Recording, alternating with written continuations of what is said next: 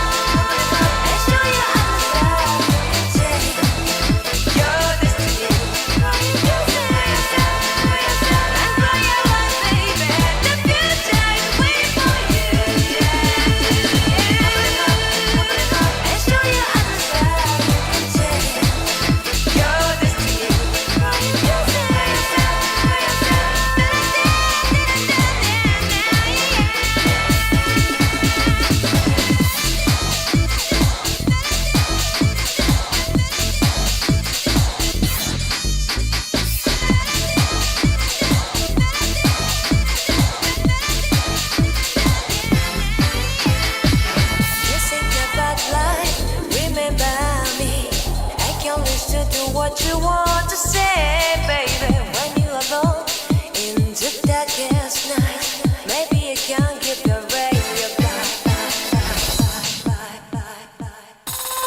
Open your heart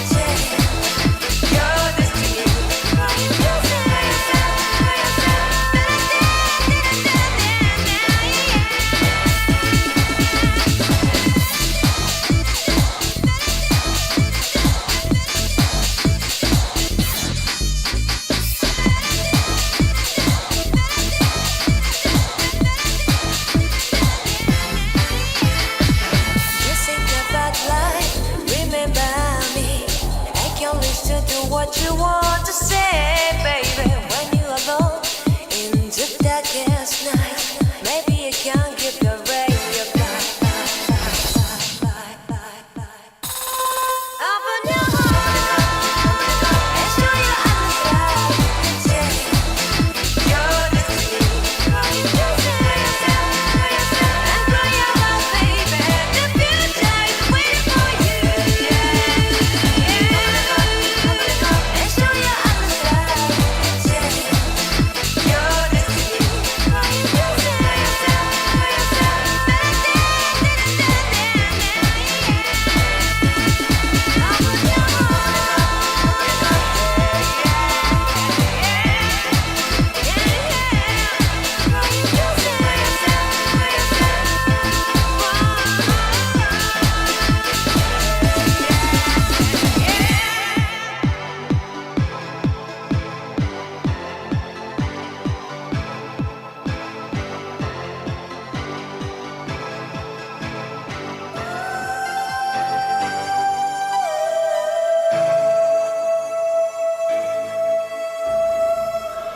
Well, that was a little abrupt. Welcome to the stream, everybody. Welcome to the stream. Yeah.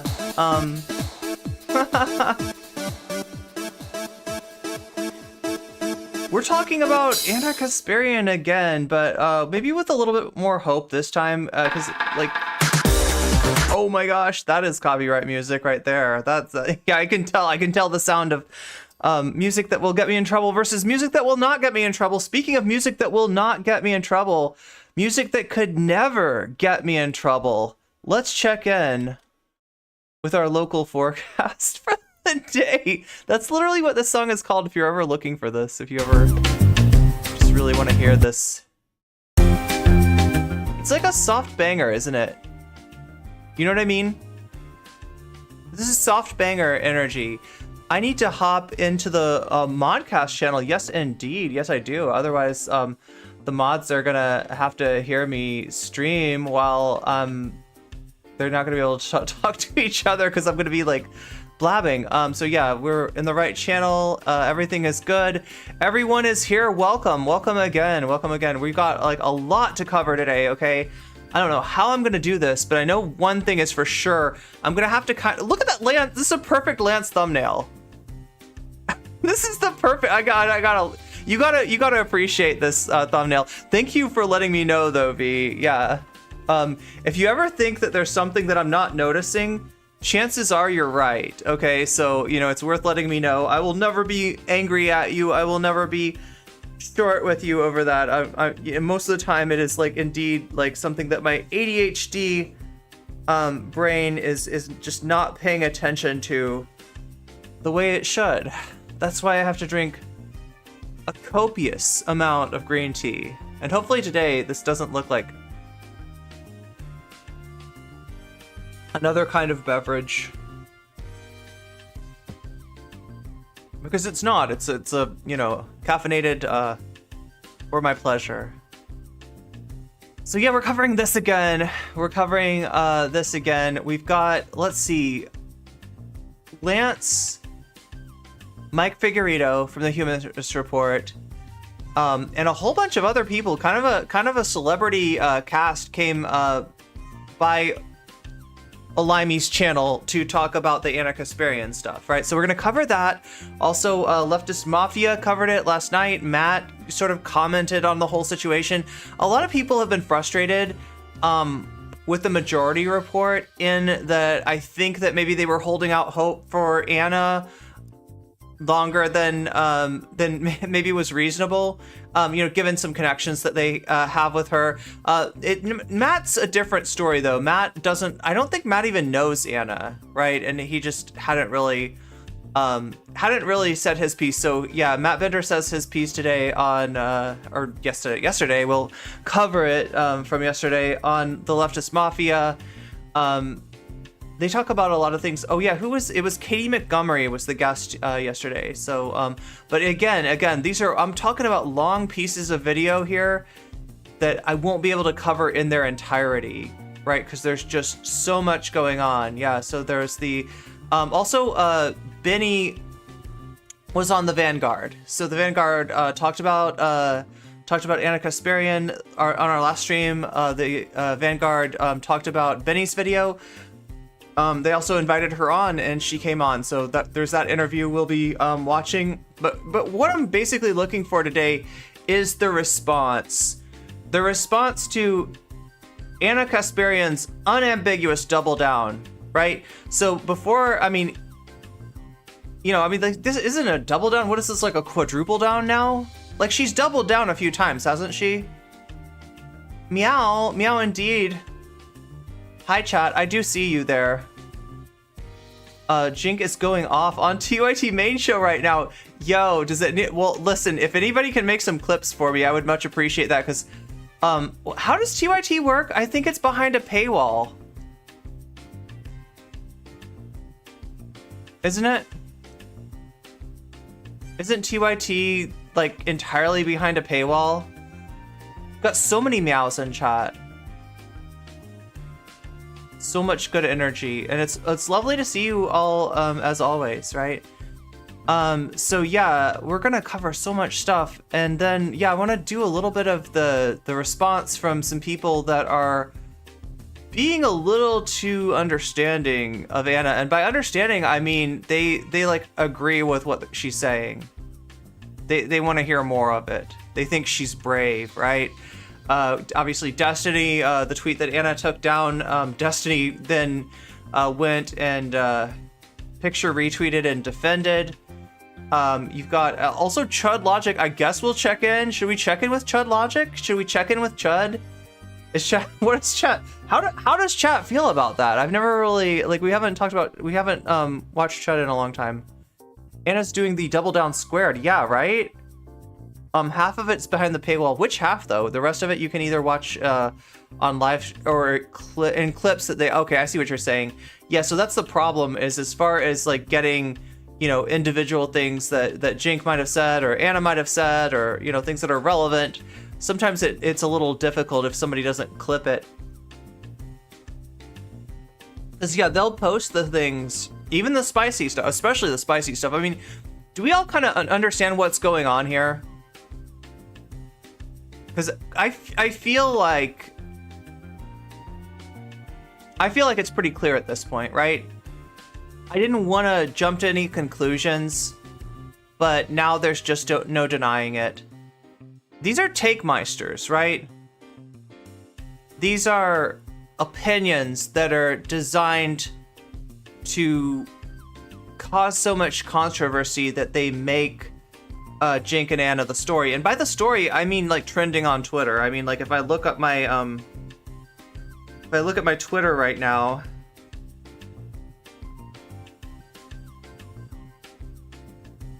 Jink and Anna, that is the first thing that I see. Now that's you know, the For Me feed, right? I wonder if Lucy Haze has a take on the situation. Yeah. Could the chat font get darker? Ooh, that's a good idea. Wait, you want the chat font to get darker? So, like, the white font is, like, not really... Yeah, I mean, it's clout chasing, it's attention grabbing, it's them trying to hang on to relevancy.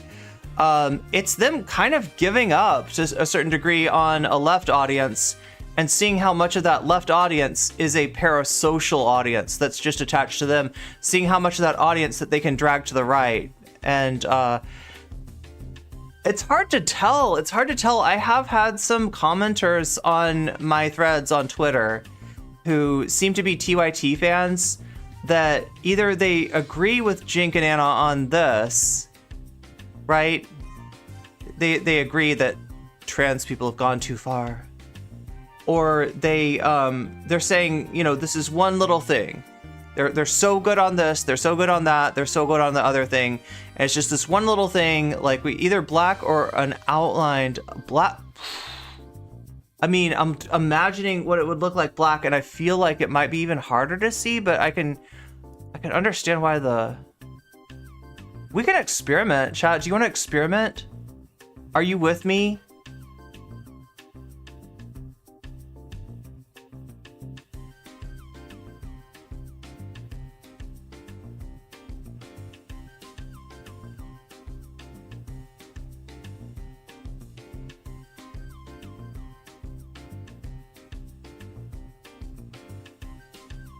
for a little bit of experimentation.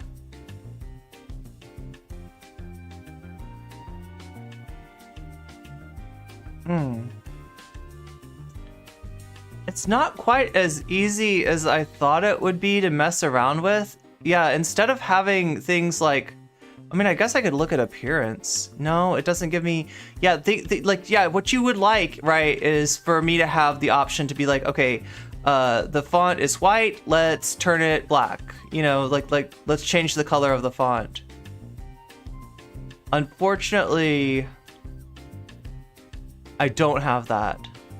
I have the ability to change the theme.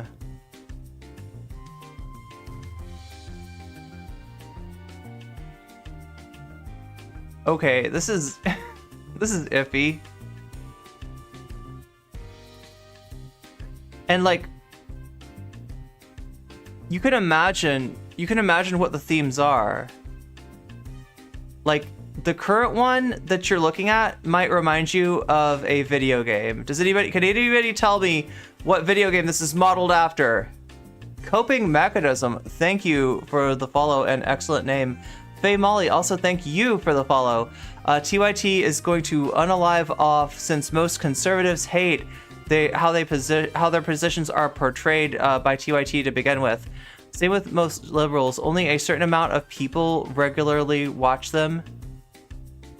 Yeah, it isn't easy as it should be. Yeah, I know, right? Like, you wish they would give you more control over this, but... Yeah, it's literally, do you want Fortnite? Do you want 8-bit, which is kind of like Minecraft, right? Do you want PUBG? Do you want League of Legends? What is R6? I don't even know what that game is. Anybody know what R6 is? Overwatch. Let's try Overwatch Compact. Oh, it's still... Are these all... Yeah, this one's got white text as well. I don't even know if it changed, right? But let me show you what I'm looking at here. I'll just update this.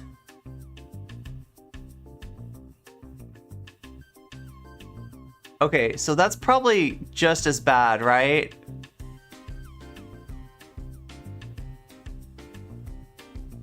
Oh, is that what it is? R6, yeah, R6 would be Resident Evil 6, maybe.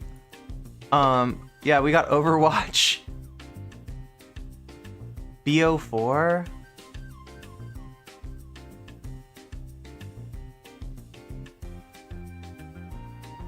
Oh God, Minecraft is like too...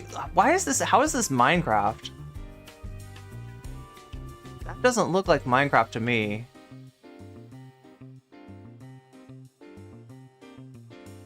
Is WOT like World of Tanks? I didn't know that many people played World of Tanks. PUBG, League of Legends. Yeah, it's... Wait, why is all of these things are so hard to look? Yeah, okay, there's... I was able... There's one with green text. I mean... Somehow this looks the best.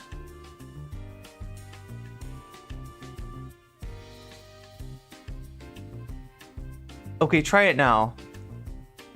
Is Jink making more TYT content today? World of StarCraft? Oh no, that's even worse, isn't it?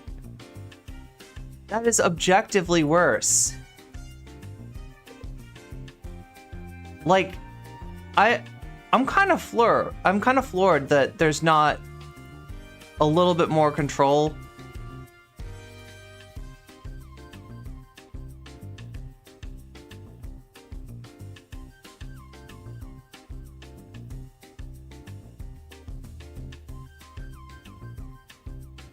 I don't know. It seemed like this was the best. Do you think so? R6 is Rainbow Six. Oh yeah, God, does anybody play that still? I've definitely seen people play the... Is that better or worse, though?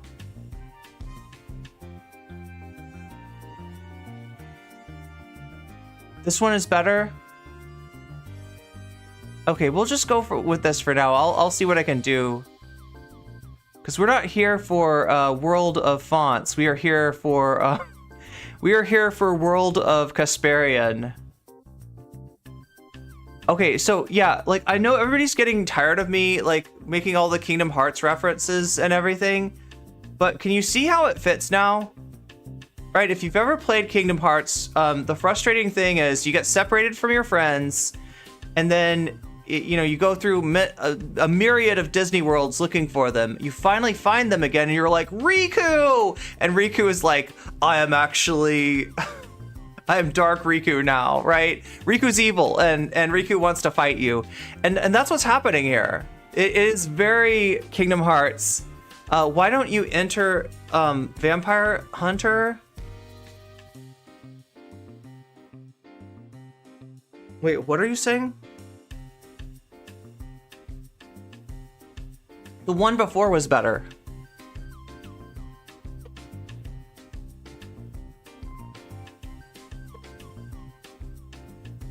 What was the one before?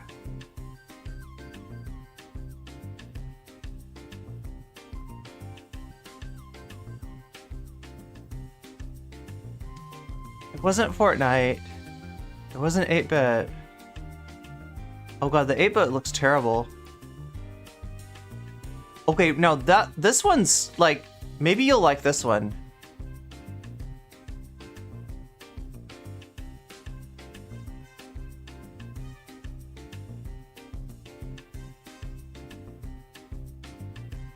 No, that one was good. Oh my gosh, I can change it right back. So like that is like high contrast, right?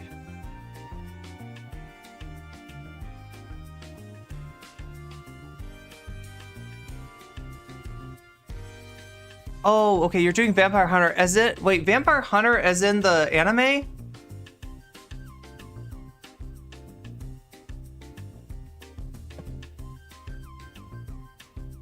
Test again. What do you think? Should we stick with this one or the one just before?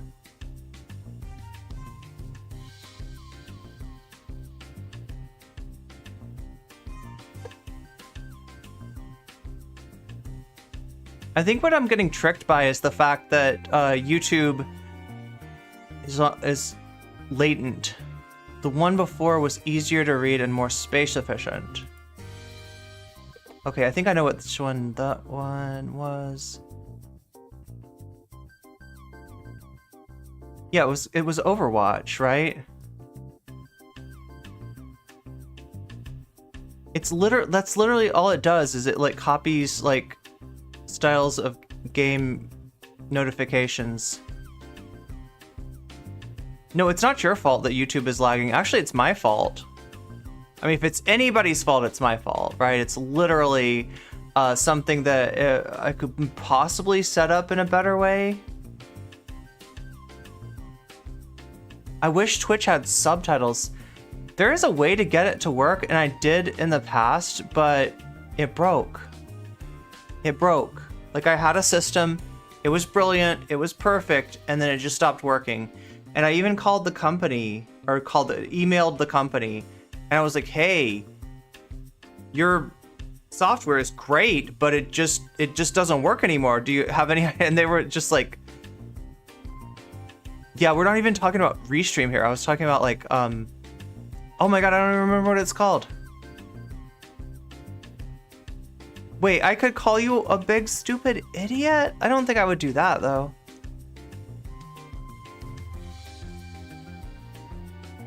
Twitch proven to be the better platformer once again. No, I mean, it's my I could make it a little bit less latent if I wanted to. Anyway, what I don't want to make more latent though is the content, right?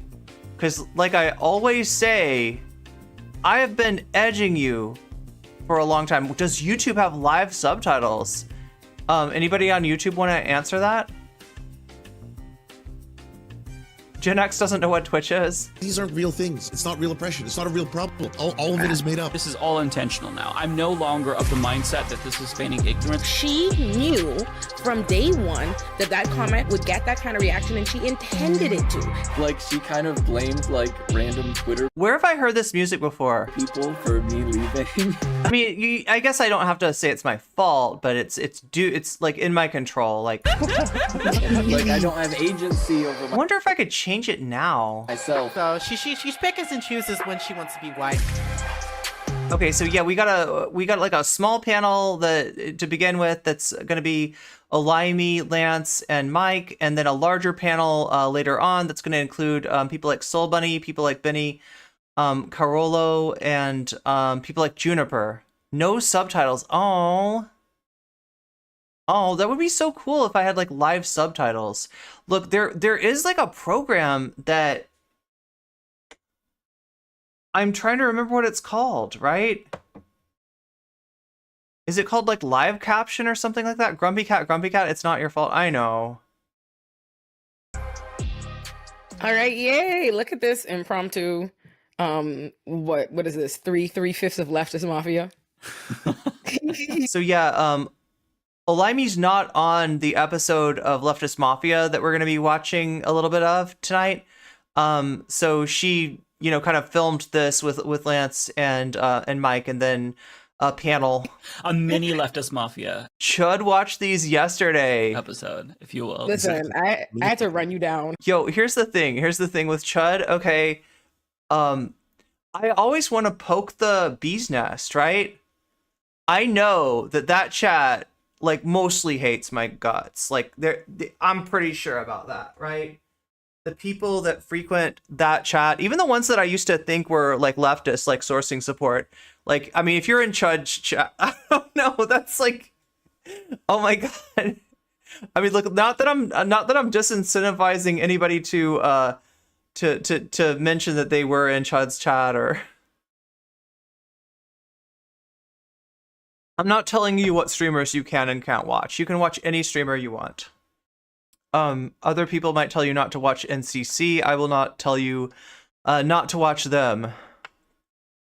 It's only ironic hate against women. That's right. Well, no, their hate is not based solely on my identity, right? In any way, right? Their hate is, well, it's weird though, because like I don't know, do they even like Dylan anymore? Like it's based on the Dylan stuff. Like that's why Chud's chat like hates my guts, right? It's 100% due to the Dylan stuff. But I don't even know if like it doesn't seem like Dylan and Chud really do anything together anymore. So TYT is live. TYT mods sent a super chat a while ago saying half of TYT mods are quitting, and had a link to a resignation letter. That's news right there. If you've got screenshots, Scotty, let me like look, you're gonna get this anyway, right? It's like the you'll see the,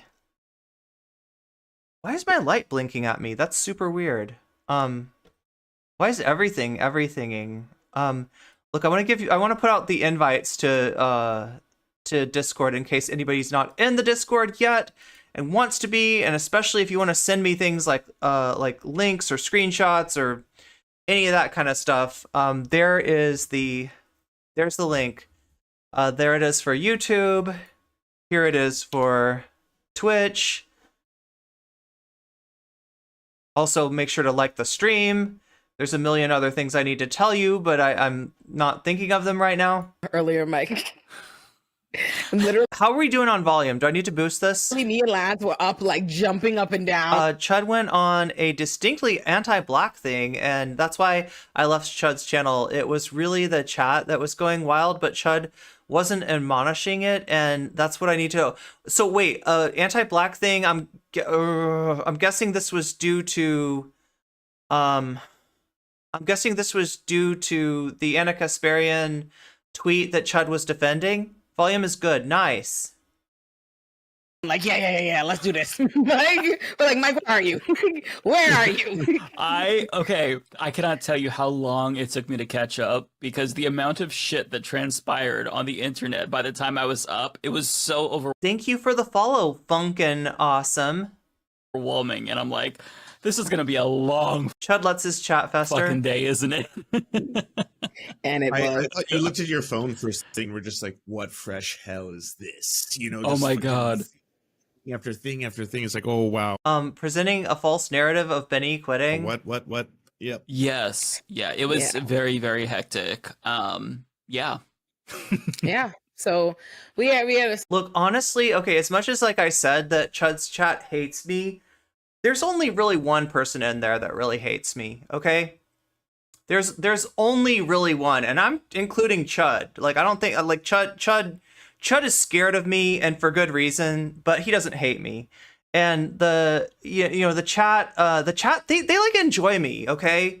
They're weird. It's complicated, right? I won't even compare it to the way that like AOC gets hate. It's kind of like that, but not entirely. It's a weird thing. This was a long time ago. He was doing it they were calling FG Signifier a National Socialist.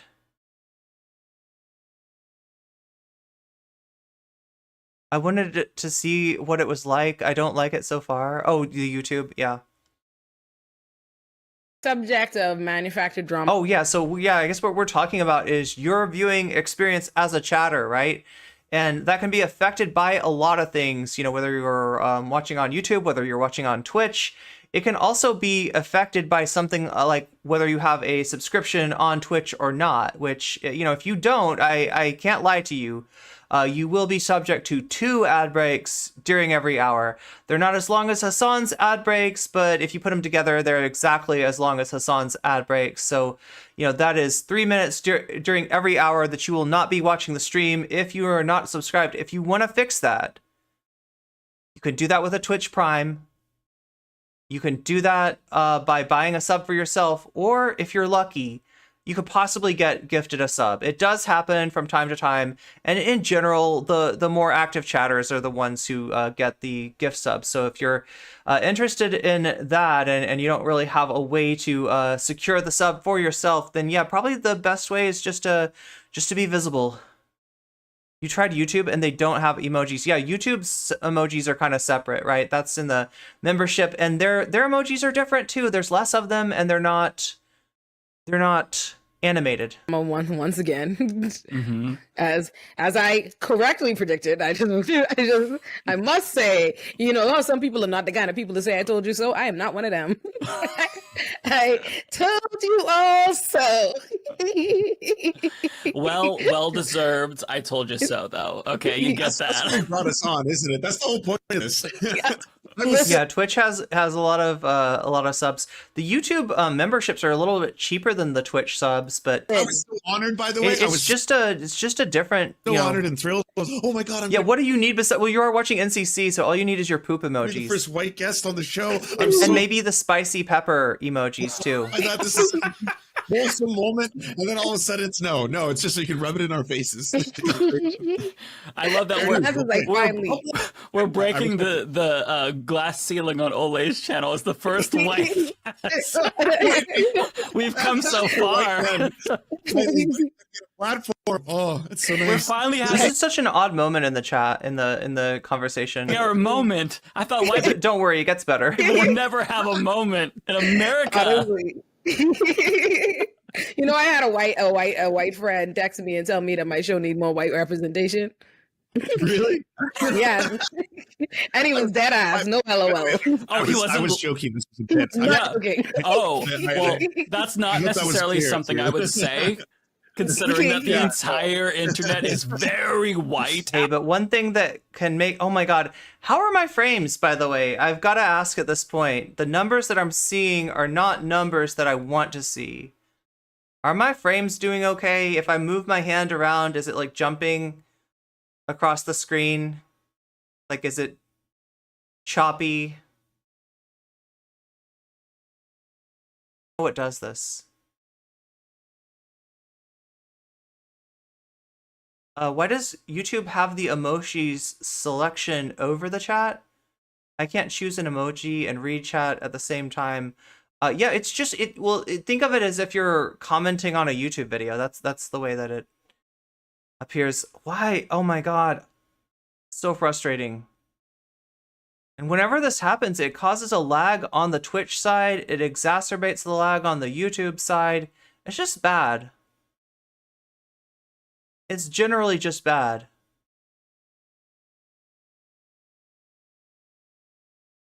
Okay, anyway, our show is very white. I wouldn't have said. Just let me know, chat. What are you get dropouts? You get a little buffering here and there.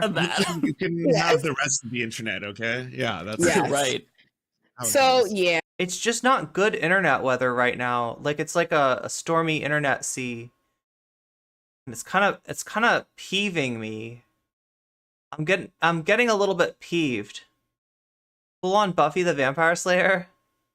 It's been freezy. Oh my god, no, it looks freezy. Like these numbers are not good. No, that's the number we really don't want to see.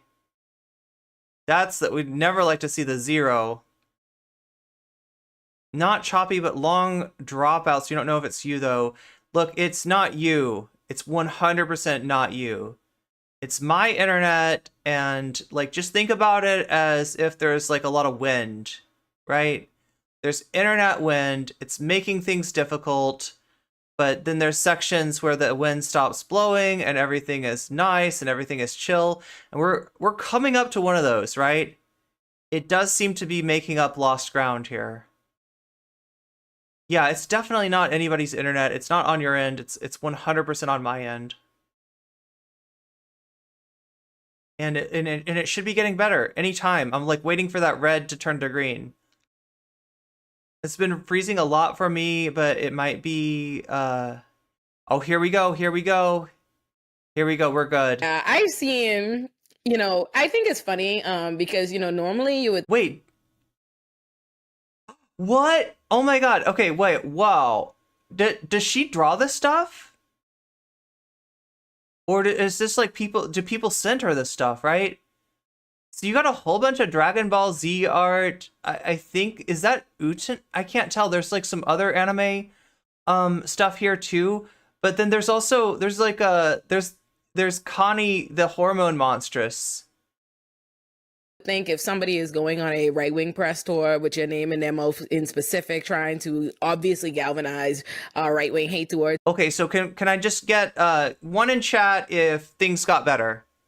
One in chat if things are peachy now, because I think they should be. And this is an important point, so I want to make sure that everybody's here to hear this, right?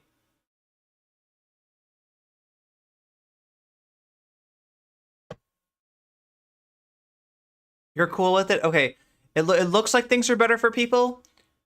So, like, make sure you understand what she's saying here, right?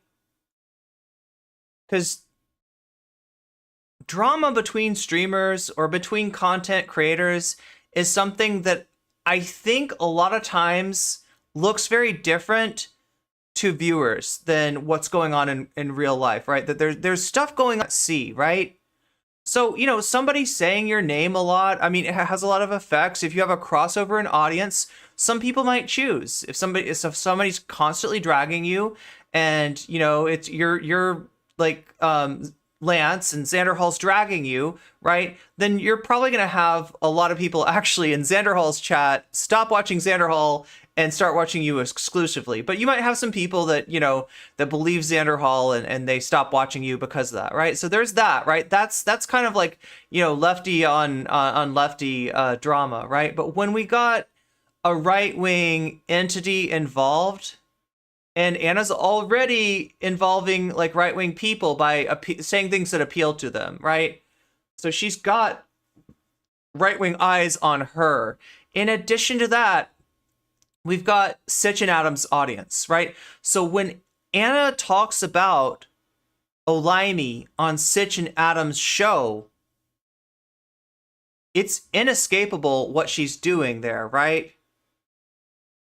She's trying to send right-wing harassment Olayemi's way. And those are the kind of audiences that'll see, a black woman and almost like unconsciously, right? They're more likely to do more harassment. Like, she describes it pretty well here, but I want to make sure to underline this point, right? Buffering again. Yeah, I see that. That's really annoying.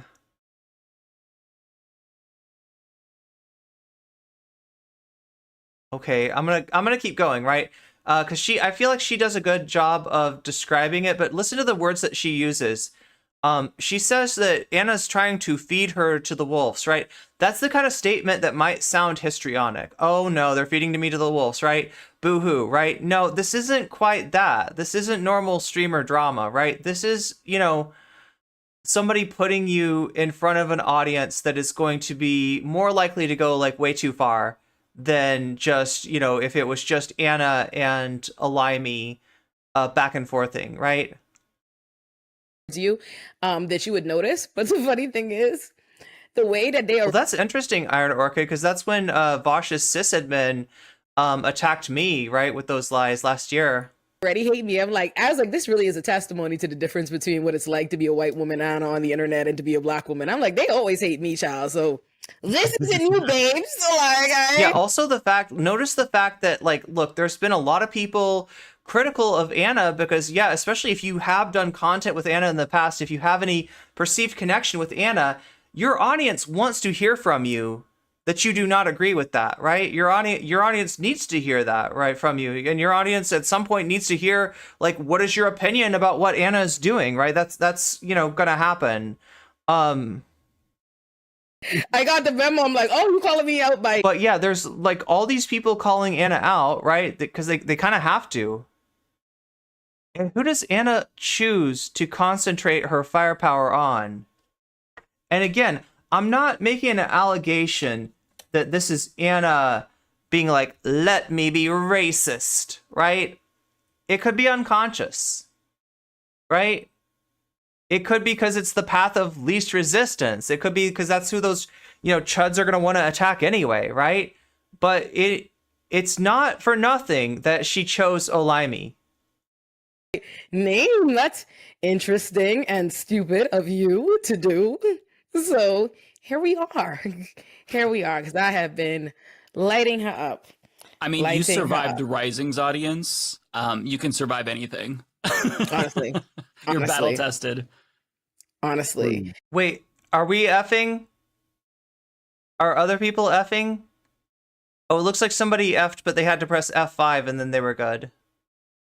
Are we good, chat? Just let me, like, I look, the bandwidth looks good, but... Yeah, no, she's outrageous though. This is good. This is, and and it's not just even just, they've gone full, let me not just say she, because obviously Jink is in this too. But full turf, like quite literally that turf. Like not a bad take. Look, I'm not happy that it turned out like this, okay? But I do feel vindicated. Because that's I called this out. This is not one bad take. This is now the new school of thought she is espousing. And people thought I was being, people thought I was jumping the gun on that. No, I wasn't. Bunch of TYT mods just walked out. Oh my god. See, this is good though. I mean, look, I don't know. I'm sure it's not a happy thing for them to have to do, right? But stuff like Benny leaving, stuff like mods quitting is the kind of thing that might get their attention, might cause them to change their mind. Don't get too excited though. You were one of them. Well, congratulations, you did the right thing. And I know it could not have been an easy decision. Anna is just a crusty, mean little gremlin. Okay, well, hopefully we'll be getting the screenshots from whatever went on TYT. Looks like kind of a momentous day today on TYT, right? So the audience, just like I suspected, a lot of them are not okay with this. Some people might just be like parasocially bonded to Anna and Jink, and they're just going to go along with whatever. But I feel like a lot of people, realize that this is not the TYT that they joined. This is not the TYT that they started on. I can't believe TYT is going down, but we have seen other wonders before, like Crowder and Tucker. Trans rights are not debatable. That is exact. I couldn't have said it better myself, Adrian. I could not have said it myself. If I was effing, then my partner would be upset with me. Oh, that she knows is some bullshit. That she knows is the right wing playbook. She knows it because she's literally been on record saying so before. So this is clearly 11 months ago. Oh my God, Kira Safira, thank you for the resub. Yeah, that's 4 months for you. Meow. 11 months ago, like if I want to say, hey, what's the correct take on this whole birthing person controversy, would have been like, well, I would say what Anna Kasparian said 11 months ago. That because like here's you on camera completely agreeing with Olayemi's take, with and then that was the now you claim I'm gaslighting you. Oh my God, I almost want to go to the tape. I'll see if I can find this in the background. Right, what Lance is referring to is that Anna already covered the question of birthing persons. Like, right, is that an okay thing to say if you want to speak to where you're talking about all people that can give birth and not just euphemistically and kind of incorrectly saying women, right? That birthing person, right? Anna had the correct take on this before, like about a year before she freaked out about this. She argued with a right winger about this, and she was on the exact opposite side. Yeah, you definitely took a stand. I mean, I hope they notice. I hope they notice, right? Yeah. Because honestly, like, mods are the heart and soul of any kind of streaming media, and if that doesn't get their attention, I don't know what would. Trans rights are human rights. I also apparently agree. Calling her racist for that. Welcome to the stream, Bossmas. And that's why she called me a racist. I was like, that's not true at all. This is not the retelling of actual events. This is a very lying reality. Yeah, that's what's so bizarre is the claim of gaslighting. After I heard her make that claim, I went back and I watched our entire episode on that, just because I like to make sure that, I'm trying to be as charitable as possible, because my goal is to change minds, not drag people, although, we're at that point. But, my goal is to always make sure that I'm coming from a place of love and understanding regardless.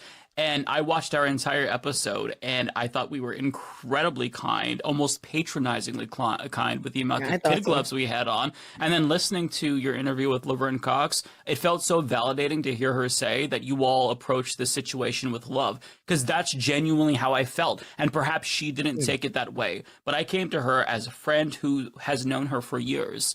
And I tried to explain to her my position and the position of other people, because I would expect her to do the same to me. I would expect you, Ole, to come to me if I said something sexist and say, Mike, this is where you fucked up, because I don't have that lived experience. So as somebody with trans family, specifically a non-binary person where in my family where inclusive language is important, I would have expected at least a little bit more introspection. But the fact that I didn't get that is really frustrating to me, right? Because this is somebody who is extremely intelligent. Anna and Jank, they've been in the game way longer than any of us, right? I've been watching TYT since 2008, before Obama was elected. They know that the things they say are going to be interpreted and used in certain ways. And the fact that they have chosen to do that means that I can no longer simply chalk this up to ignorance or them being mad that we corrected them and that the leftists on Twitter, Lance, decided to call him out or call them out. You know what I mean? Like, this is deliberate, and they know what they're doing. They're intelligent, they're grown-ups, they're savvy. So the fact that they've chosen to go down this path means that people have a right to be angry. People have been watching the show for a long time, and to feel like they've been betrayed, that's a human response to this, right? Yeah, absolutely. I mean, that's always been my position, right? Is that this is deliberate. That's the thing. I mean, we all know how useless search is, both in Google and in terms of YouTube, which runs on Google. Welcome, Tails and Wings. Anna and Jink can claim allyship. They are It's not they who decide if they are allies. It's the people they are silencing and not listening to and not hearing them. Yeah, exactly. I hope Benny files a lawsuit over Jink's tweet calling her unhinged. Yeah, and like, look, it's a little bit worse than it sounds. Okay, like unhinged is the kind of it gets thrown a lot out. It gets thrown around a lot in social media, right? But calling a trans person unhinged is directly reinforcing a trope against trans people. So yeah, she's gone all hysterical. Oh, we're gonna double down with misogyny in addition to the transphobia. Wonderful. Yeah, trans misogyny for sure. Oh my god. This is so, like, look, a lot of people are doing the right thing, right? The mods, it sounds like, on TYT have staged a walkout. That's amazing. Benny, despite the fact that I'm sure it puts a huge like target on her back, walked out. Mike Figueredo walked out like earlier this year over, I think it was during the birthing person controversy, right? So, I mean, there's like I'm trying to highlight some of the, silver lining, but I know that this isn't easy, and I know that it hasn't been an easy year for trans people.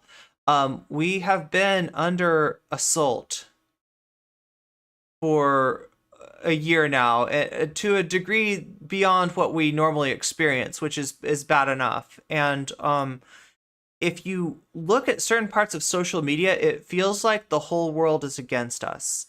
I'm thinking particularly of Twitter in that regard, right? I'm thinking particularly of Twitter. I guess YouTube is not much better, but like understand that some of what you're seeing is the effect of algorithmic reinforcement, of algorithmic amplifications, and it's not entirely representative of the view of people at large. For the most part, even though trans issues have taken center stage in some ways, most people do not think of us, right? And that's for good and for bad, right? We should have representation, we should be visible, but most people aren't going to make a vote about, they're going to vote for one candidate or another based on anything to do with trans people. And of the people that do care about issues related to trans people, most people are on our sides. So,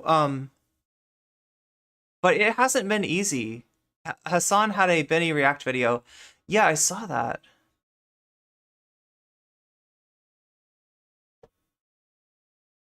But I mean, I just want to check in with everybody because I know that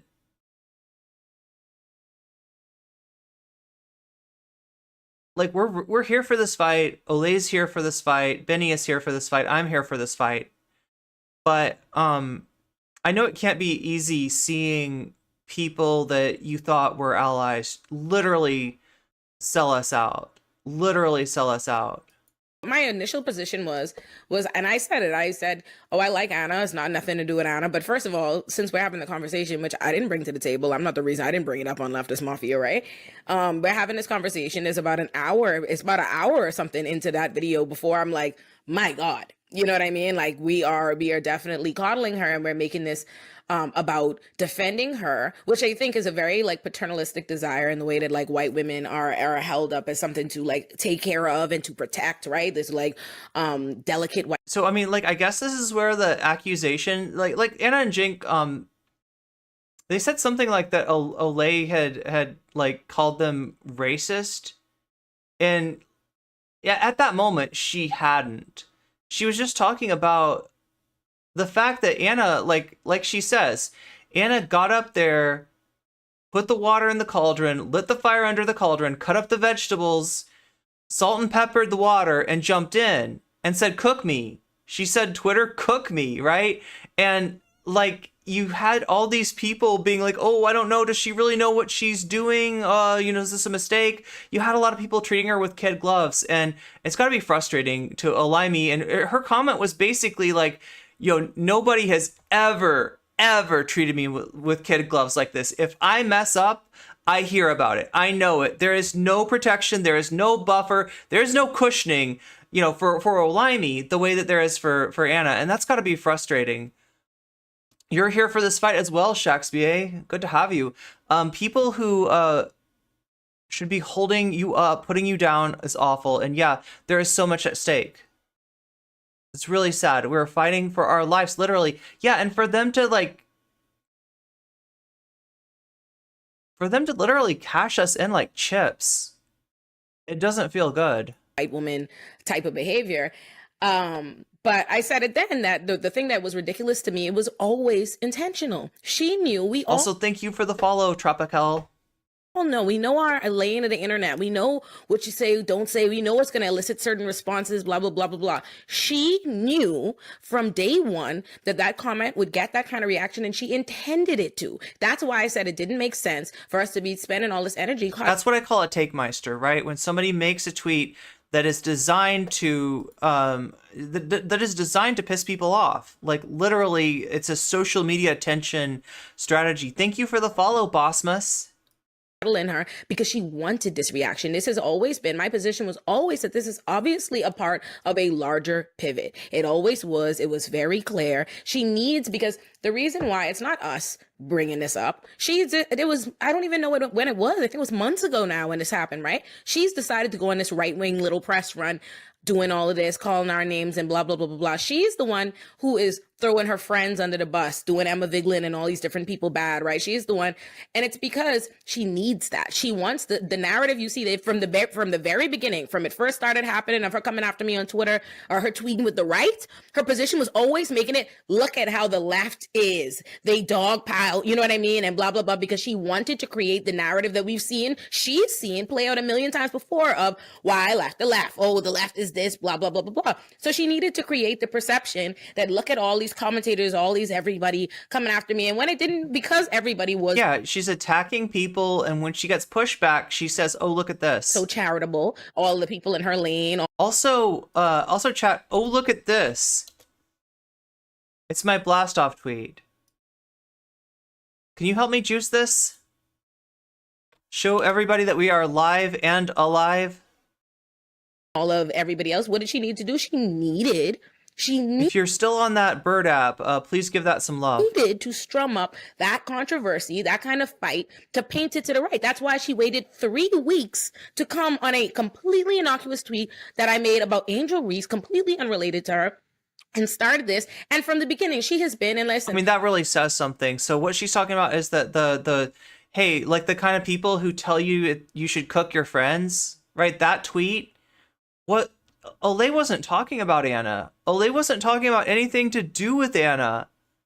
It was a completely different subject matter. Olay reposted like a TikTok or something about something completely different, and Anna could not wait to jump on. It's not a mistake. It's not an accident. It's not getting it. She's a liar. She's a fucking liar, and she's a liar in 4K. All of these things are recorded. From her initial saying to me, oh, like the kind of people who demand you cook your friends.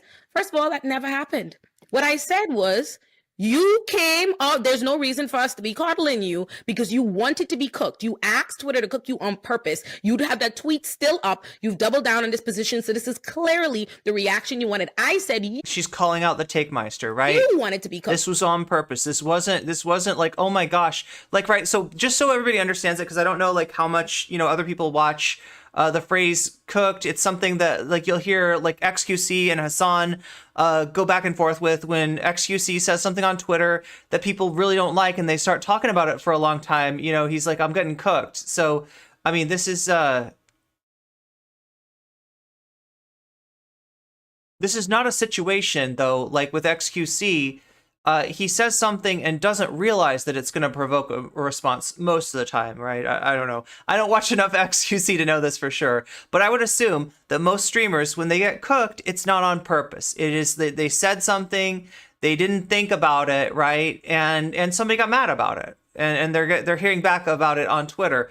In this case, Anna absolutely knew what effect, what reaction. She wanted the reaction that she got. So for her to play victim here is even more disingenuous.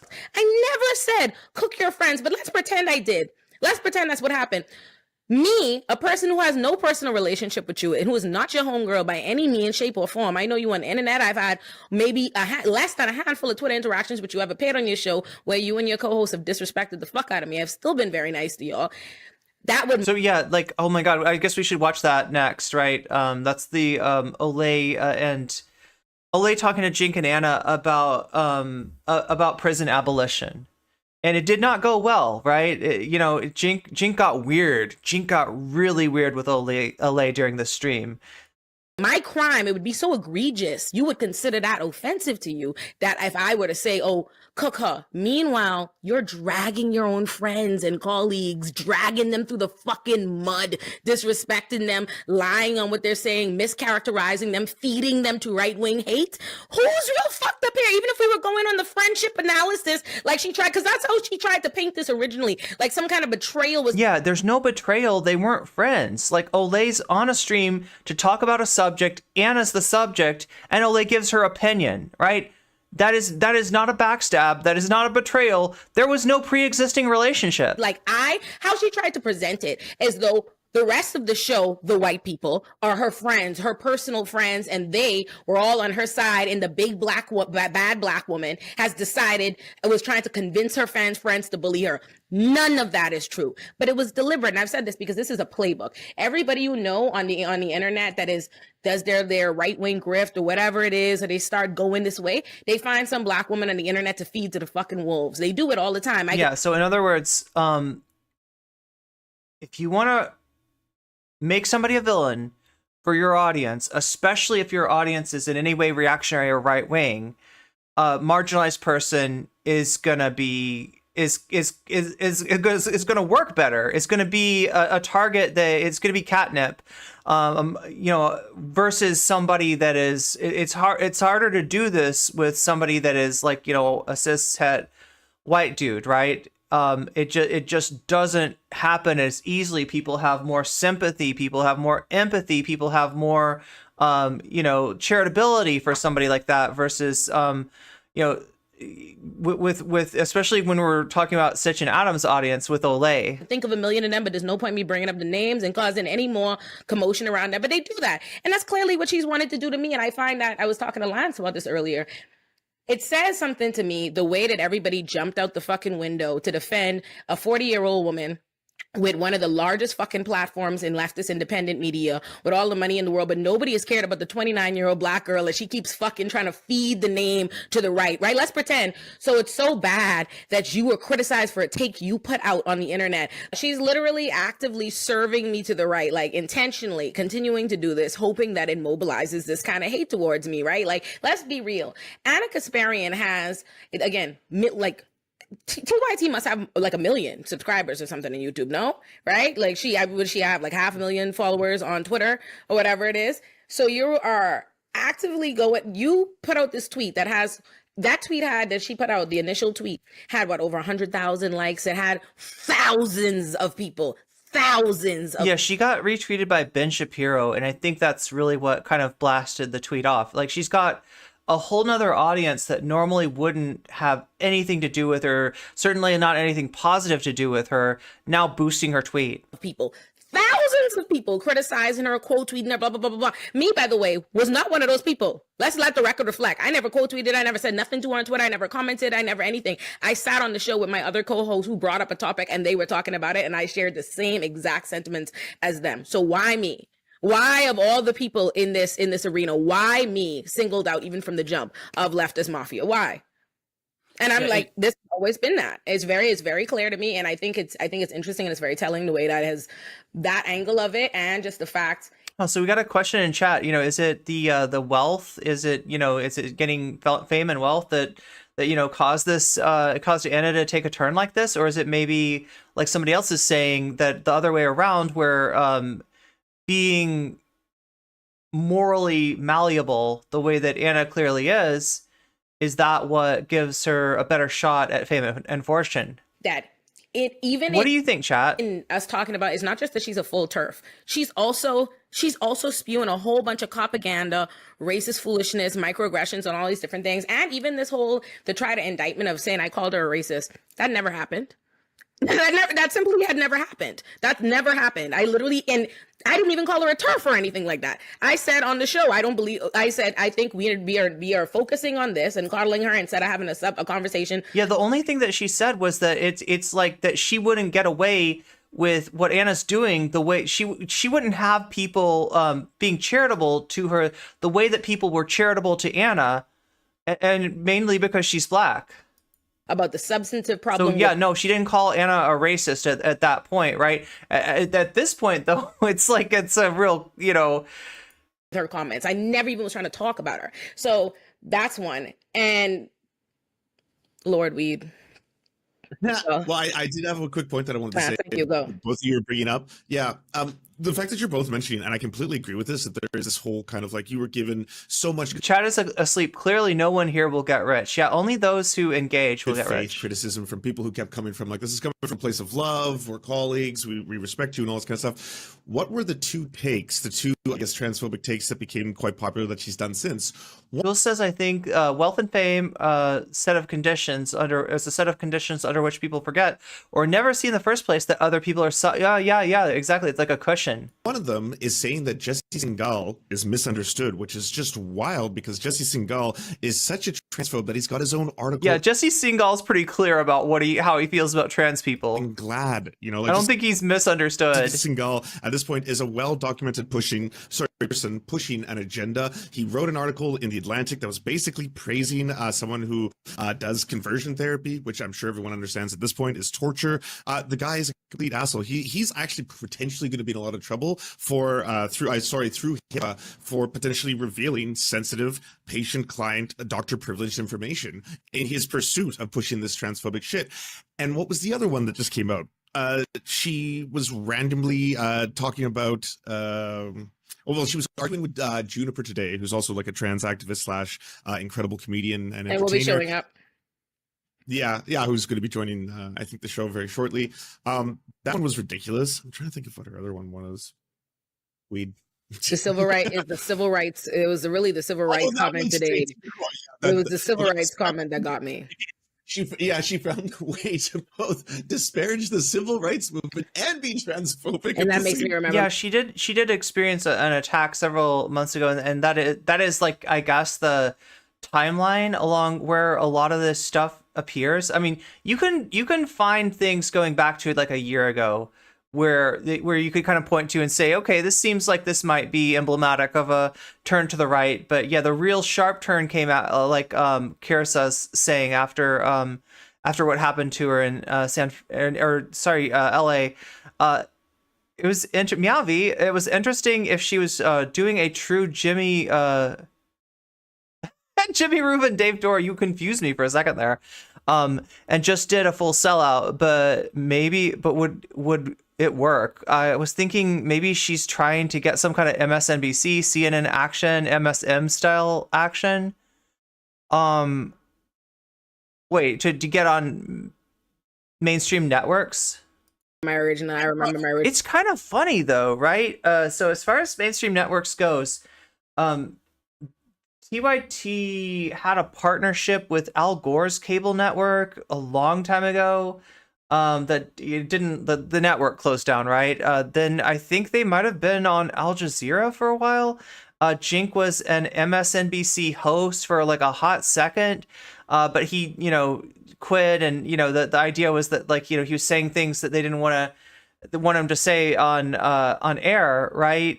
What's funny though is that somebody like Sam Cedar, not nearly as big of a web presence as TYT, still does go on mainstream shows to an extent where I feel like TYT doesn't. So yeah, this would be a great way to get on Fox if that's what you're looking for. Jink also ran for office.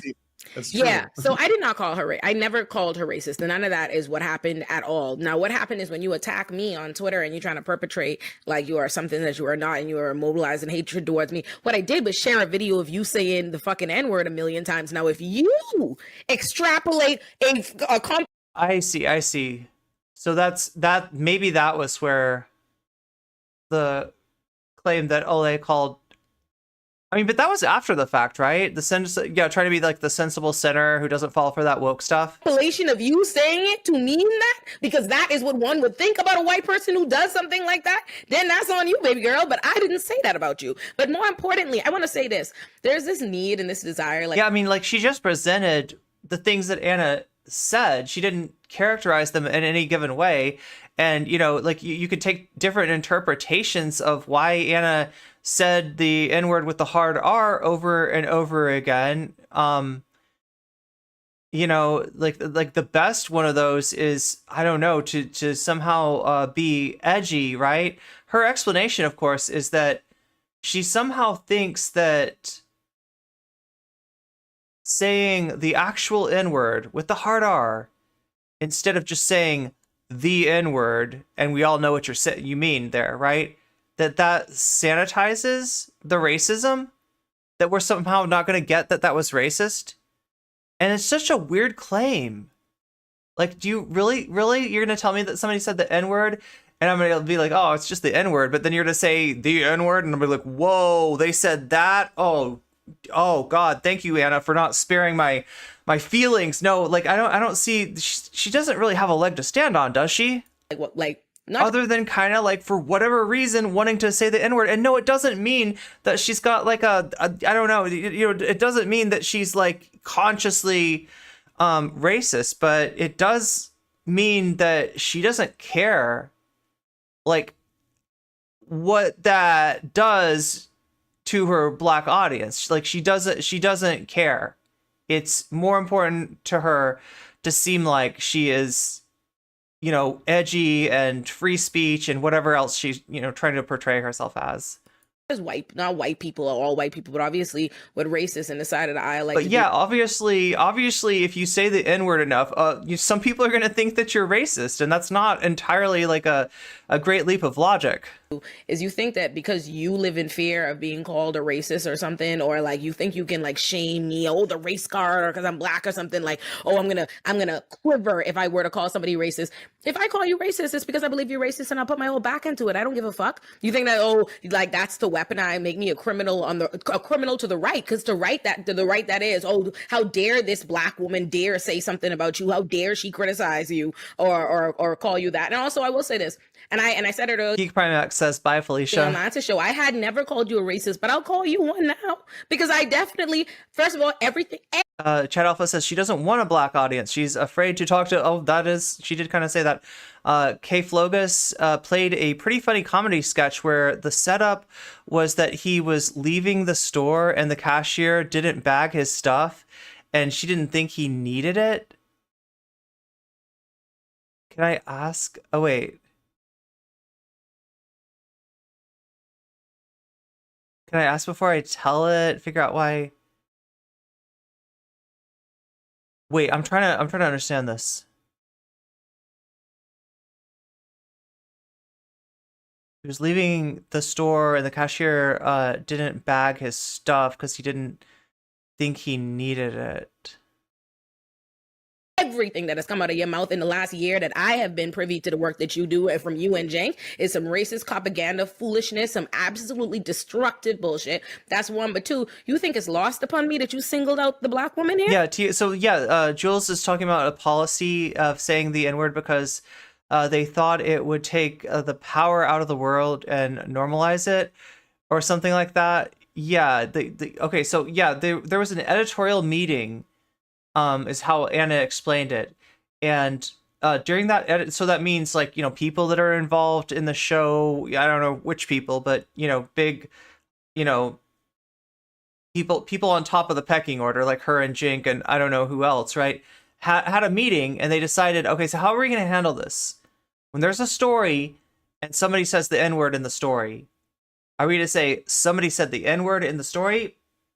Or are we going to say someone said and then say the actual N-word in the story, right? And that Jules is summing up like kind of the justification for that decision, and they stuck to that for a while. So as a result, there are a not insignificant number of clips of Anna and or Jink saying the N-word, and yeah, it sounds bad. Like, you think they did eventually change the policy, I think, and apologize for it, but they still, you get the feeling from them that they don't think they did anything wrong there. You think I think that is a mistake? You think I think that a white woman that used her platform to be just doing all of these things and saying whatever and saying the N-word on wax, you think I think you're not? So I don't have a problem with that. You could tell them I said you're racist. Yeah, the meme where the person who was proposed saying just the N-word was thrown out the window. I think you're racist. I think you're a transphobe. I think you're disingenuous. I think you have no integrity. And I think your show is whack. So... Well, in that Leftist Mafia episode, so there was a moment in particular where you were analogizing and you brought up race specifically to use your lived experience to communicate it in terms of like the trans issue. And I do the same thing as like a gay person because that's my lived experience. So it's the way. And like somebody in the chat said, "Oh, Ole's bringing up race," and you explained why that is the case. That's the only mention of race in the entire video. So it doesn't even make sense to claim that you called her racist. She's literally. Oh yeah, wait. I think I got what you're saying, Raven. You're saying that if you're white, you can like, and you don't want a bag at a store, you can just like, take your stuff. But if you're black and you come out of that store, like stuffing items into your pockets, right? Even though you just paid for them and you just said, no, I don't need a bag, that you might get accused of shoplifting. You'd be more likely to be accused of shoplifting. Yeah, and furthermore, in terms of like cooking your friend. Yeah, exactly, Raven. Like when she says that you told you wanted, what was it that she said to you that you were demanding? Kind she said, "Oh, Olay, the kind of hater who demands you cook your friends." Oh yeah, it was something like that. When it's like I would assume that she's mostly talking to me and David because me and David were like the closest over the last couple of years with her. Right, we bonded over like 2020 and other. So yeah, what is She's taking this as pressure from Olay to on like people that know Anna to criticize her. Other bullshit. Other See, here's the thing. Like Olay's response was the correct response. In fact, I'd even say that to the degree to which Olay's response was not the correct response, it was probably aired on the side of being too easy, right? The response of other people who did know Anna was messed up. I understand why it's messed up. I can relate to it being messed up. I don't like to hear bad things about my friends. If any of them have forged any kind of like, real friendship with her, that makes things hard. Even just working with somebody makes things hard. It's like a ship, right? That there's an iceberg. And what you should do is turn the ship right around. But their ships were like slowly turning around, and at all times, kind of hoping, well, maybe this isn't what it seems like. Maybe she was misunderstood, or not. They weren't saying that, but like, that this was going to be a one-off or a misunderstanding by her, or like anything that would kind of get you in a situation where you don't have to do what you have to do when somebody that you've been working with starts going transphobic, which is say, this is wrong. I don't agree with this. I'm not okay with this. I don't like what she's doing. And it's not the easiest thing. And look, I will be the first to admit that people in social media, myself included, are cowards. I try to temper that cowardice with, with my own sense of accountability, right? In other words, like, if I hear something about my friend that I don't like and that I need to say something about, I'll probably be slower than I need to be. When it hits me, I'll probably, have a second of like, wait, what's going on, right? But it does weigh on me in that, I do get around to, pretty quickly to like, I gotta say something, right?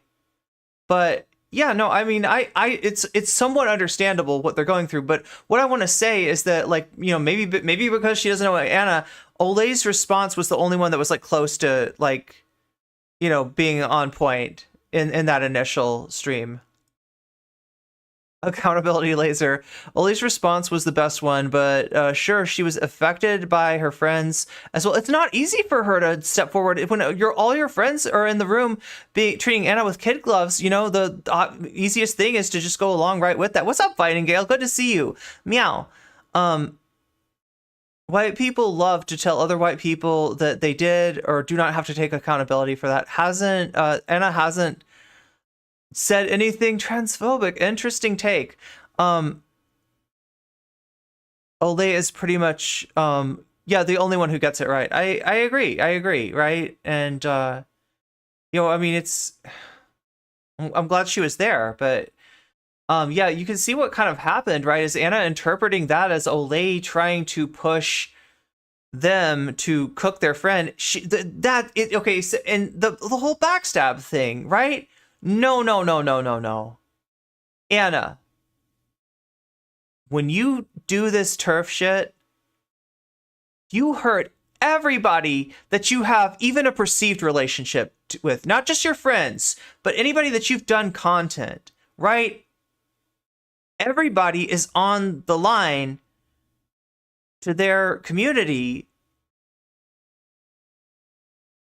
to explain why the person that you went on with and seemed like a nice enough person, and you seem perfectly comfortable with dealing with this, you got to explain, hey, do you think they did anything wrong there? Do you agree with this, right?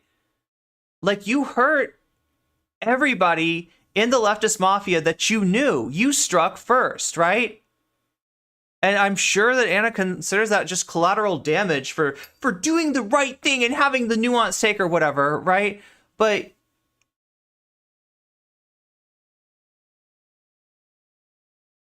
them covering for you, as long as they did, was harmful, right? In the same way that covering for Blair was harmful for members of the leftist mafia, right? It's harmful. And you putting them in that position, especially with the expectation that they're going to cover for you, like, that's not a nice thing, Anna. That's not a nice thing at all. Oh, we got the weasels. You're chilling and doing some self-care. Awesome. I think even Voosh is too far left for them now. Probably. Well, yeah. Look, like, for all his faults, right? From everything I've seen, like, yeah, Vosh, Demon Mama, those people are calling Anna out. Now I have some issues with them. I do think they have their own reactionary tendencies themselves, right? But they're not as reactionary as Anna. They recognize what she's doing is wrong, and so far there hasn't been any attempt from, like, the Vosh, to my knowledge, from the Vosh orbit of playing apologia for Anna. I can't say the same for Destiny or his orbiters, though, and we might look into that a little bit. But no, actually, am I wrong? I'm wrong, aren't I? Well, look, we got people who might know in chat, so please school me, right? Because I perceived Chud Logic for the longest time as a Destiny orbiter. I have been told, though, that there's trouble in paradise. There's been some sort of a breakup, and they are no longer besties. And I don't know what happened or when it happened or, what their relationship is now. I do know that they have pretty similar takes from what I've heard on Anna Kasparian. But that's where you're seeing people stand Anna Kasparian. It's from the Destiny orbit, right? So don't anybody ever, I don't want anybody to ever think that I'm criticizing Vosh in bad faith, right? I'm not gonna, he's bad on a lot of things, right? But this is not one of them. And because it's over the line. It's completely out of pocket. It's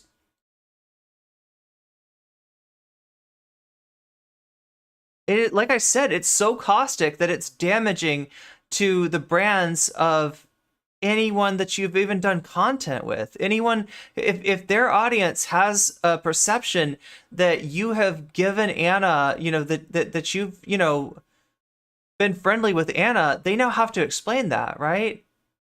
Left-wingers, ironic. And that doesn't happen with just, any, random reactionary take. That kind of shifted to the right, and their attacks. Jimmy You don't have weasels? Oh. But you would post them if you did? I would have been, in that instance, the one who was being asked to cook my friend. Not a single instant that I think that Ole was demanding that I cook my friend. And even if you did, that doesn't necessarily mean that it's so, here's the way that Look, if her saying something makes it difficult for them to continue to treat Anna with kid gloves, then good. I don't regard that as pressure on them, right?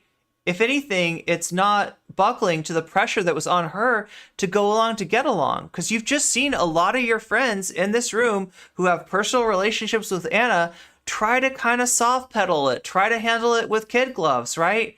And like a lot of what Ole had to say was that she would never get away with this. If she's had not this kind of bad take, but she's, it sounds like she's had bad takes before. She's been called out on it. And she listens, right? And that, Anna's getting given like a grace, a benefit of the doubt that would never be extended to her. I interpret that. It was you just can't hear criticism. You have to post poop when there are weasels in chat. You take things and you hyperbolize. That means there'll be poop in chat too, though. Is it? And you make it into something that it's not, because the fact that if my friends were all criticizing me, I would be upset. But having said that, though, again, we used the fucking kid glove. Like, we had 2 pairs of kid gloves on. Yeah. So it's not like we were trying to be malicious at all. And I feel confident about that now after rewatching. Yeah, they were trying to be as nice as they possibly could in the situation. It, because that was what I always try to be introspective. It was just, there was a lot of benefit of the doubt extended. Think, okay, from somebody else's perspective, maybe I was a little bit too harsh. No, I don't think that we were. I think we were perfectly fair. And if anything, what really is a good... But do you know what is a little too harsh? The ad break, which comes twice an hour. I don't know if it's at the top of the hour and the bottom of the hour, or the 15 and the 45, but whenever it is, you will be served with an ad if you do not have a Twitch sub. If you do not have a little Persona 2 avatar by your head, then you're very much in danger of getting sucked into the ad break, and it will happen twice every hour. You can get out of this with Amazon Prime. If you hook up your Amazon to Twitch, you can get a free sub, which you can redeem with any streamer of your choice. Hopefully that's me.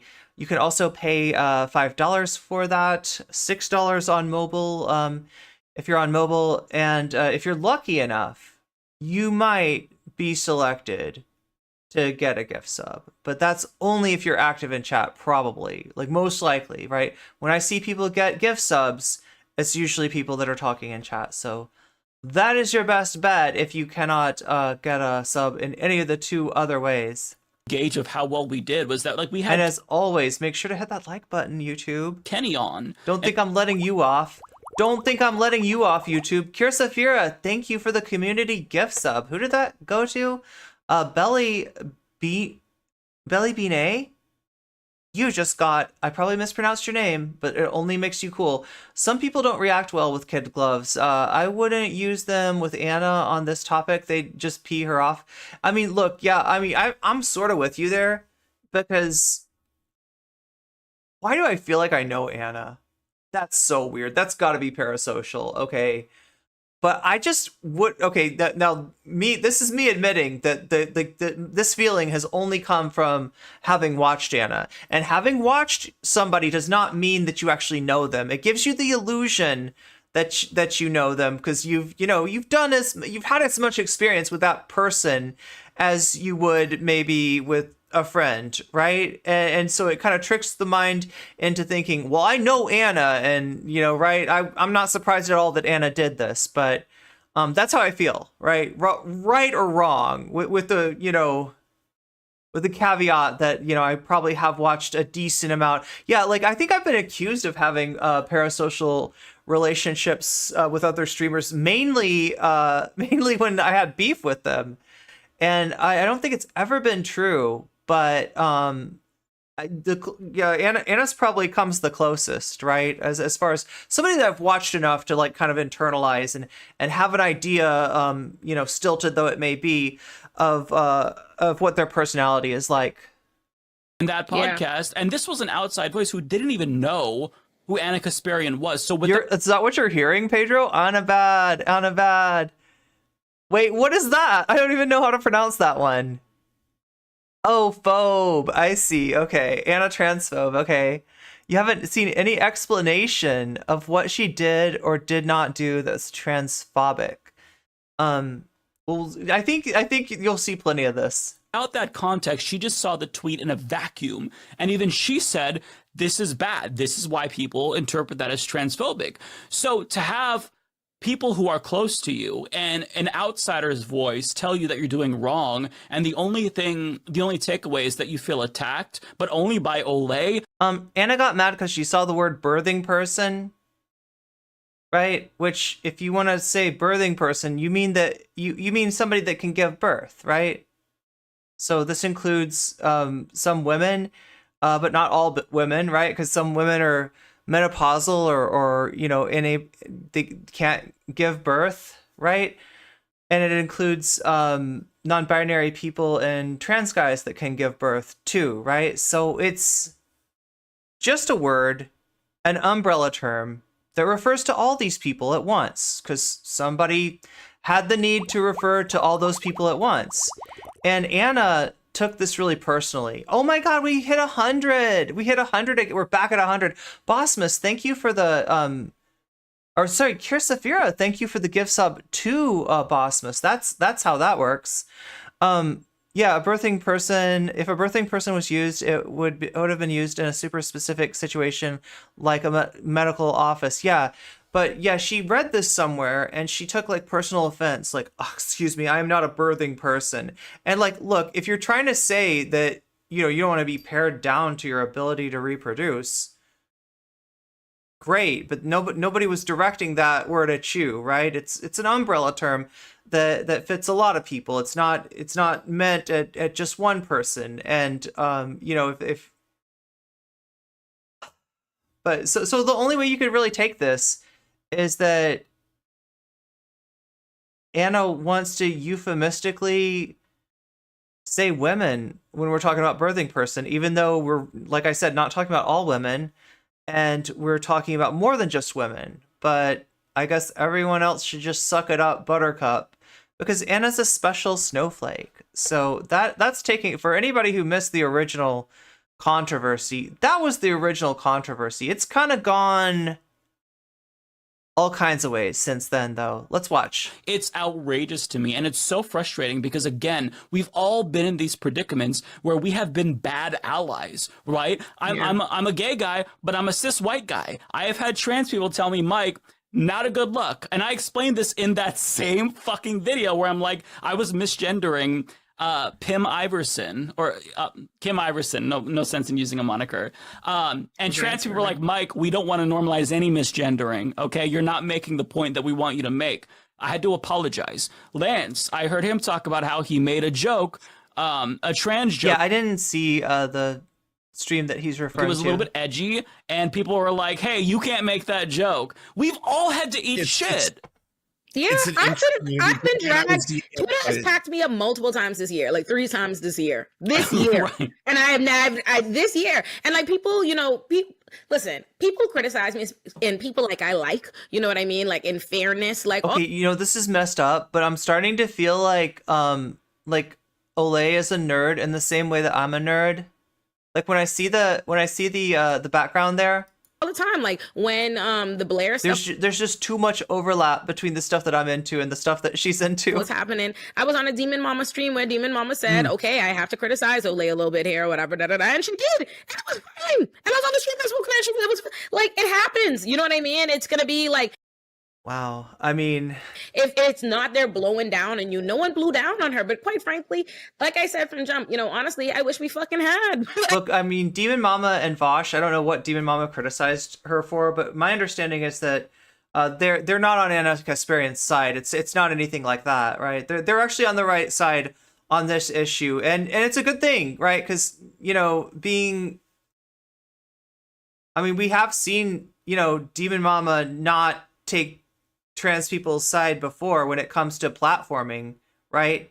But on this one, it's so obvious. It's so over the line, right? I wouldn't expect Demon Mama, Vosh, Xander Hall, people like this, to go along with Anna on this bad take, right? Now, Destiny and his orbiters, you're going to see in a second, that's another matter. That's another matter entirely. So, yeah, never let it be said that I'm trying to paint everybody with a broad brush and tell you that the Vosh people are as bad as the Destiny people. The Destiny people are worse, right? If we were gonna be if I was gonna be the foil, I wish I had laid into her from jump. Like, you know what I mean? Like, gonna be the part of this silly plot, and that is the thing about it. And she is the one talking about it, and also what she was doing from jump. Even when she responded to me and all of this, when she because attention, this has never been about it. She's talking past us. She's talking to the right. We are literally just a means to an end. We're little, pieces on a board for her. When she started this, when she's like sacrificial pawns, really. I am a woman, period. No apologies. When have I ever said she wasn't? When has that ever been the conversation? Not never. The conversation is... See, that's the thing. That's the irony of this whole drama, is that nobody was ever coming for Anna's identity. Anna was coming for trans people's identities, right? That's what started this. She knows it. She's not fucking. She can hear. She hears us. Okay, she knows what the fuck we're saying. She's responding to it and cursing people out. So it's not like she's not seeing what people have to say. She sees it. She knows. And again, she's on record having recognized the positions before. You know what it is. You know what it is. The point is not that you aren't a woman or that you can't call yourself a woman. The point is that no one was ever fucking stopping you from doing it, but you were pretending, you were taking a bullshit made up right wing talking point that trans people are in some way trying to fucking... And the weird thing is that the people who they're trying to take the word woman from are actually trans women. Suppress or stop your womanhood or allow you to call yourself that, blah, blah, blah, blah, blah. And you create a non-issue in order to fuel and galvanize more hate towards this group of people. That is the fucking issue. She knows it's the fucking issue. And it's so crazy for her to say, we're gaslighting her when she's the one gaslighting us. All I ever did, my response to Anna was this you. Oh, also, Iron Orchid, if you're able to hear this, I wanted to thank you for contributing to my sound equipment and the mic on Throne. That helps a lot, and I appreciate that. I meant to say so earlier, but I wasn't sure if you had your audio on. With a video of her saying it. Right. What? Yeah, it's all oppression that's simulation. Not gaslighting. Like, honestly, every part of this is oppression simulation. These aren't real problems. The newest one that she's still got up to, now she deleted a whole bunch of tweets. She deleted the civil rights tweet and all that shit. But she has one that's still up right now talking about how, hey, did you know that there's a phenomenon? There's this British LGBTQ plus organization that is demanding we remove the term vagina and replace it with the term bonus hole. And did you know that this is a real problem? And I'm like, none of this shit is real. This happened in 2020. It happened 3 fucking years ago. And just because Rebel Communicate coming in hot with an TYT. One random LGBTQ I'm here for it, Rebel. org, does a thing way off in Britain, doesn't mean the totality of what civil rights are asking for is like, well, you have to now use bonus hole or nothing, or you're Yeah, right, Squat Weber, she's not falling for Anna's performance. I hope I'm not getting choppy again. I know the internet, the wind is blowing. It's a choppy internet sea. At some point, somebody's going to notice. Did he just suggest...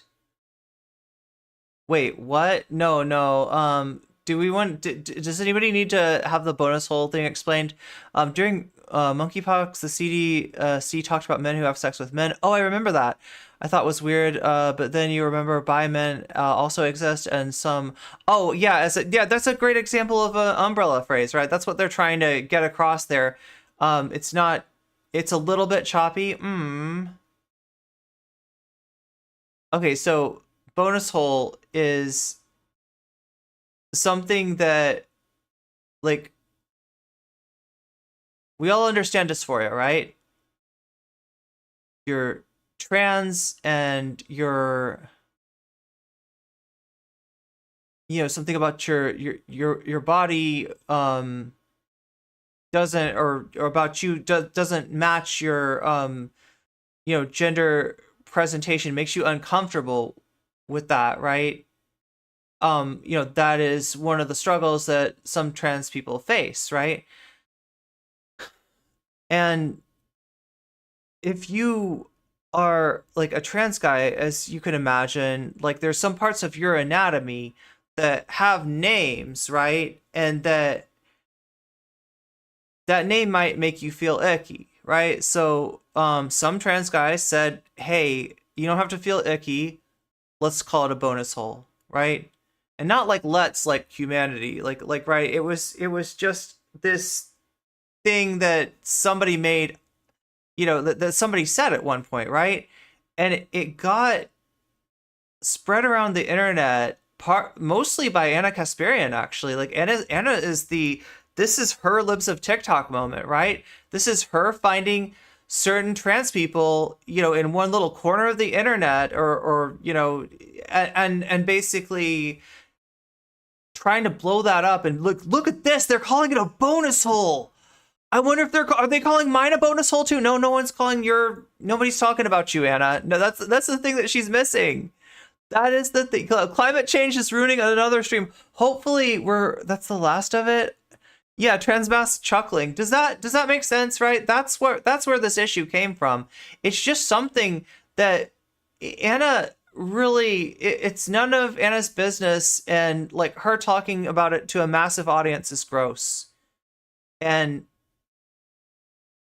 it's the same kind of, it's basically her doing Libs of TikTok type content, right? We all know what Libs of TikTok does. They find a trans person that they know they can show to a transphobic audience, and that transphobic audience is going to be like, that's weird. Look at how weird they are. And they're going to, right? That's what Libs of TikTok, that's the whole thing of Libs of TikTok. Like in the old days, it was finding a TikTok that some trans person had done and been like, that's weird. Like, right? That's the entirety of the account. That's what Anna is doing. And that's what's being called out here, right? Oh my God. Bigot. Like these aren't real things. Yeah, so yeah, even like out of context, maybe it sounds a little weird, right? But when you do that to like this is literally Anna attacking trans people, and in a cruel way, in a deceptive way, in a blatantly right-wing way. I don't know what to make of this, other than that she's a true believer in TERF ideology now. Also, it's commonly used by trans sex workers. It's not real oppression. It's not a real problem. All of it is made up. And again, she knows that taking these limited, like taking an anecdote and using that to extrapolate and make broader generalizations, this is what the right does. This is harmful. And the reason why so many people are calling God, now I'm just imagining what Chud and his audience said about this part of it. her out is because she has a oh my God, massive platform. And here's why I think it's necessary to call it out, right? People can accuse me of trying to do drama and clickbait, but here's what I think at the end of the day. This is arguable. And people can accuse me of doing drama and clickbait by even covering Chud Logic and whatever he's going to say, about this whole situation, which no doubt is going to be incendiary to my audience. Obviously, me covering it and having any kind of criticism of what Chud has to say is going to be incendiary to his audience. But what you can't accuse me of is forgetting to mention the top of the hour ad break, which might not even be at the top of the hour right now. It might be at the 15 or the 5. I don't know when it happens, but I do know that it happens twice an hour. And I do know that you'll get sucked right into it like a black hole if you don't have a sub of some sort. That could be a Twitch Prime sub that you get from hooking up your Amazon Prime to your Twitch, thus bestowing you with a free gift sub to give to the streamer of your choice. Maybe that's me, through paying $5 for if you're on desktop, or $6 if you are on mobile for a Twitch sub.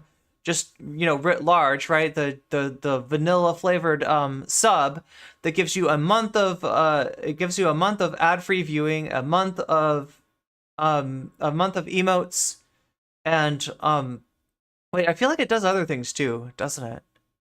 I'm pretty sure it does. LA also made Ronald Reagan.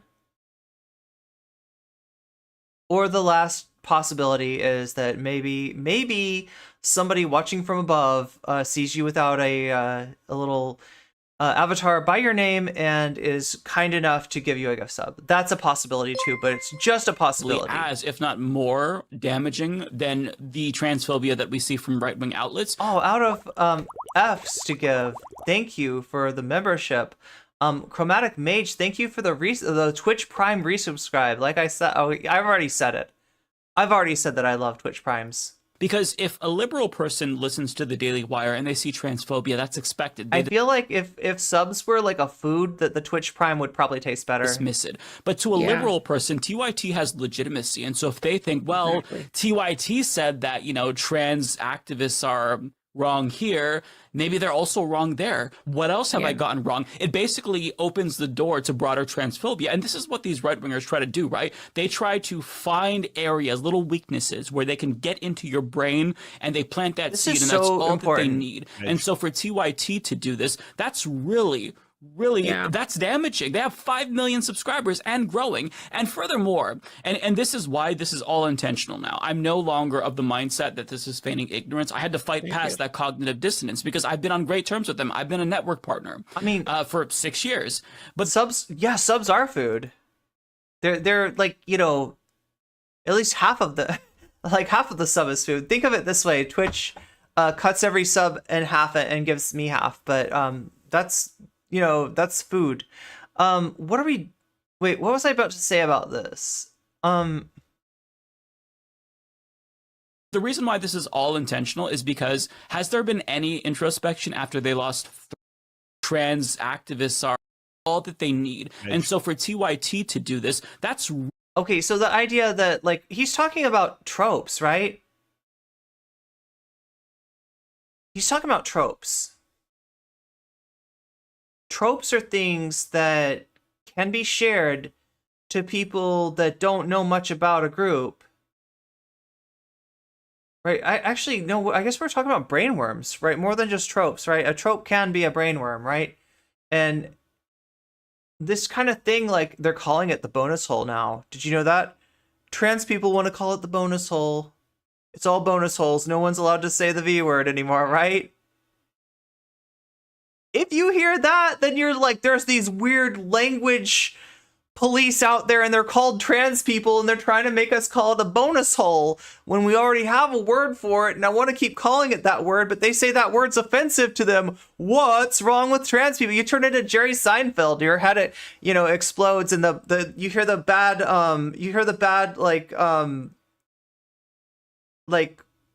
what do you call it? The slap bass. Yeah. You hear the bad slap bass music. And then Jerry says something homophobic. Does anybody know what I'm talking about? Really, does anybody know about transphobic Seinfeld? Damaging. They have 5 million subscribers and growing. And furthermore, and this is why this is all intentional. No one from California likes LA. No, I'm no longer of the mindset that this is feigning ignorance. I had to fight past that cognitive dissonance because I've been on great terms with them. I've been a network partner for 6 years. But the reason why this is all intentional. Did anybody see the AI generated Seinfeld that, like, where Seinfeld went off on transphobia? Is because the AI broke down and it made Jerry transphobic. Has there been any, which for some reason I find incredibly funny, like purity testing woke scolds, making dialogue impossible. Yeah, that's what you think, right? And so, like, people that don't know any better are hearing that. And you saw how I had to kind of, like, for me to explain that, right? It's not a term that I'd heard of before. It's not a term I've used, right? But being trans and, you know, having experienced dysphoria myself, I kind of understand it, right? So, like, I can give that explanation. I'm not sure how many people out there can. And when Anna's spreading this out there, right, this kind of lie makes it around the world like 6 times before the truth has gotten a chance to put its shoes on. That's the problem with what she's doing. It's incredibly, not just is it transphobic, right? Because there's like, okay, right, if your friend has transphobic opinions, but they never talk about them, and it's only if you ask them, like, what do you think about trans people? And they're like, well, I don't think that trans women are women, and I don't think that trans men are men. I think it's all a bunch of made up stuff, right? You know, like okay, well, that's not a very good friend to have, first of all.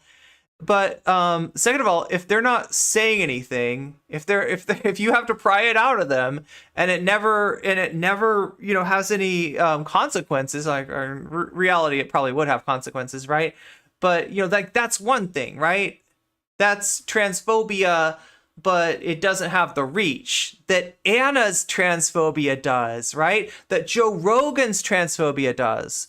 The more reach that these people have, the more their transphobia is not just transphobia, but it is an aggressive attack on trans people. And that's what this stuff was, right?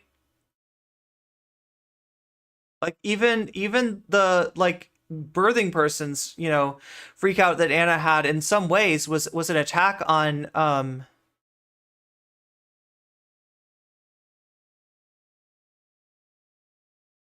was an attack on like trans visibility in terms of who has children. But this is on a whole nother level. Like that's why I call it Libs of TikTok. Like that's why I'm comparing it to Libs of TikTok.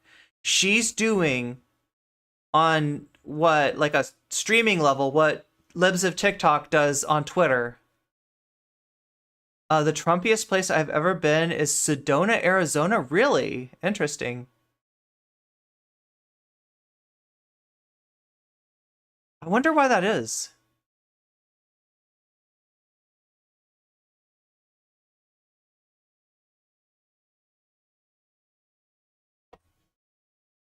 Introspection after they lost 3 LGBTQ plus contributors.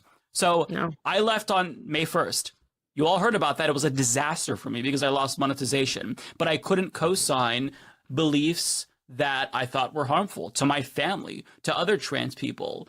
Sandy Lobos, a non-binary TYT. And I don't want to put on a tinfoil hat, right? But I feel like am I right when I say, yeah, Lives of TYT talk? Oh no, Kirsafira, you just coined a phrase right there. I'm gonna have to remember that one. I call it West Florida for that reason. Oh, Arizona? I saw on the news like 2 years ago that there was a Trump story in Arizona. That's weird. Trump lost Arizona, but I guess there's like Phoenix and Tucson maybe went further, maybe more Tucson, right? Isn't Phoenix is like conservative, right? To contributor Libs of Turk Talk left also condemned the network.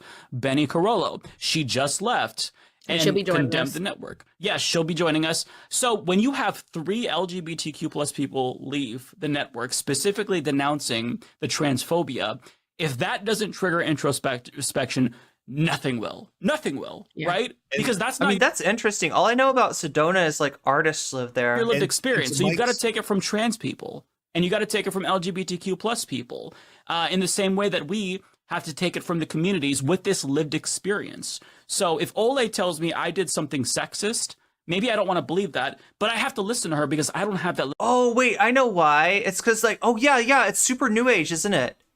Sedona's like super new age, right?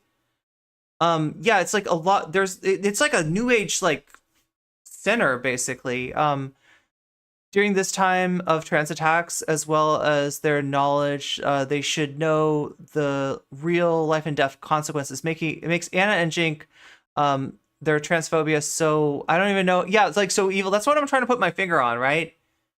Is that she wanted to hurt us, right? And she did. And it feels so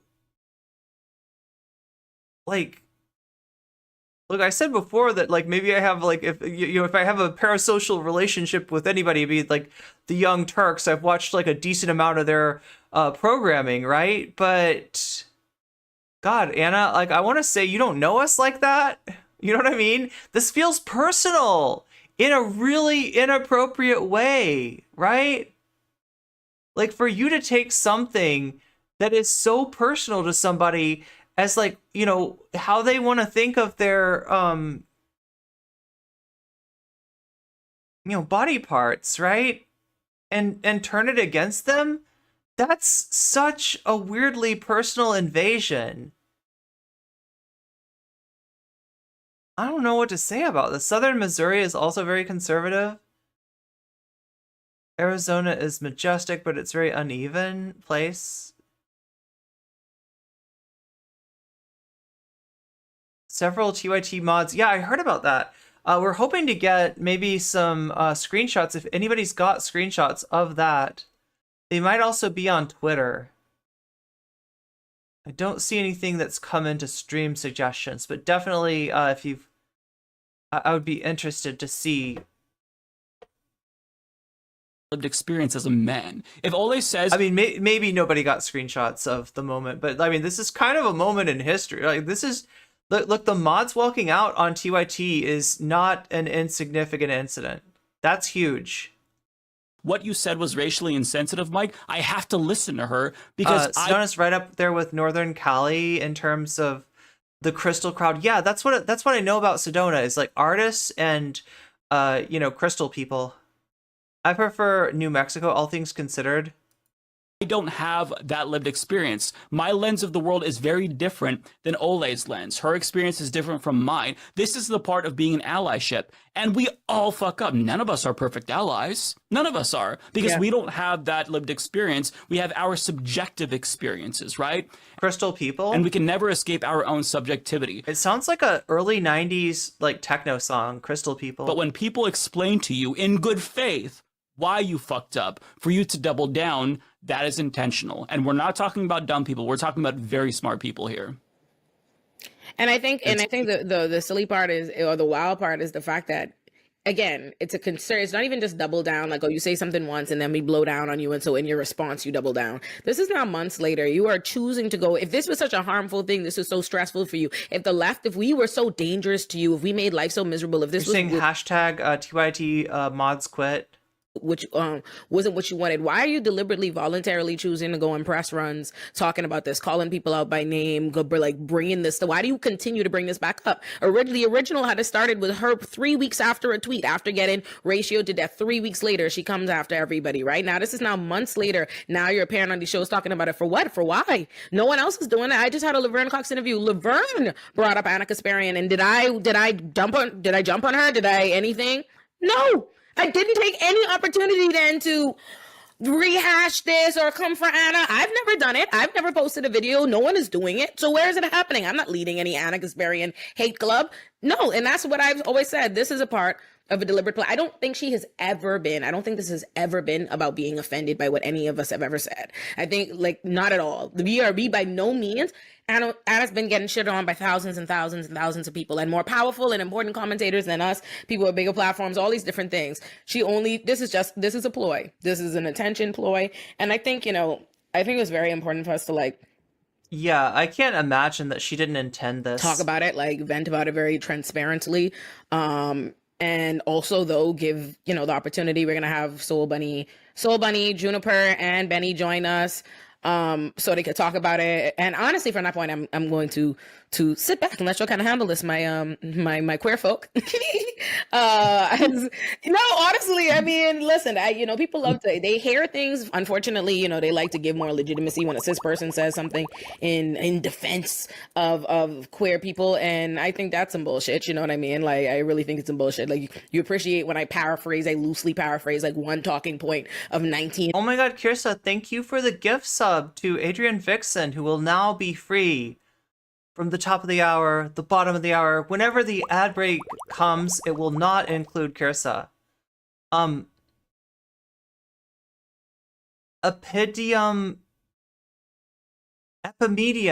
Yeah, I think I said your name right. Epimedium PX, thank you for the Twitch Prime sub. Those are awesome. Like I said, my favorite flavor of sub. Points that queer people would. The interview is fantastic. Oh, the Laverne Cox. Yeah, I think we watched that last week. Yeah. Actually be able to have and inform you of. And I think that's nonsense. I've been celebrated many a time for, to me, the most ABC behavior in the face of trans. I mean, yeah, the mod stepped up at TYT today. Phobia. I am not saying nothing scholarly you can quote. They're just being transphobic as fuck. They're just being wild. But I'm never going to be the person that's able to best offer you truly the substantive takes on that and really talk about that. And so that's why I want all y'all here. That's why y'all got to be my, to finally appear at the show. Hype Train's close. I feel like we have multiple TYT mods here. Can I say just one quick thing before I forget about what both Yeah. of you are talking about, though? You're both mentioning really important points about why this is so dangerous. And I just want to add to what Mike said. Almost every single time there's been a controversial bill, especially in a red state, that's been brought up and then discussed within some form of government. Okay, so this is the letter. This is from Forbezilla. Today, I very loudly and publicly quit modding for TYT via Super Chat and within a private mod channel on Discord. They're just like us. Oh my god, hype train incoming! Hype train incoming! Do you all want like a musical hype train? And a like, well, at least at the very least I should bounce on the trampoline. Like, I feel like I gotta do something to acknowledge that there's a hype train. I can't just like sit here and pretend like there's not a hype train, but I also want to read this letter.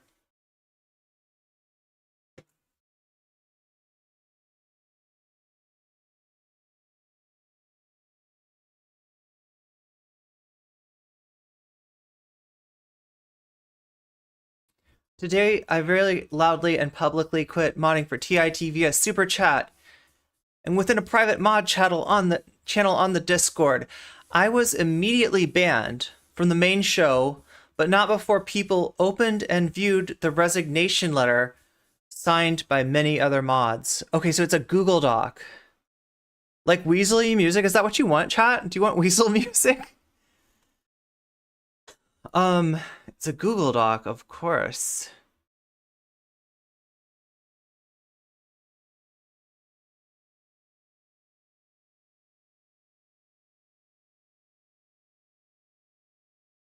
I hope somebody like quoted it. So here's a friend of the VOD of Vitengale.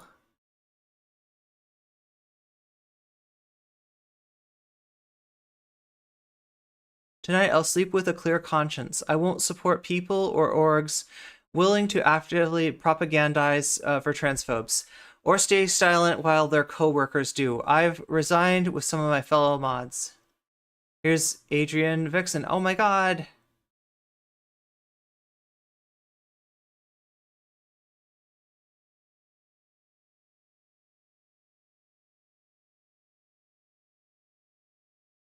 We stand together in solidarity with Benny. 10 TYT YouTube mobs simultaneously quit at the start of the show. Yo, I love how organized this is.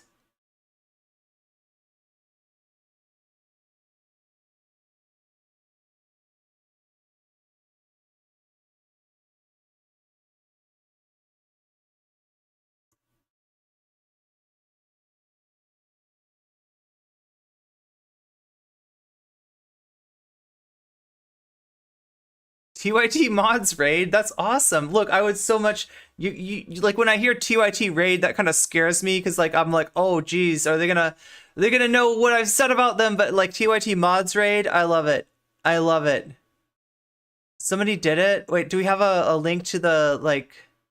Yeah, they do link to the Google Doc. The only problem is that Google Docs have a bad reputation for like when you go on Google Docs, it like starts showing all of your information and stuff. You know what I'm saying? So I would if somebody can screen cap it for me, I can look at it from Discord. Or maybe I can screen cap it.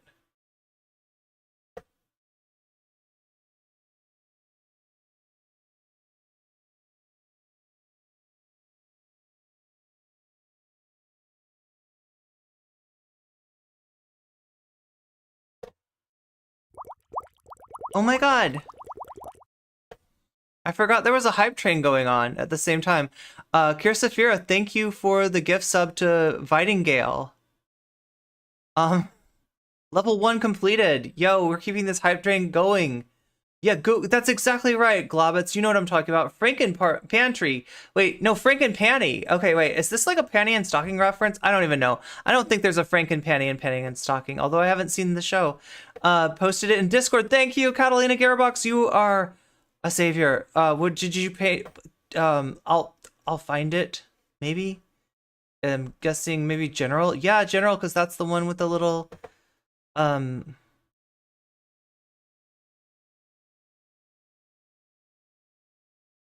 Wait, what's going on? This. Why? Oh, for some reason it's like not. Oh, there also somebody peed on Rush Limbaugh's grave, I guess. Did that really happen? Why can't I get into this?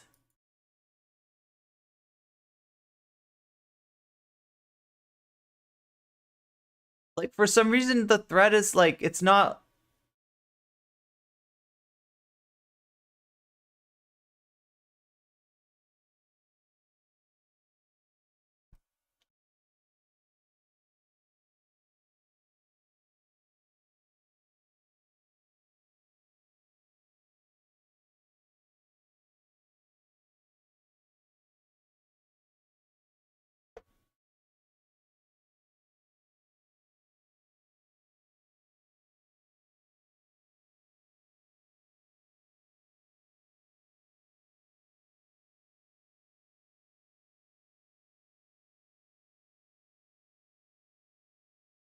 Here we go, I got it.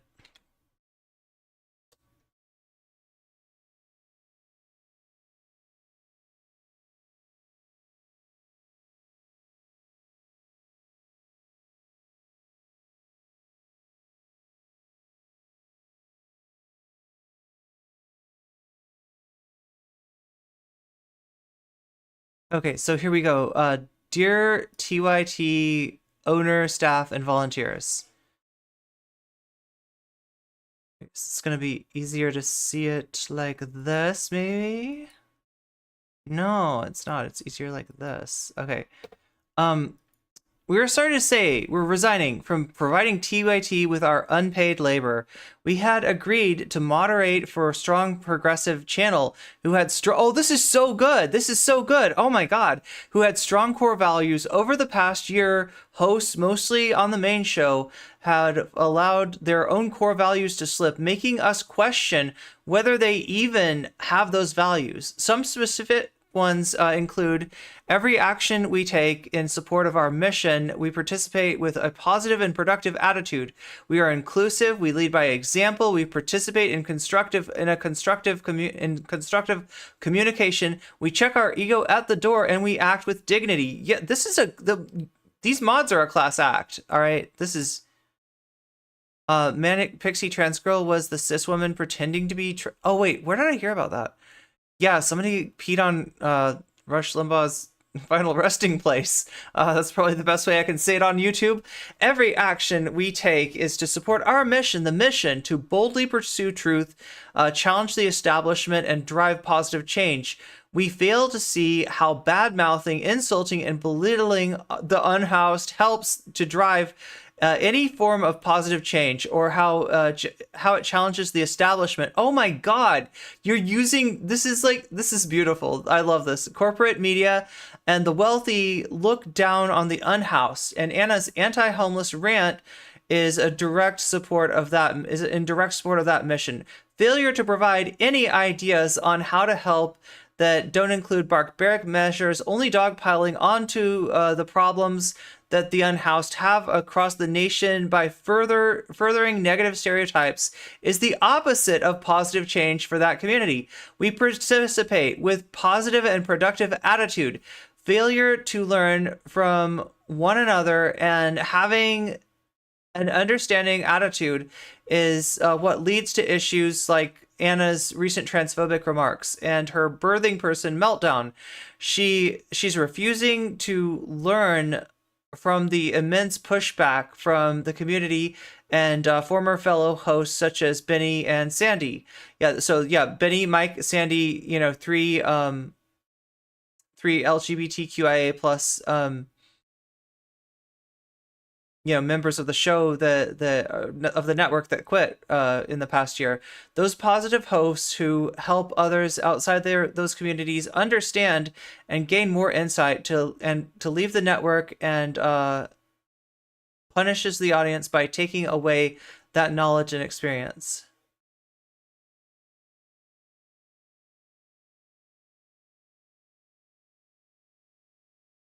Okay, let's read the rest of it.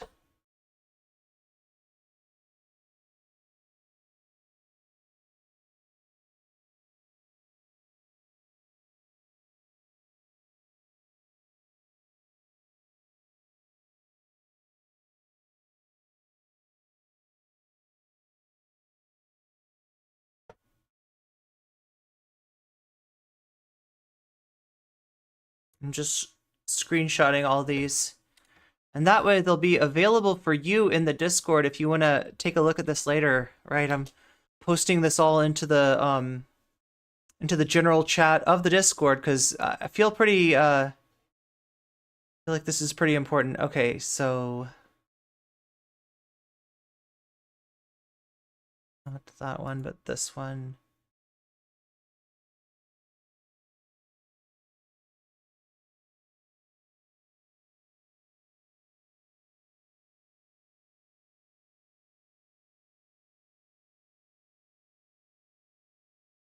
Okay, that I'm just gonna have to open this up a little bit more.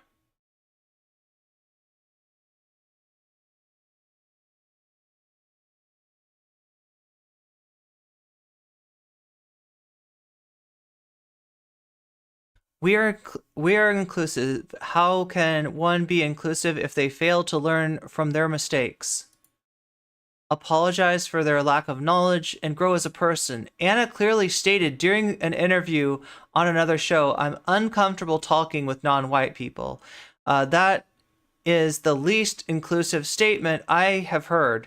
Core tenets of progressive politics include fighting for the oppressed, especially when it's unpopular. We act based on values, not on what polls say. Not on what polls well. It's incredibly harmful to marginalized groups like non-binary folks to not be included in language that directly affects us. This is inherently regressive and exclusionary. We lead by example while moderating. All of us have had to get the chat under control over statements made by the hosts. This tends to happen on the main show more than on any other TYT live chat. That says something. The host make comments that are exclusionary, sexist, racist, and transphobic. With TYT being such a large platform and having a far reach, these toxic statements and views are heard by viewers who start to believe them. It continues to perpetuate harmful stereotypes and pushes the network to the right, not the left. We understand that not everyone will be in the same space, and we need to meet people where they're at. How can we meet someone who doesn't want to meet? How can we meet someone who doesn't want us to meet them, but just wants to pull us towards them? This has been making the network exclusionary to fellow leftists and those who are dipping their toes into the progressive sphere. Okay, we got 2 more sections of this to read. Wait, maybe just 1 more section.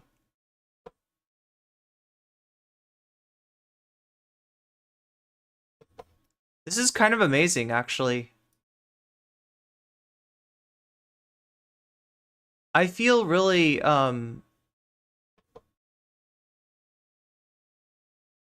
lucky to be sharing this moment with all the TYT mods that are in here. Like this is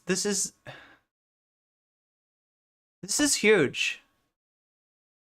And this was the right response. And I'm so glad that you were there to make it and had the courage to do so. And like this this letter just says it all.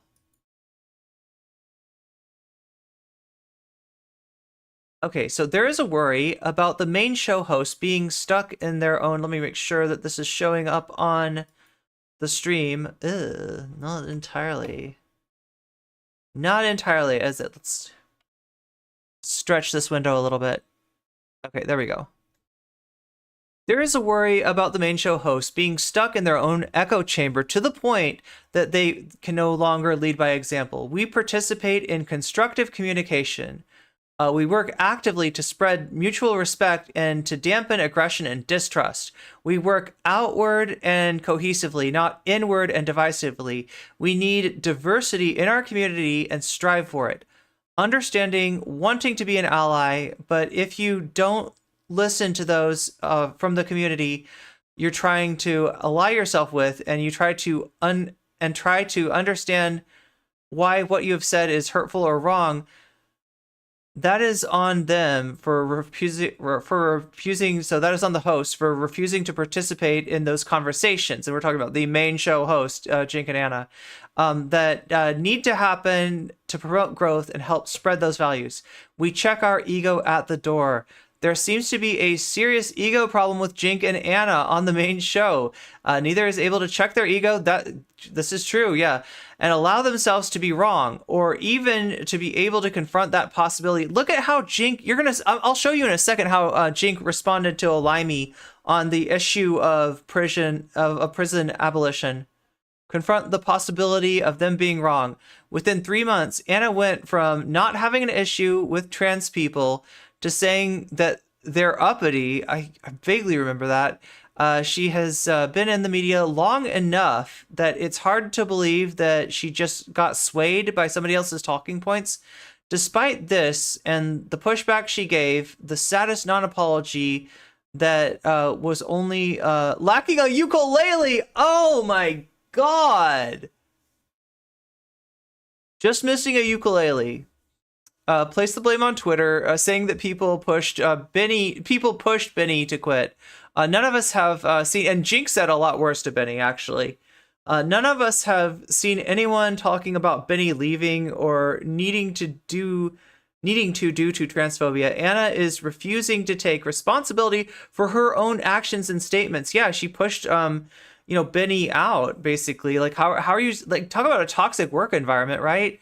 We act with dignity, refusing to own up to your actions. Oh my God. Thank you, Buddha Bean, for the tier 1 subscription. Welcome to the, wait, you have emotes. That's what I meant to say to you. You have emotes. Yeah, the saddest non-apology that was only lacking a ukulele, to place the blame on Twitter, saying that people pushed Benny to quit. Anna's refusing to take responsibility for her actions and statements. We act with dignity, refusing to own up to your own actions, statements, and the shows you go on and topics you discuss is a lack of dignity. If you want to go on to another podcast and state that you don't like being around or talking with anyone that isn't white, but you've refused to say it on your own show, you have no dignity. Oh my God, this is a thing that people do. Yeah, this is a thing. Like, I didn't even think about that. Like, these are viewpoints that Anna only really acknowledged once she was on an audience that was going to be friendly. Like, right? Can you imagine saying this to the TYT audience? It would not fly, right? You have no dignity, and don't care about the communities you're talking about. Thank you for understanding, and we hope that this will help wake up either the host or the chat to these this is exactly what needs to be done. To these right-wing talking points and hatred that is currently being spewed on the main show. This is signed by Vitingale, Lindsay Robb, Adrian Vixen, Roller Dragon, Goddess of Four Winds, Forbzilla, Zero PE, John Ross, and Spectrophonic. No, that's amazing. That is amazing.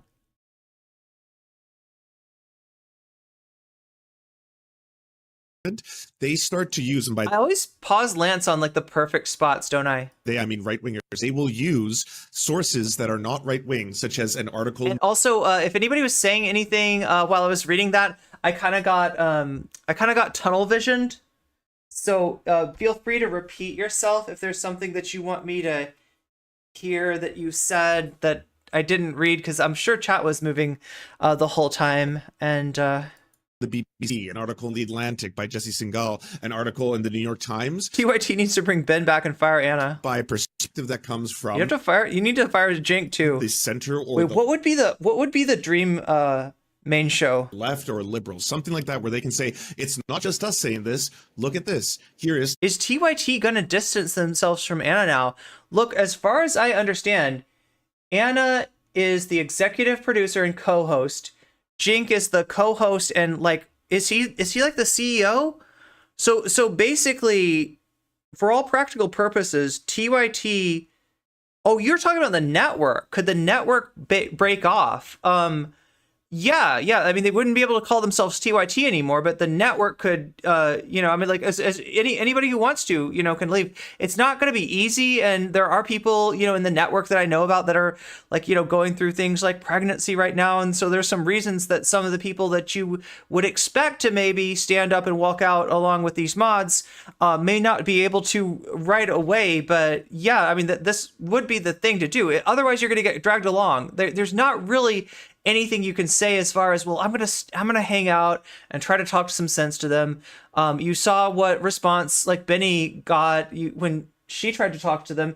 I think we've gone over the response that Sandy got when they tried to talk to Jink and Anna. Would any of the mods like to come on and discuss their experience on Discord? Yeah. Absolutely. Good idea, Vamps. Yeah, I mean, it's not easy, but it could happen. I'm guessing some will and some won't. If I was to guess, right? Watching Jink and Anna punching down on other people after they finally had enough of trying to reach them, yeah, has been soul crushing. It's got to be a toxic atmosphere. It sucks because I like them.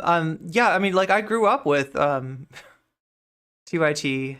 That's what I've said a few times. John and Fran can't leave due to life stuff. Okay, yeah, I mean, that's understandable. And like, look, when this first happened, I mean, if I'd been in the ear of anybody on the show, I would have said, yeah, I would have suggested that they leave.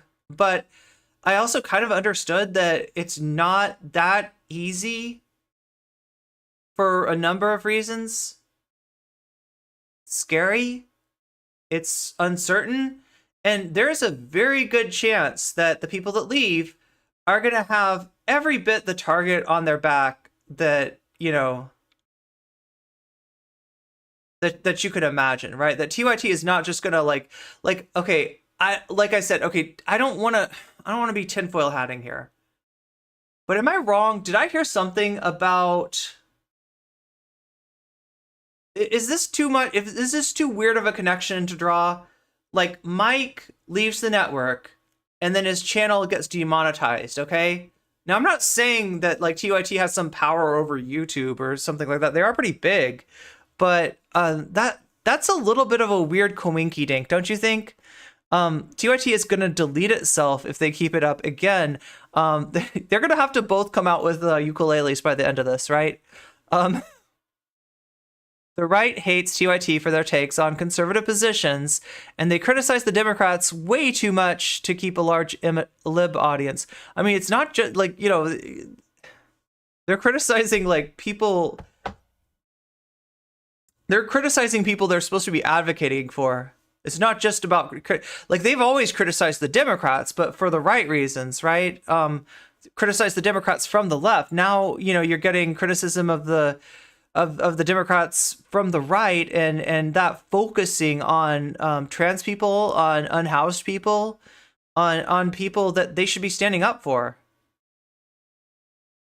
Yeah, I'll go ahead and get into Bird Brains if anybody wants to join me on stream and have a little chat about the TYT mod team, because I'm interested, and I think Chad is interested as well.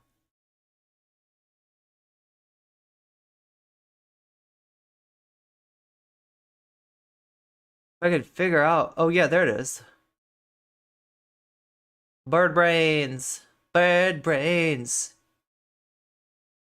TYT, Progressive Network, and Anna Kasparian. Good riddance, TYT. Don't let the door hit you on the butt. Agreeing on your with way us out. that puberty blockers I hope they delete themselves. I've been listening to them since 2013, and now it's just sad. Are dangerous for kids, and that's why I mean, God, I wish that would happen. I really wish that would happen, but I wouldn't expect it to happen. Like, this is a strategy. This is a social media strategy. And if I were to guess, the first objective is to increase their engagement, increase their prominence, increase their name recognition. And I guess, they might even be, it's going to sound weird, but diversify their audience, by which I mean like make right-wingers feel at home in their audience. So dangerous for her to start saying that kind of shit. It's ascientific. Every major medical association in the United States agrees upon this. For you to start to fearmonger and spread that shit, it's going to be used especially against the trans. I don't know. Like I said, I don't want to be tinfoil hat about like, Mike getting demonetized, but I feel like I heard Mike say something about it. I just can't remember what it was. Community now. That's what Absolutely. Yeah, legitimacy is what makes Hassan said TYT will survive, but their followers will be more right-wing. what they're saying so potent, right? Because it's like, oh, it's not what Jordan Peterson says. This is a liberal person, Jank and Anna from TYT. They're the home of progressives. If they're saying it, then there must be some credence to their claims. And yeah, and that's the danger, right? Is that like, as much as I think there are going to be a lot of stand-up people like the mods that just resigned, a lot of people are not happy with this. If you're in the TYT audience and you're kind of like on the fence as far as trans people, or you just don't know much about the issue, like, right, they are actively dragging you right here. They are actively dragging you right. They wouldn't be able to make the right feel comfortable. The right well, here's the weird thing, right? The right likes a sugar rush. And by sugar rush, I mean somebody that is perceived as playing for the other team, red rovering right over to your team, right? They love that. They love it when Dave Rubin is like, oh, I don't know, it feels like the left is just as, they're closed-minded, and, I like so much for the tolerant left, right? Like they love that, right? They love it when somebody red rovers right over to the right side. But like, look at how they treated Dave Rubin long-term. Not well. Ben Shapiro, when Dave Rubin had him on, would not agree with the idea of attending Dave Rubin's wedding anniversary. Dave Rubin tried to use that as an example of like, hey, Ben, even though you're religious conservative, social conservative, you're not on board with gay marriage, but you're such a nice guy, you would certainly come to my anniversary, wouldn't you? And Ben left him hanging. Ben absolutely, like, he was like ready to get for the high five, and Ben was not giving him that high five, and it probably hurt him because he did sell out all of his friends to get there, and at the end, like, they don't, once they've got him, they don't need him. He can't go back to TYT. He can't change his mind and say, I'm leaving the right now, right? Then he'd be like a mega grifter, right? They don't need anything from Dave Rubin, right? Other than that initial sugar rush of him coming over to the right. it's not just like the birthing. I mean, look at Caitlyn Jenner. Look at how Caitlyn Jenner's getting treated. Person tweet and some of the things that they're talking about. It goes back to that civil rights movement tweet that she deleted, which was a good move. Oh, that really is really. Dave Rubin alone proves that TYT will have a hard time rebranding. Not tweeting it would have been very good because, I mean, it's ahistorical for one, right? Yeah, after he sold his soul, Shakespeare says he's got nothing left to sell. It's ahistorical. And on top of that, you as a cis person don't get to dictate the terms of trans activism. And that is something that you have to understand. It's not your head on the chopping block, it's theirs. I think they know pretty well how to advocate for themselves. So that's basically what she acts. That's the worst part, is she does know their heads on the chopping block. What she basically said, which is, by the way, what a sick... I mean, again, the right-wing playbook is to take MLK and use him for fuckery. But what she's saying is, in the name of respectability politics, she's saying, hey, Black people, sat there and got lynched and hosed down and everything or whatever, and were, they took it. So they're killing you and all of that. She said, would you dare be uncivilized and fight back? Like, the white supremacist violence is never mentioned. It's like, you never hear about the lynchings, never hear about any of that. Like, I try to say things like, hey, by the way, did you know that at one point in U.S. history, Black people did pick themselves up from their bootstraps, and then white people burnt pulse it to the fucking ground. Like there's a long history of extremist violence towards other groups, towards Native people, towards Black people. But then all you hear is like, well, what about that peaceful resistance? Why can't we all? Park. You know, like, yes. Central Park is built on the top of a successful Black community. Literally built on top of it. There is a plaque and everything. Seneca Village, baby. Look it up. Thank you for joining me, Benny, Juniper, Soul Bunny, my loves. Of course, thank you for inviting me. Listen, I love to see the people who are, one, giving our girl the subject of today's discussion hell on Twitter. Juniper got your ass blocked. Yeah, that was this morning. I didn't expect that to happen this morning. I was like driving to work when I was doing that because I'm horrible. I post and drive, so I was posting and driving when that all went down. So today was a weird day. Yeah. Soul Bunny, did you get blocked? Did you end up getting blocked? Not that I know of. I haven't. I'm checked surprised. in like 3 hours. I was He surprised. was working for that block today too. And Benny, literally, woman of the hour. Did you get blocked as well? I didn't. No, I I haven't didn't been get on. blocked. I think we're still mutuals, actually. No, you just got misgendered in the statement address. So we saw that last time. Yeah, Anna. When Anna was forced to address Benny's resignation, she did initially misgender her. She seemed embarrassed and she corrected herself right away.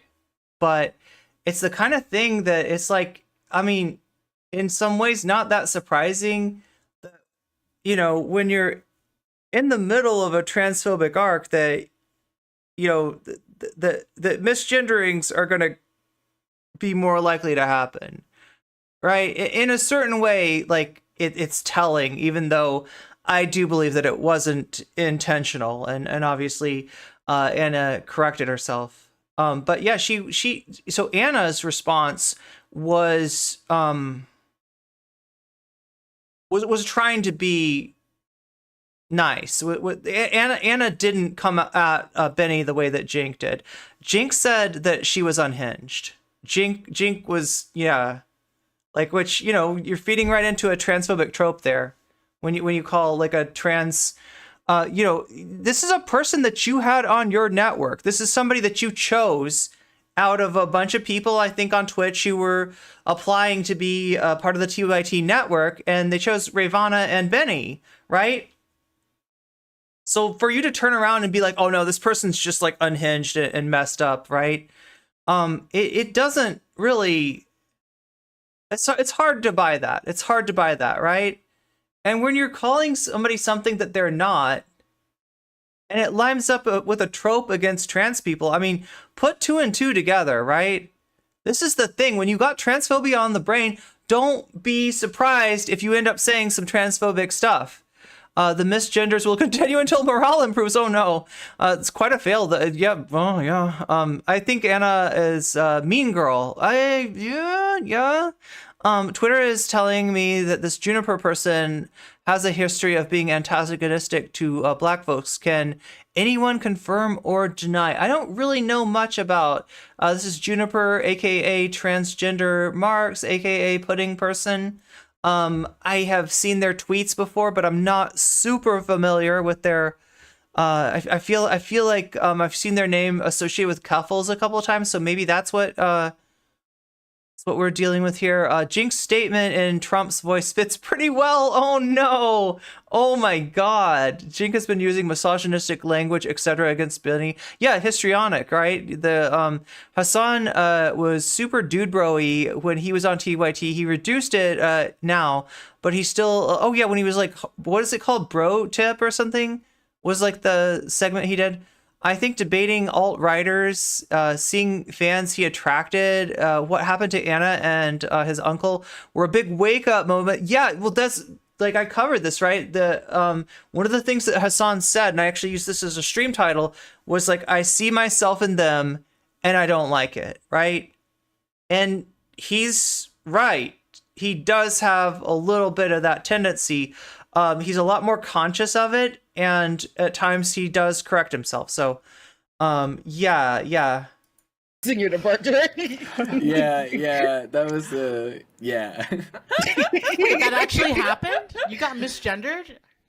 Yeah, Well, no, what- for real. Like, it was like one of those like accidental misgenderings, like right in the beginning of like her statement. It was like a whole thing. Which, like, I mean, if we want to dive into that now, I can like talk about how like ridiculous it is that like she kind of blamed like random Twitter people for me leaving. Like, I don't have agency over myself, I can't obviously be a grown adult human woman, and obviously it was other people that made the decision for me, and not Meanwhile, you like put out a whole video addressing it Yeah. very directly.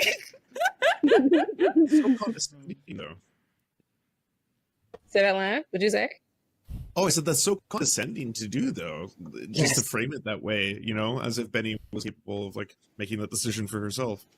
No, it's like a whole thing that people do with trans people, though, in general. Like, literally, so, like, I mean, I kind of talk about this a lot of the time, how, like, femininity is both, like, infantilized and sexualized. Yeah, Hassan does 9 hours a day versus Anna doing. Wait, is it 60 or is it more like 2 hours? And that combination in and of itself is, like, really gross and creepy and weird. But, like, it's, like, doubly so with trans women, where, like, any sort of, like, agency, like, is just kind of, like, categorically disregarded. And it just does fit in with, like, the broader narratives that Well, especially the way that, like, she was being used. And I pointed this out before, right? When Ben when Ben G and Jink were on stream, and they were saying some transphobic stuff, like part of Ben Glebe's cope was the idea that, hey, we have a trans host, right? And the implication being, if we were really doing anything transphobic, this person wouldn't work for us. That's getting used as a fig leaf. That does not feel good, okay? That's literally them, like, using you as the reference on their like on their check. You know what I mean? It's like you're the guarantor of their check that they are not transphobic, right? They're using your name to back up something that you kind of know that they messed up. This is their mess up. This is their screw up. Shared a mod letter on your Facebook. Nice. Can't be transphobic. Have trans friends. Exactly. He literally said we hired a number of trans contributors. A number. Yeah, and they're yeah. I mean, like, well, Sandy quit like a year ago. I'm trying to think who else they'd be talking about, but basically, they were using Benny as like to vouch for them. Can you imagine being put in that position? Like,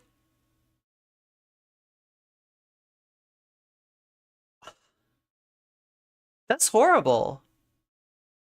That's horrible. And especially if you're somebody like, Benny did stay around to see if she could get through to Jink. She had, conversations with Jink and see if, there was something that she could do to fill any gaps of knowledge. She sent Jink research about some things that she thought he got wrong on the show, and he just was a closed door to her. people spread about trans Yeah, people. using her as a deflection, that's gross. That is like, we're all being like, tricked. Being the shield is the worst part. Yeah. I didn't do it. It's other people's influence because Worst part of the armor. forbid you have like not only a woman, but a woman that is like actively choosing femininity. Like, how dare you just go about society in a way that is like, so much to like undermine patriarchy and the idea that maybe perhaps like, I don't know, not everybody wants to choose masculinity for their lives. It's interesting to simultaneously like vilify, like villainize the trans community while also infantilizing, right? Because, they let them tell it. It's like the trans community are these big bad villains trying to, put trans ideology on you and influence your thought. But then at the same time, the trans community is somehow being manipulated by the big bad, like... Yeah, exactly, John. And Benny was put in a horrible... Nobody should ever put their friends in a position like that. It's cis leftists that are like, Shield hero is the best so hero. which is it? I haven't seen that. I think I saw the first 2 episodes or something. And something, I mean, this isn't an original thought, but I feel like Anna engaged in this quite a bit, especially with Benny. I feel like you highlighted this really well in the video that you posted about leaving TYT, where a lot of these just air quote concerned like liberals or centrists, when it comes to like trans issues, they'll refer to trans people as trans rights activists. Okay, I'm wondering if Juniper is going to point out the thing that I've been meaning to point out for days now, right? Because that is language that got used. Now, to some people, that might seem like innocuous language, right? Trans rights activists, right? People that are activists for trans rights, innocuous, right? When you use it as a pejorative, and even just the way that, like, right, if anybody's, I mean, I'm sure people in chat have heard TERFs say stuff like this. There's a reason that they say trans rights activist, not trans rights advocate or advocate for trans rights, or there's a million other ways you could codify this. But when we codify it, trans rights activist, that's in parallel to men's rights activists, right? That is, first of all, erasing trans guys and non-binary people, right? But what they're trying to do there, what they think that they're doing, and they think they're so sly about this, is that they are they're comparing trans women who are activists to MRAs, and at the same time, yeah, they're like, it's messed up. It's messed up, right? It's messed up 6 ways to Sunday, and I don't mean President Sunday. I mean the day of the week. It's I guess it's something that somebody could pick up without realizing what they're doing. But when you see this formulation again and again, you know what they're doing. You know what's going on there. And I'm hoping this will get called out. If not, I guess I've kind of highlighted it here. Weird connection, but reading how oh my god. It's a dog whistle, like cross-sex hormone. There we go again. Yeah, we're dealing with connotations here. We're dealing with, and chat, if you got them in YouTube or you got them in Twitch, post your weasels now, because these are weasel words. These are weasel words, right? They are not saying it with their chest. They are saying it in a very weaselly way. Yeah. They won't refer to us as like women or trans people. We're always just trans rights activists. And that's how Anna referred to me too when she was engaging with me in her replies to me. I don't know if, like, she claims she's not transphobic. I truly don't know. I'm leaning towards she probably is. I mean, given that she listens to Jesse Singal and reads what he posts. But and defends him. It's always interesting how these people. It's not just like she's got a wide variety of source material she's trying to take in. She wants to understand everybody's perspective. She defends Jesse Singal. That start engaging in this transphobia always start out with, oh, these trans rights activists and not trans people. It's really interesting. And it's the same J.K. Rowling arc, right? Exactly. Like, it's the exact same thing. She's literally on that same pipeline where she's at the point of, like, all of these trans people. Oh my god, thank you, Frank and Penny. Being mean to me on the internet. Seems like they're also trying to highlight that the activists, oh my god. Seems like they're also trying to highlight that the activists and just normal trans people are different, but the effect is the same. You don't know who is a trans rights activist or not. So in lexicon, you're putting all trans people into that category. Yeah, either that or the idea is that unless you're Kelly Cadigan, like pre her leaving the right, or like Blair White, or somebody Caitlyn Jenner, right? That you're a trans rights activist. Like that like any sort of advocacy for trans people, any sort of standing up, having an issue with anything that's happening to trans people makes you this, I don't know what, unserious person. That they're also trying to imply that you've got like it's a subtle way of gatekeeping the conversation away from the people that the discussion most impacts, right? because the implication is that you've got a dog in the fight, so your opinion doesn't matter. You're not neutral. We can talk about this in a neutral way, and like neutral in the sense of Jesse Singal, I guess. So really not neutral at all. But it's a way to gatekeep trans people out of our own discourse. It's so messed up. Internet. Now, I support trans people's rights, but also at the same time, and that's what was so infuriating about her statement, was like, I support gender affirming care, but like forgot to put the asterisks of, except for unless it's like trans children, then I'm gonna like listen to Jesse It's dehumanized. Yeah, you're not a human, you're an activist. You're Singal, who has literally been cited in like 100 anti-trans like legislation across the country, and like spread all of this ridiculous nonsense about trans youth. And like, I think people hear the phrase and compare it to, men's rights activists. That's exactly what they're trying to do. If they say TRA, if they say trans rights, that's the other thing. Yeah, they'll use the acronym TRA. I don't know. It's just really. No, I haven't seen Anna say TRA, but I have heard her say trans rights activist a lot. Frustrating. It also insinuates being radical. Yeah, that like there's something radical about standing up for your right to exist. Infuriating, but it is this very like both like patronizing and like, oh, I'm don't worry, I'm here to help you, but also at the same time I'm gonna advocate for things that are like actively harmful to your community.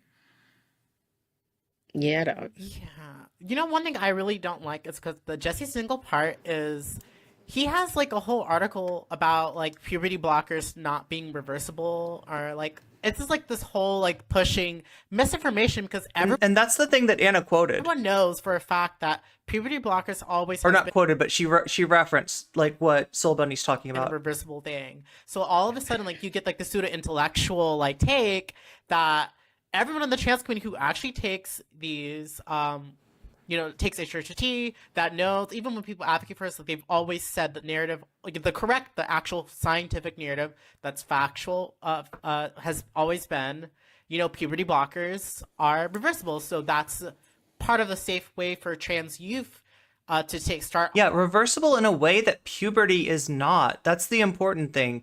Activists want ridiculous stuff, but everyday trans people agree with me. A cis white woman, right? Yeah, she keeps saying that. Oh, wow. I did not even think about the connection to MRA and related diminishing of something by reducing. You know what? I'm actually embarrassed that I know that, right? I'm actually embarrassed that I know that. I am myself working off some karma of my own, in that I feel like I handled certain content creators with kid gloves early on in my stream. And because of that, I got like lots of people coming through my community that, just had some really, even trans people who had some really some real self-hating like views, right?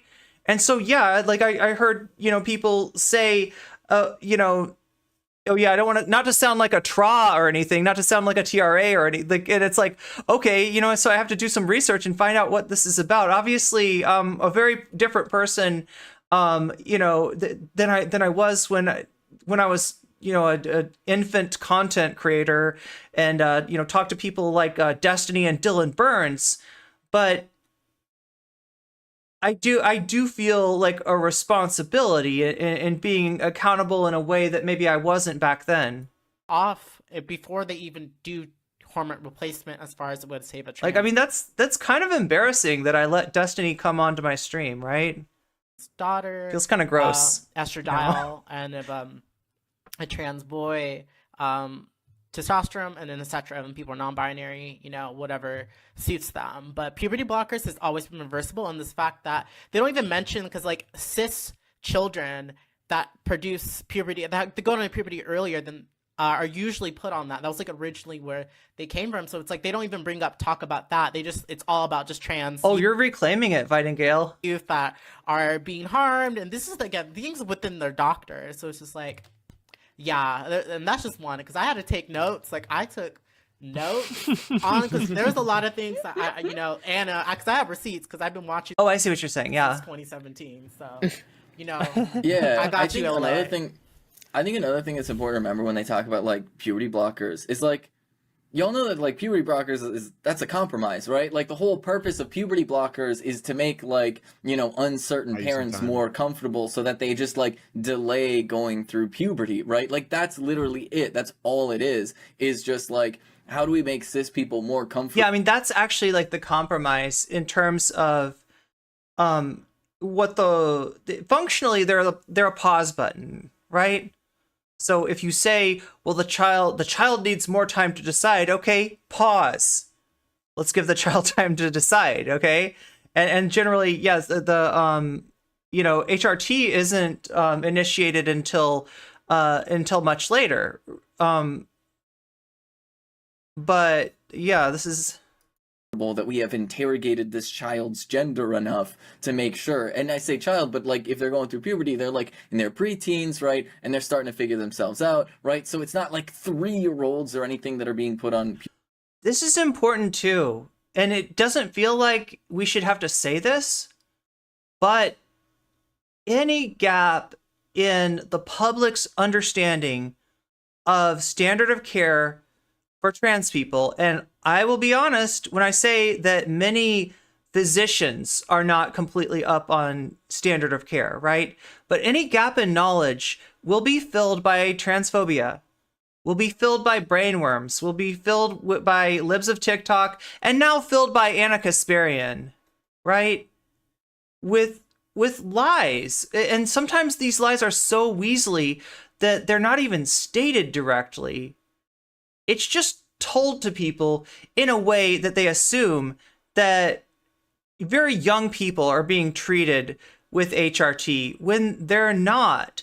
If you ever hear the people use the word mutilation, which like I hate to hear and I hate to say, right? But what they're implying is that you know, gender confirmation surgery is going on at a very young age. That wouldn't make sense. That wouldn't work. And it definitely doesn't happen, right? The closest thing to that happens actually is you know, when they decide to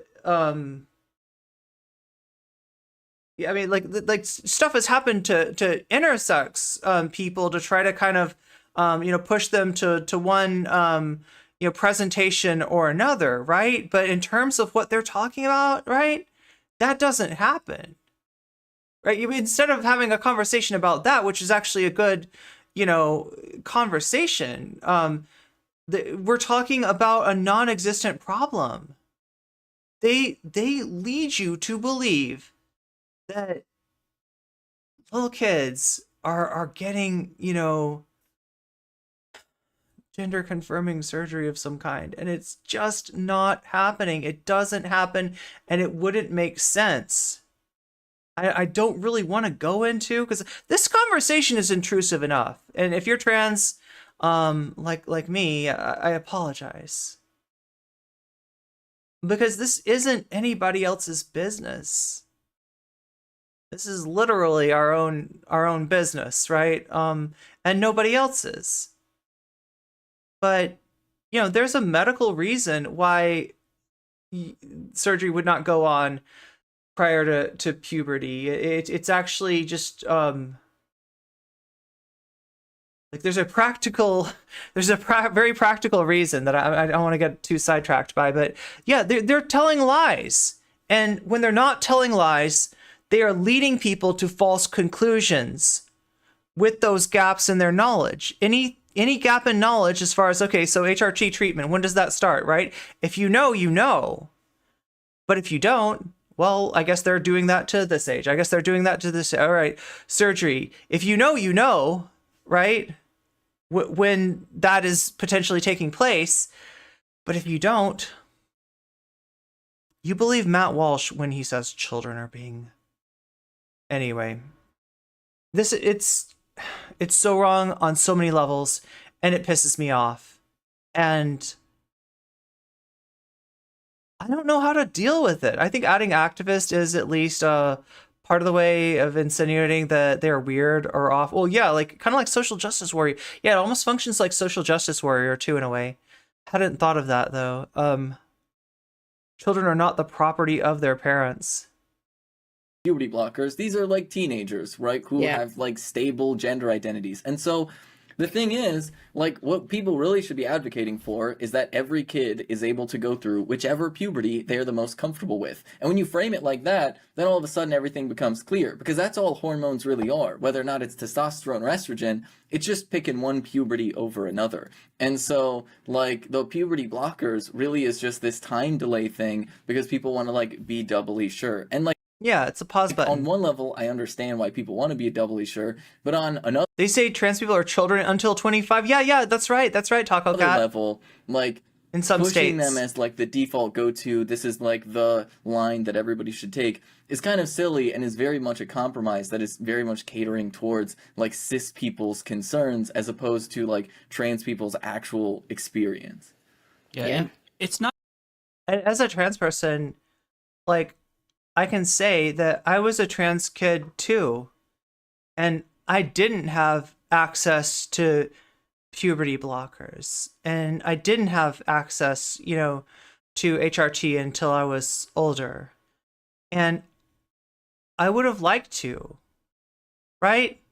Because they always, like somebody said earlier, that they portray trans people, they kind of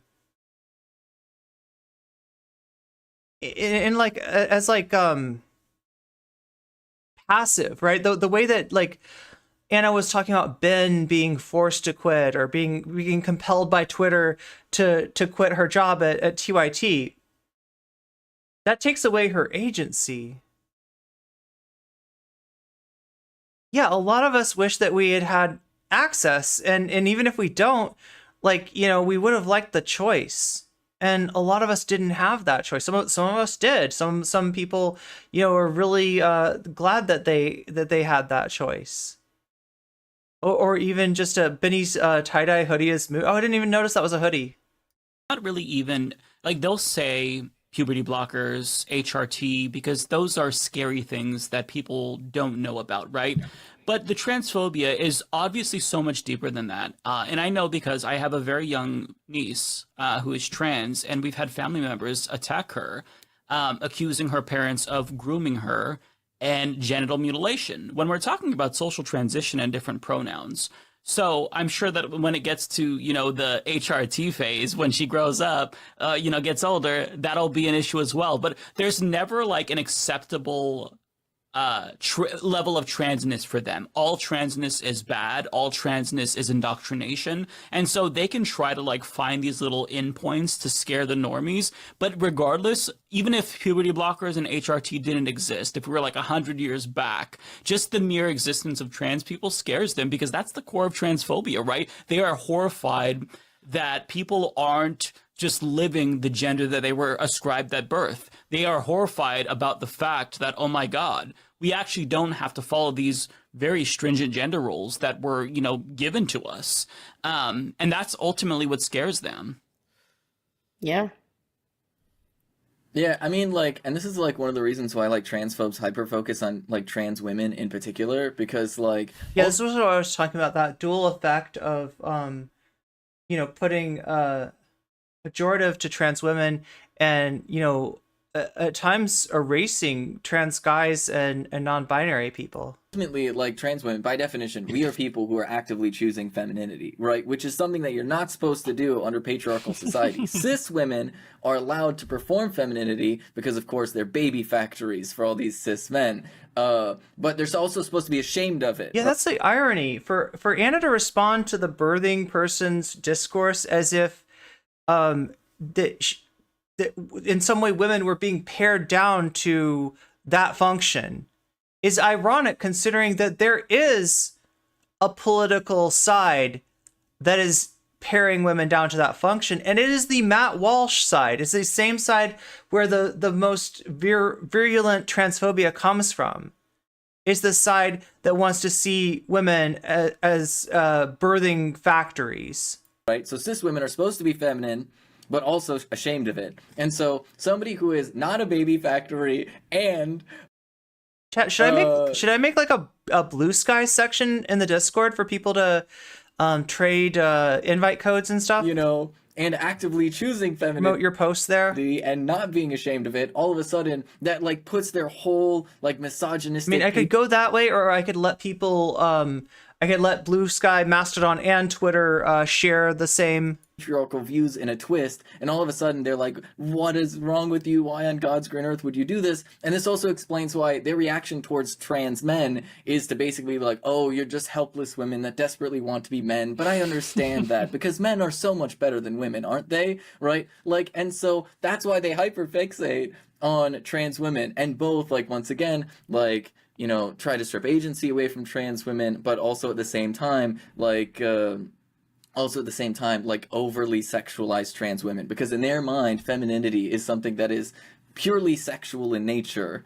And so like that's like, and so that's like really at like the root of this is like, it's just so much like deep-seated misogyny ultimately. Yeah, I mean, it's also like, I mean, when you think about it, right? Because on one hand, I would want to be like, as a cis Black woman, you say to yourself, what the fuck does this have to do with your womanhood? Like, anytime I hear this foolishness and the talking points from the Annas of the world, it's like this need to act like the existence of trans women is somehow threatening to them, threatening to their womanhood, threatening to our womanhood innately. And that seems ridiculous to me. But then I remember that, like, historically, Black women have never been afforded the status of like lady status. You know what I mean? Of like, yeah, with trans men in sports, the right doesn't have an argument, and they're lucky for that too, because right, some trans guys are forced to participate in against their will in like women's divisions of their sport. And you know, the most famous example is the video that you own any transphobe with, by any person that's like, I don't know about trans people in sports. You'd be like, yeah, I agree with you. I don't know about trans people in sports either. Look at this video. And they see, you know, they see a masculine presenting wrestler easily defeating and penning a feminine, you know, presenting wrestler, right? And their minds, you know, that's like you know, they, like, right, that's their image of trans women in sports, when in actuality what you're seeing is a trans guy being forced to participate in women's wrestling in his high school, right? And that's where the dominant performance, you know, comes from. Now, I mean, it's a visual kind of representation of what's wrong with their argument, and also their gaps in knowledge, right? The biggest thing, because like, right, I get your frustration trying to make an argument with people that just don't know anything about trans people in sports. But what we can argue is that these are issues that shouldn't be politicized. There are sporting bodies, governing bodies for various competitions, that have made their decisions as far as the inclusion of, you know, trans women in women's sports. And for instance, the International Olympic Committee has allowed this for over 20 years, right? Those are the experts. Those are the people that know about the complicated physiology and anatomy and everything else. And, you know, they've made their decision, right? Same thing with trans kids. The standard of care is the standard of care. And if they got a problem with that, if they've got a problem with, you know, trans kids being able to access medical care, then they've got a problem with, you know, the opinion of doctors, right? They're getting in between a doctor and their patient at that point in a way that just doesn't make sense. Be willing to bet for most sports, family wealth affects your success more. Yeah. There's so many things that affect your success. Lady, right? We're not included in what is. But here, yeah. So what I'm arguing for is taking it out of the political sphere, right? It doesn't belong there. In other words, this shouldn't be a debate, and it's not a good debate to be having, right? It's a debate for, you know, governing bodies of sports, and it's a debate for doctors who set things like standard of care, rather than for people that just don't know what they're talking about. And if you try to ask them to explain it, they're gonna be in such conflict with the truth that it's gonna be laughable, right? Those are not the people that should be making a decision. This should never be political. And that's what the right wing's trying to do now. You know, they talk about the woke mob canceling people, right? They're trying to use like a kind of like mob mentality in order to intimidate scientific bodies into making what they know is the wrong call, right? They've already made their call.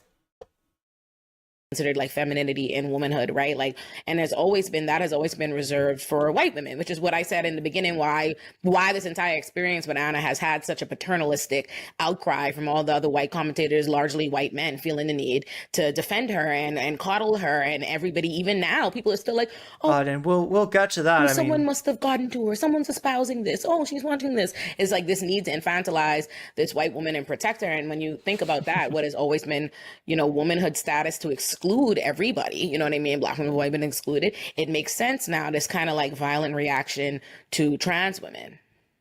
And I agree, Frank and Penny. It is not up for debate. Correct me if I'm wrong, but her like kind of involvement in this discourse was the theoretical scenario of her being called a birthing person, right? Yes. Like for me, that's where this all started. Exactly. It's one of those made up problems where, sure, academia, like you'll hear that phrase in academia and like maybe like legal jargon because it has legal implications in like the medical field, but like the average person isn't going around talking about like birthing persons or like birthing people. Like it's just a made up issue. And to me, I mean, maybe I'm wrong here, but to me, it feels like an extension of like that suburban mindset where you have to find problems, like because absolutely. Well, yeah, and also the entitlement to insert yourself in a discussion that you're not really competent to speak on, right?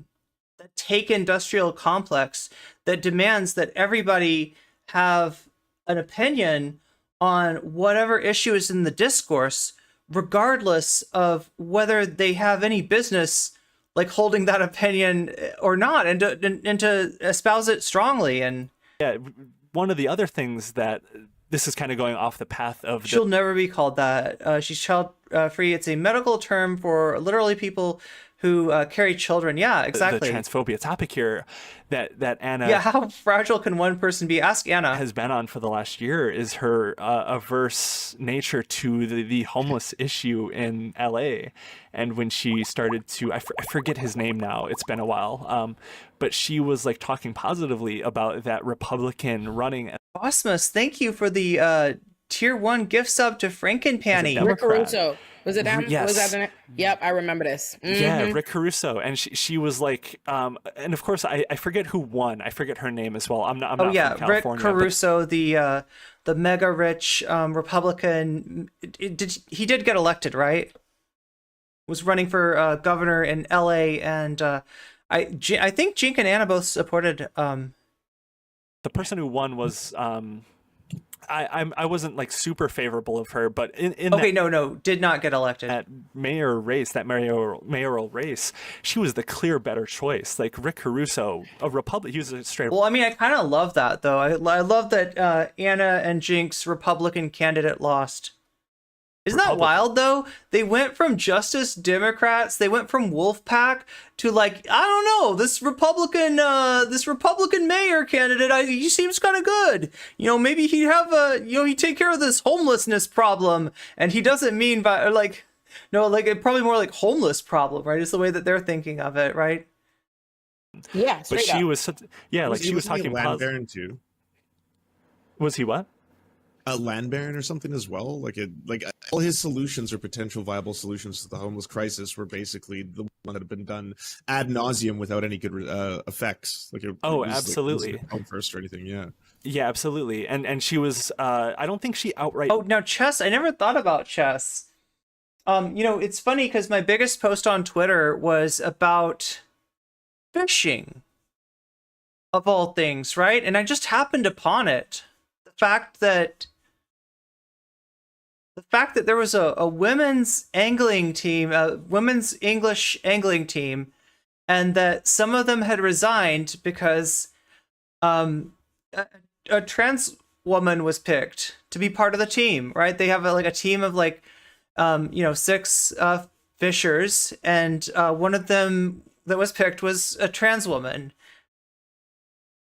And there was a TERF magazine that did a write-up. In fact, I don't know. No, this was in the Daily Mail, right?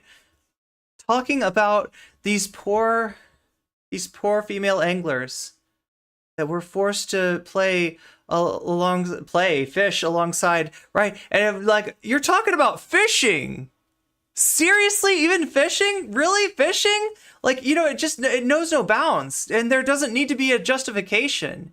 It's not even about sports. It's definitely not about women's sports. Because if you see most of these people that are against trans women in women's sports, right? They don't care about women's sports. They're not watching women's sports. They are using women's sports to hurt trans people. And here's the function of it, okay?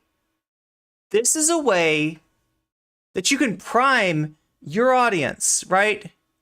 If they don't 100% believe that trans women are women, they don't 100% believe that trans men are men, you can prime them to start, to really adopt that. And you saw it with Jink. He all but called trans women men when he was talking about the issue. His justification for trans women not being in sports was that men and women have different physiologies, right?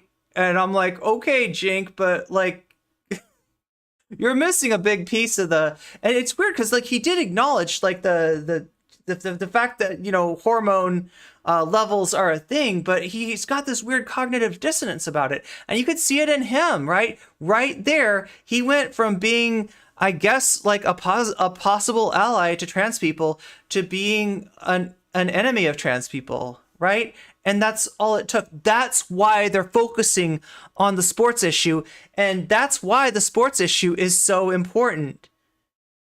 Giving ground on this not only will not help anything, not only will not stop them in their tracks or even satisfy them for a moment, make the transphobes say, well, since you're so reasonable about that, I guess we don't really have a problem with you anymore.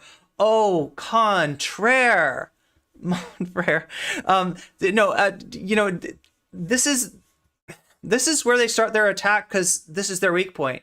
And once they get people primed to accept this issue, right, to disagree with scientific governing bodies of sports and say that they know better because they got common sense, then that common sense is the denial of trans people's identities. And that's why they choose this issue. And that's why we can't give any ground on this issue. Endorsed him, but she talked very positively about him. And I'm pretty sure Jank endorsed him, though. Mm-hmm. Yep, Yeah. Jink is in no way a medical professional. Good point. Yeah. So for me, the last year or two, it's been very instructive about this. He talks about, oh my God, somewhat reactionary turn to this suburbanite mindset of making up problems and not really seeing the solutions for what they are, and kind of giving into this reactionary turn.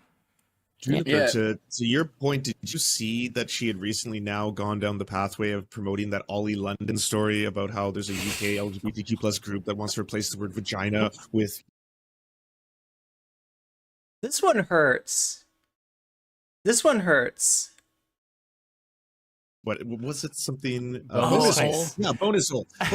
Anyone who was giving Anna the benefit of the quote unquote common sense that then leads to the erasure of all queer people. Doubt at first. Well, yeah, that is that's a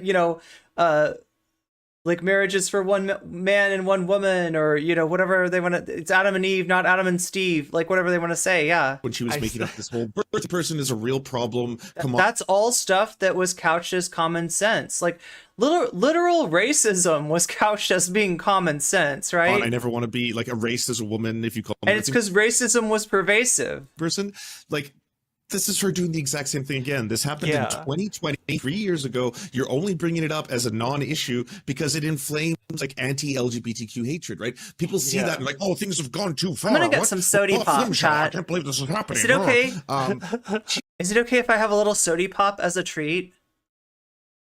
She knows what she's doing. She has to.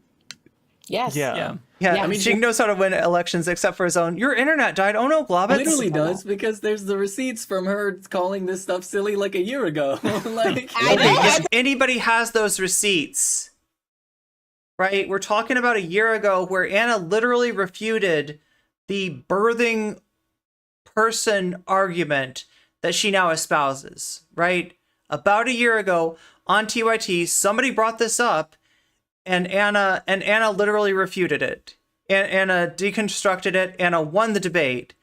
And it's so weird that she, after you deconstruct something. So in other words, this isn't an issue of ignorance here, right?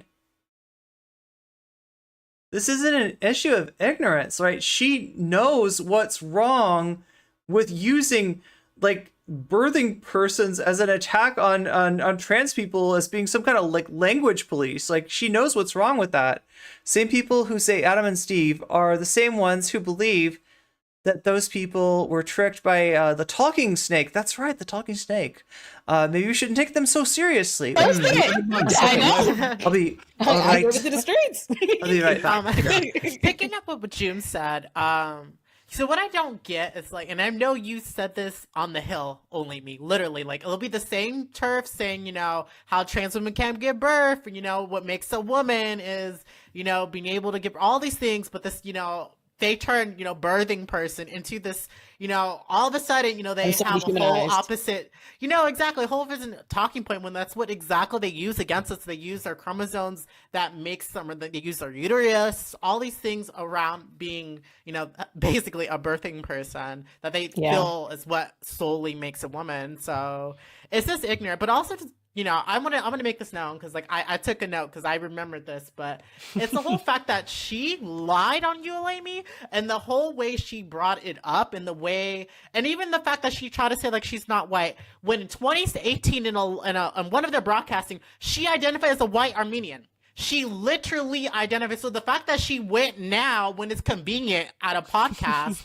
with centrists to all of a sudden not be act like, because I was looking for that clip and I'm like, you know, there are literally in news broadcasting. I cannot find this within hours before this stream. Wow. Didn't I say earlier on Surfs, did I not say that is the most ridiculous bullshit? The whole thing, yeah, they call me white, I'm Armenian. I said, that's like me sitting up here like, I'm not black, I'm Bahamian. Like, what the fuck are we talking about here? And I'm like, first and foremost, the reality is this, like, not only is that some bullshit and it's disingenuous in and of itself, right? Like, even if we wanted, even if you believe somehow that made her not white, the reality is she knows it does, and she believes that there's no white passing, because first of all, race is a construct. Race is about how you are seen and perceived and treated in the world, right? Like, I am black regardless of what the fuck I want to identify as, because the world sees me as black. They don't care what I'm talking about. They don't care nothing about any of that. Anna's walking through the world a white blonde woman. She's a white woman. That's one. But two, more importantly, she is mad. She literally then proceeds to say that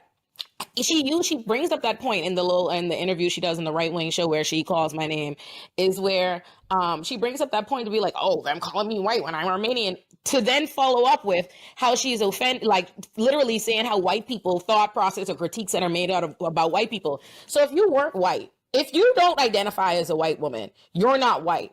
Why do critiques made about white people, just general critiques about white people, offend you? Why are we here discussing that? Why are you on this show literally commiserating with other white identifying people about white person critiques if you don't identify as a white person? What are we talking about here?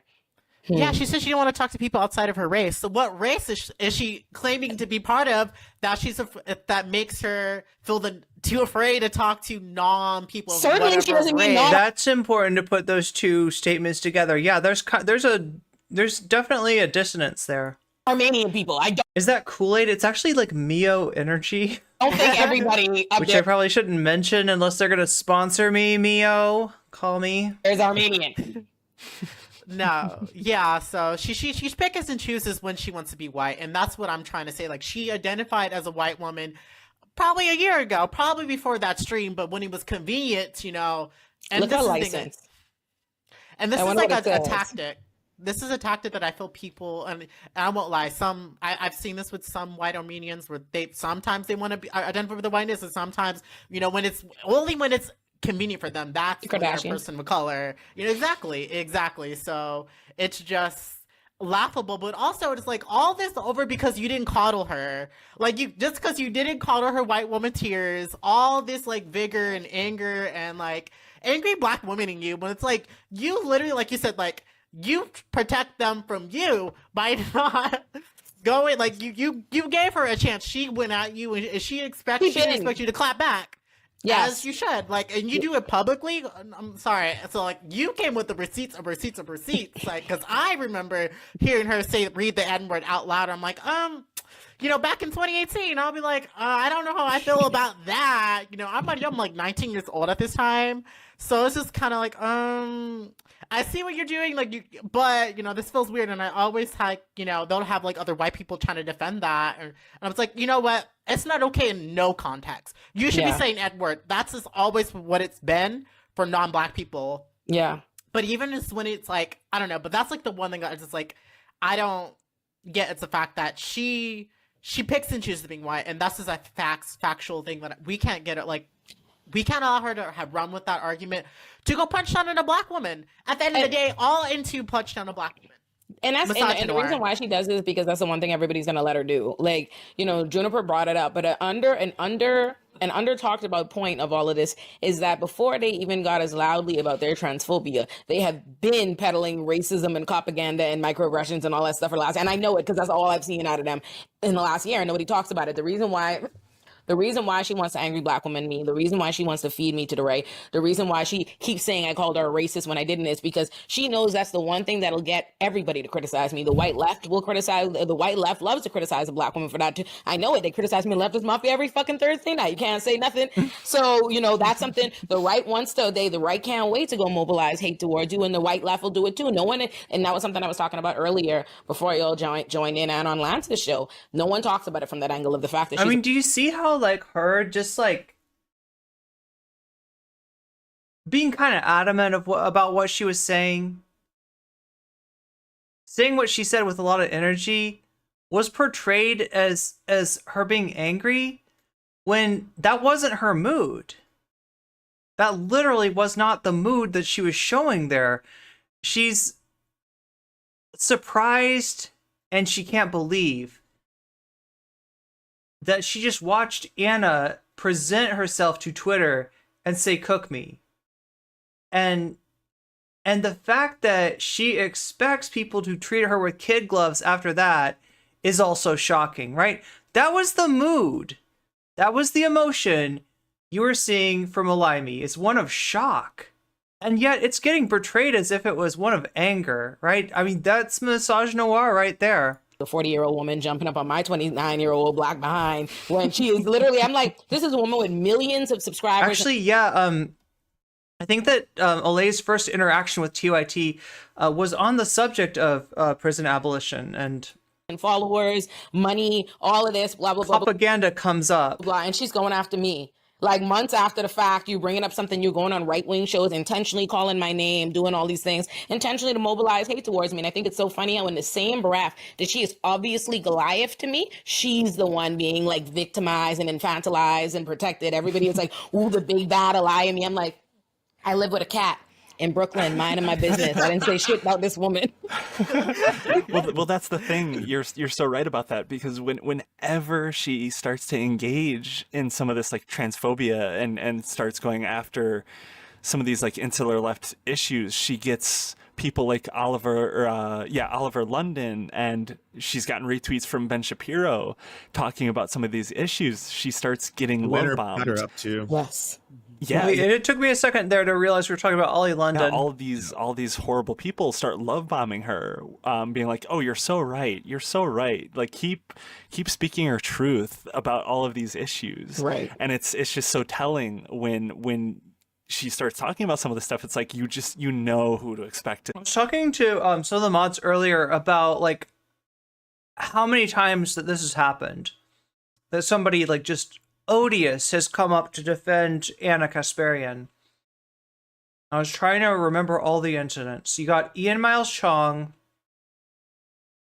Ben Shapiro, Matt Walsh, oh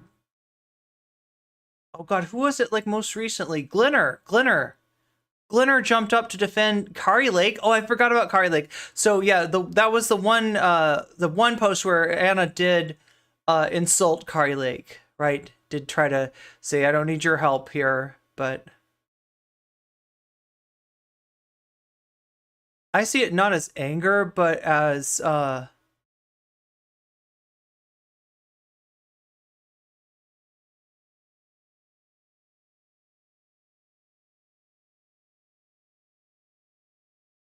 Nick Fuentes did? Oh no. Yeah, Ian Miles Chong did.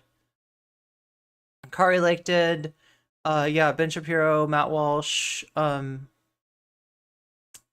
and Glinner. And Glinner of all, like, how long until we get J.K. Rowling? I want to know. Right? That's what she's going for. She wants the retweet from J.K. Rowling. That's what she's looking for. Seeing the replies, you know exactly the type of right-wing Daily Wire hanger-oner is going to be there and trying to like win her over. Every single time she's done this, it's been the exact same people.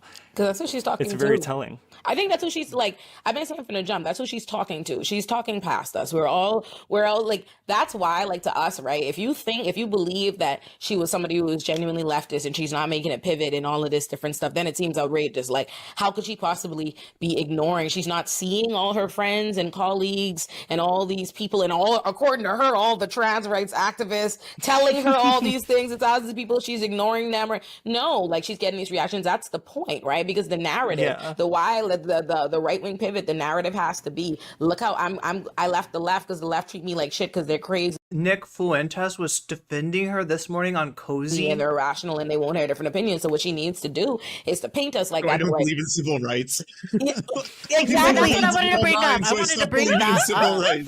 So what age? She used a right-wing talking point because the same like right-wing talking point that right-wing people use against black people about how they use like the civil rights movement, how it was peaceful against, they did that in Black Lives Matter during 2020. Yes. They immediately invoked that. So it's that's their bag. It's their bag. So it's just like she immediately threw that out, and and I had to lay it up. And I mean, she clearly agrees with that now. If you watch the, we watched most of the Stitch and Adams show interview with Anna. She was almost universally critical of the BLM movement in her discussion, right?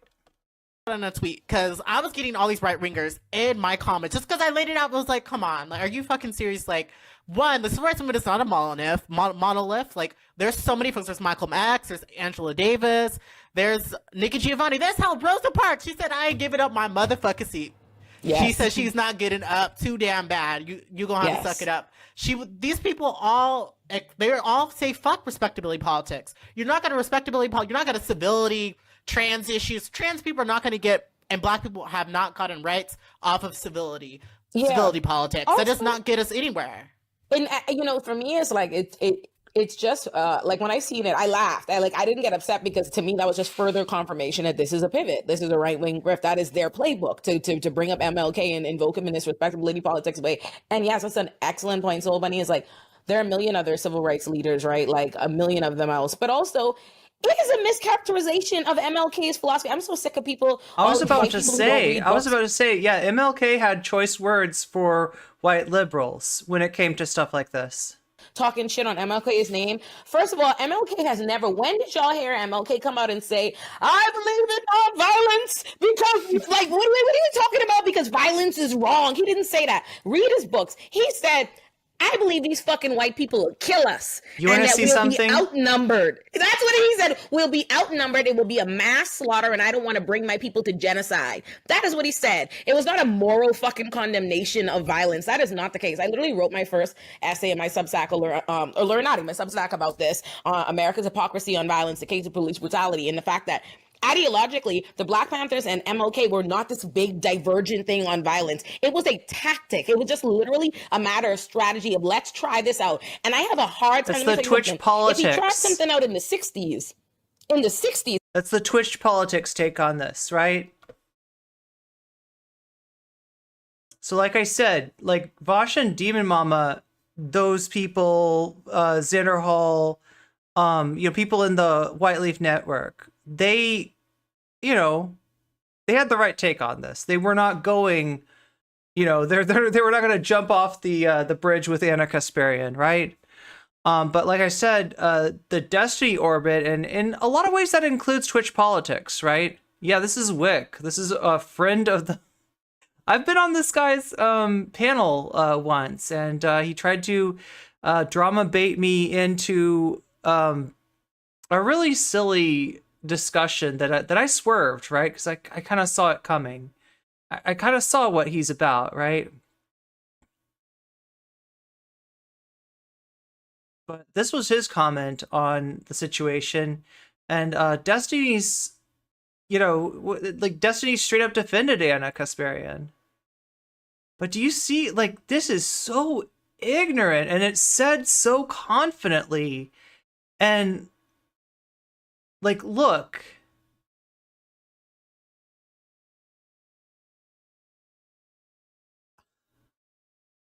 I can't save you from this cringe, Wick. You brought this on yourself. Look at this shit. Why does anybody take this guy seriously?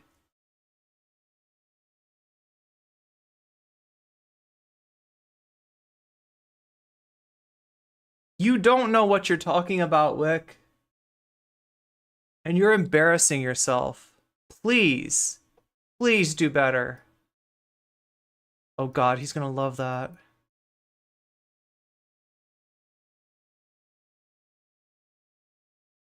She said do better, ha! Trying it out. What makes you feel like in 2023, when, by the way, his daughter and living descendants are fucking alive, co-signing Black Lives Matter and the protest that y'all are using it to discredit? What makes you feel like if he saw y'all doing the same fucking shit in 2023, after also you niggas assassinated him, what makes you feel like he'd be like, oh, yeah, definitely nonviolence is the way to go with them? Like if he came back from the grave where y'all put him. So anyhow, yeah, I just...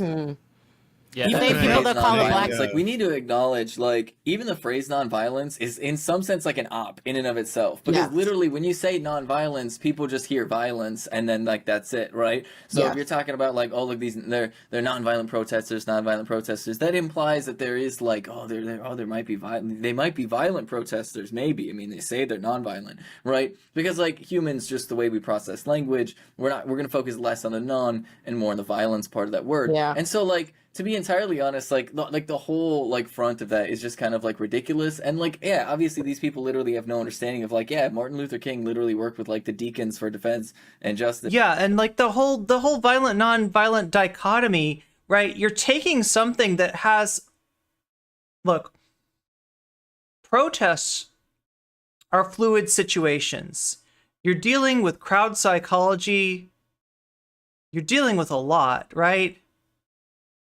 A lot more than one person in the protest, even if they're in some kind of position of leadership, can really manage, right? So who's managing, the atmosphere? Who's managing the situation, right? More than anyone else, the cops are managing the situation. The cops are doing things that contribute to how the protest goes. And time again, it is the cops who start a riot because they don't like the protesters. They don't agree with what they're saying. And they're looking for any excuse to start arresting people. They're looking for any excuse to declare it a riot. They're looking for any excuse to justify use of force. That's what's going on most of the time, right? So to even have this dichotomy of like, violent protesters, non-violent protesters, that's misleading. That's entirely misleading, right? It doesn't like I'm saying the protesters are operating under, crowd psychology. The cops are potentially shooting flashbangs, spraying tear gas and antagonizing, kettling, right? And nobody ever talks about their role in how a protest goes.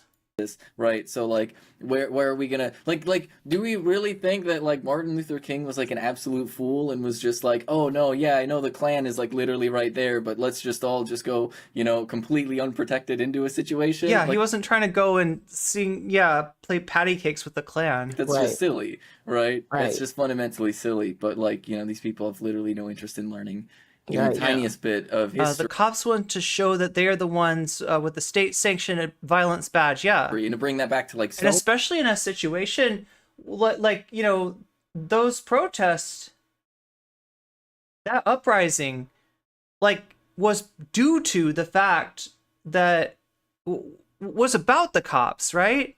Was at the cops, was a criticism of the police institution. Of course they're not going to like hearing that. Stonewall, right? Like everybody will say like Stonewall was a riot, but then also like 3 minutes later be like, how Yeah, Destiny, I think Kyle Rittenhouse was right. Also, Destiny, violence dare is wrong. these trans people protest in a way? Also, Destiny, whatever the hell he said to about mowing down that got him banned from Twitch. that I don't like right now. That I don't want to repeat right now. Today. Absolutely. And on that, there was a post I saw that outlined like pretty well that like trans, I hate to use this phrase, but trans people and trans activists are mostly like nonviolent. Like we're very like nonviolent. We're very like passive compared to like past civil rights moments, especially compared to, because like Anna brought up, of course, as you guys were just talking about, the civil rights era for Black people, and she was like, oh no, Black people never did this.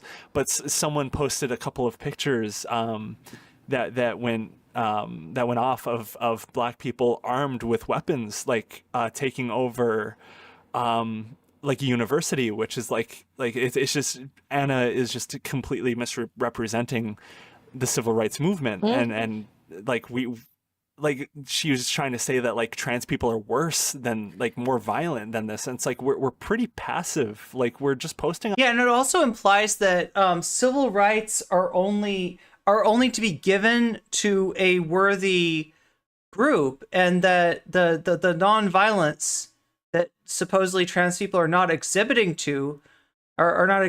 is what makes you worthy. The implication being that, you know, any forceful resistance to one's oppression justifies the continuance of that oppression. What kind of garbage is talk about paternalistic? Like, right? Do you see what that is?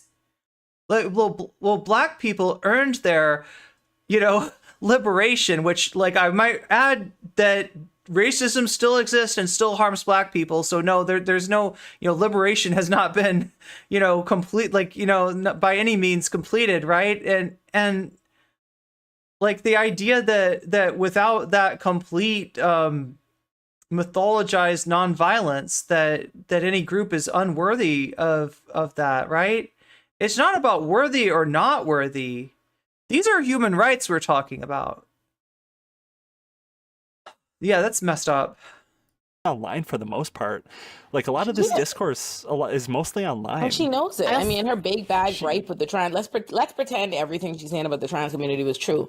Her the big bad trans people called her a birthing person. Ooh, the violence. Destiny, you agreed with one of your takes. You'd reevaluate. Like, there has never been. Not only is she lying and making the shit up, but the shit she's making up is fucking stupid. Like, it's trivial in the first place. Yeah, and I would say, so like, Soul Bunny, hold on, let me let Soul Bunny, because Soul Bunny. I would say if we were violent, there'd be all these fucking articles about us being violent, all these right-wing people with footage, all this stuff. Like, we don't have, it's not documented. Like, it's literally just nothing. We know better than to put ourselves at risk. We're already at risk. Literally, that's the whole reason why we're protesting, because of our own lives. Like, me as a Black trans woman, I'm not gonna go shake the fucking table even more in a physical way, knowing my own fucking, like, rate of, like, murder rate in this country. Like, what the fuck? Like, but also, these are the same people that will call the Black Panthers. I've never heard a better description for Destiny. He's like Ben Shapiro. If Ben Shapiro was a weird gamer. Terrorist. Because call them violence. And again, like, I just don't. The whole thing is a right-wing, white supremacist talking point blank period. And the same way they weaponize things against Black people, they're doing it again. They're using the same tactics against trans people. So you're expecting Destiny or TYT to start bringing in the far right and coddle them the way that Destiny does? Yeah, no doubt. I mean, and it's really fucking disgusting to kind of see this whole like. It's definitely a recipe for engagement. Because again, like, I think she tried to say that, I guess, supposedly some trans people activists barricade someone in a room. Like, I don't know where the fuck you got that from, but that's not something, because if that was the case, I feel like we'd all fucking hear about it. Yeah, the right wing has to be super vague about it, right? Like, they don't tell you, they don't describe the situation, they just allude to it, like, locked in barricaded into a room, right? It sounds like a horror movie. Like the transes are coming to get you. I don't know. It just right wings wouldn't be able to shut them up. I dare her to tell us about one thing that happened to her.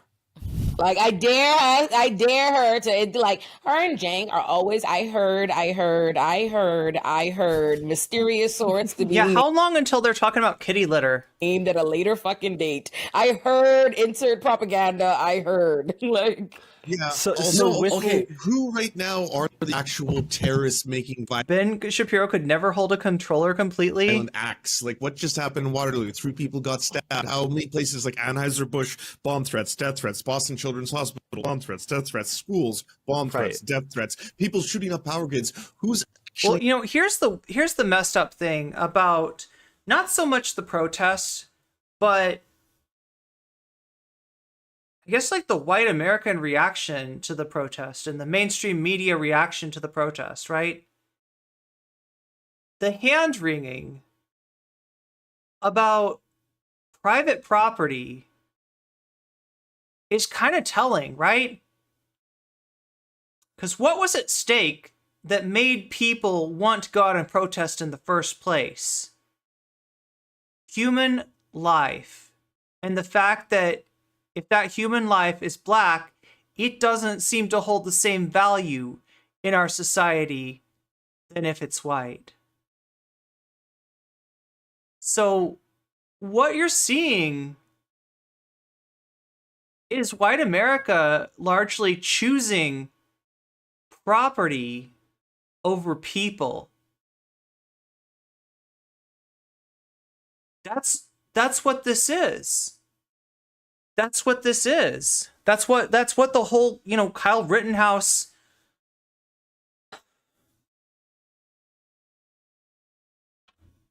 incident represents, right? Private property is sacrosanct. Human life is on a scale that slides according to your identity and your privilege or your lack thereof. That's what, and that's horrible. My daughter meows a lot in class. It's a stim for her. Are conservatives and TYT going to protest? I can't stop meowing. I don't know. It's hard to, like, it's very addictive for me. Framing it in the mainstream media was very private property focused. Yeah. And the fact that would trump human life on a racial basis, like, that's disgusting.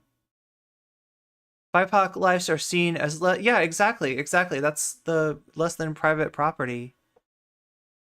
Doing violent extremism right now between the two groups.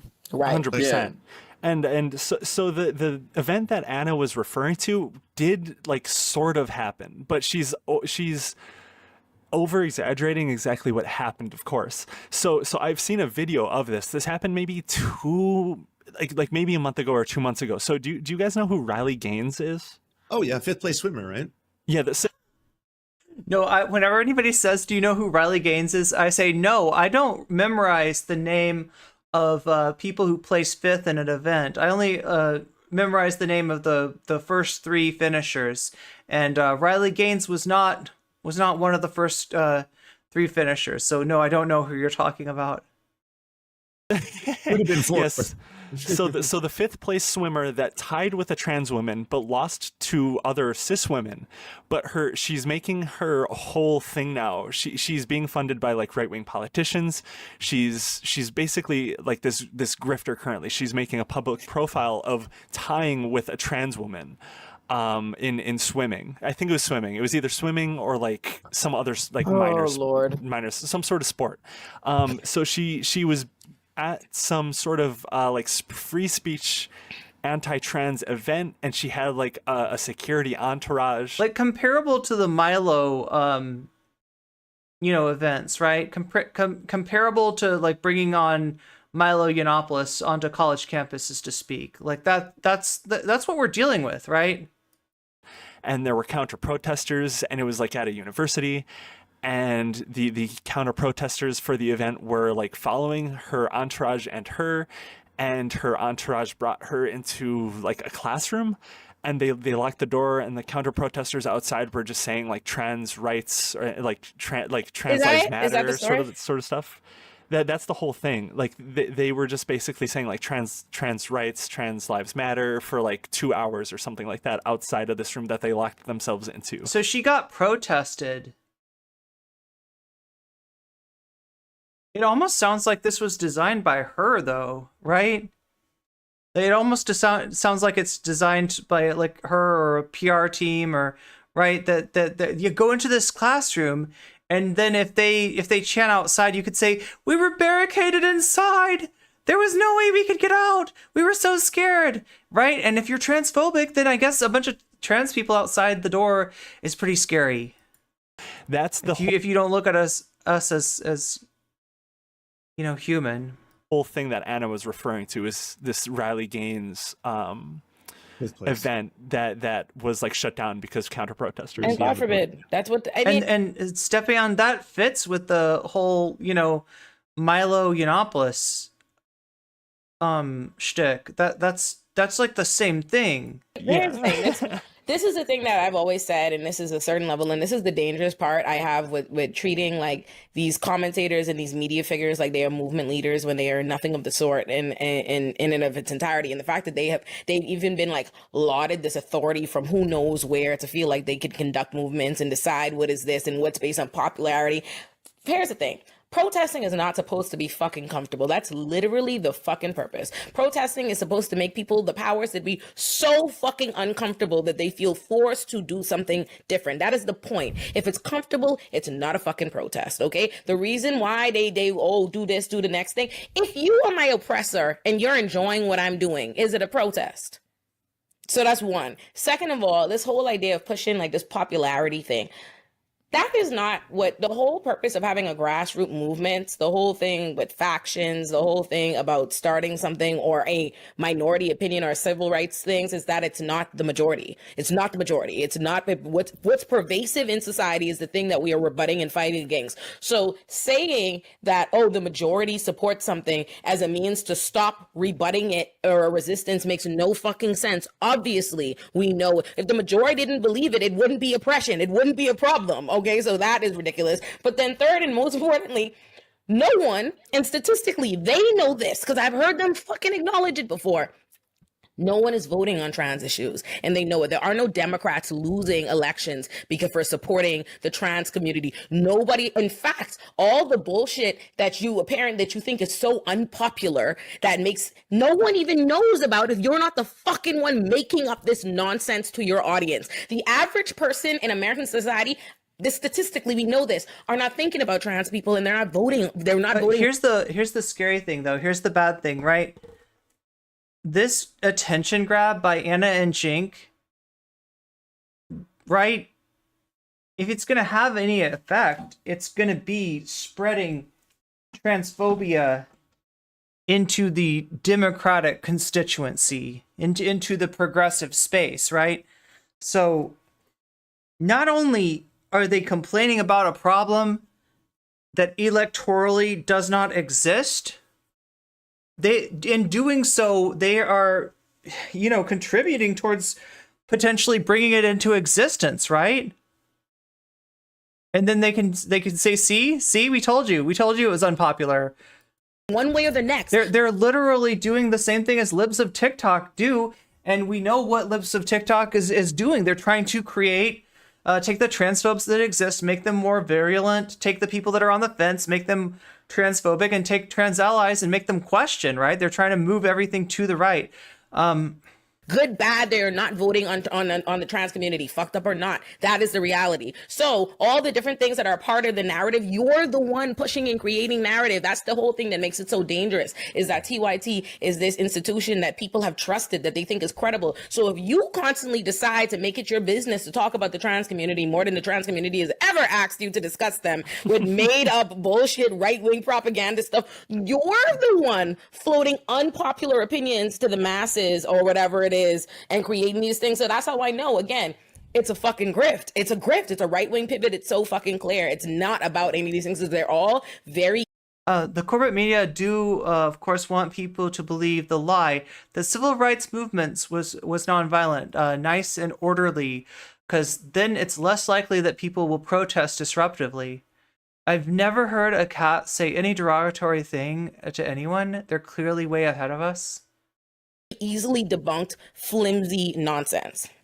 Yeah, that's a great point. Something that the average voter is not mainly focused on trans issues.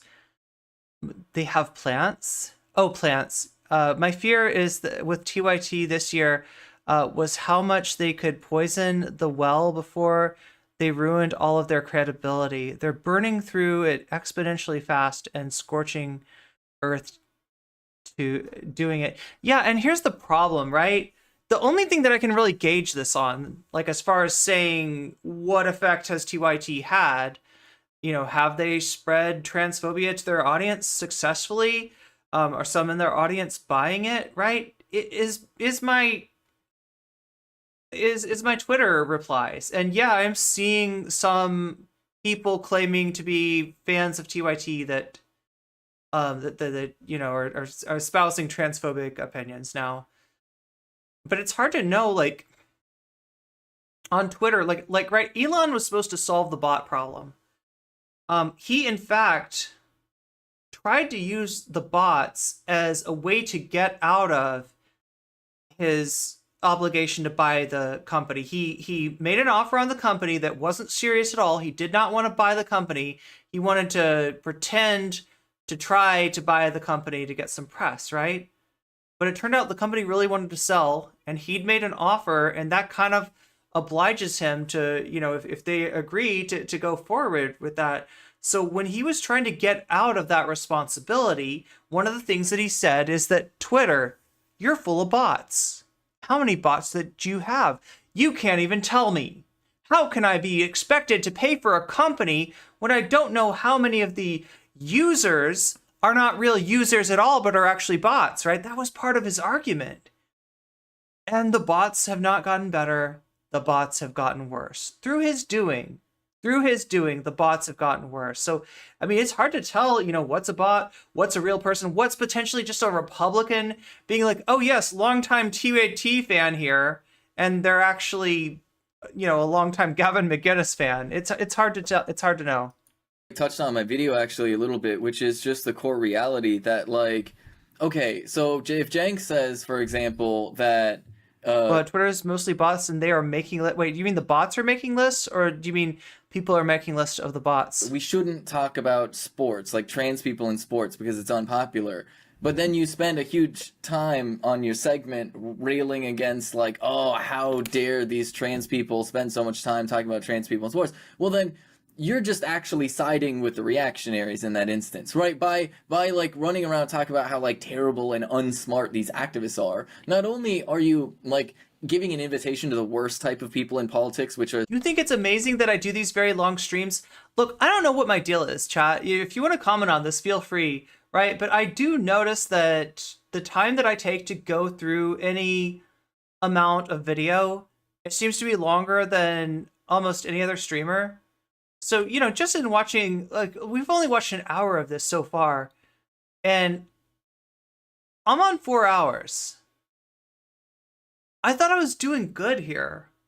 I mean, we did also read out the mod we read out the mods resignation letter, so it's not like we've only done this bit of content, but it's impressive. Okay, well, I mean, as long as you're enjoying it, I just like when I look at it, I'm just like, seriously, 4 hours? God.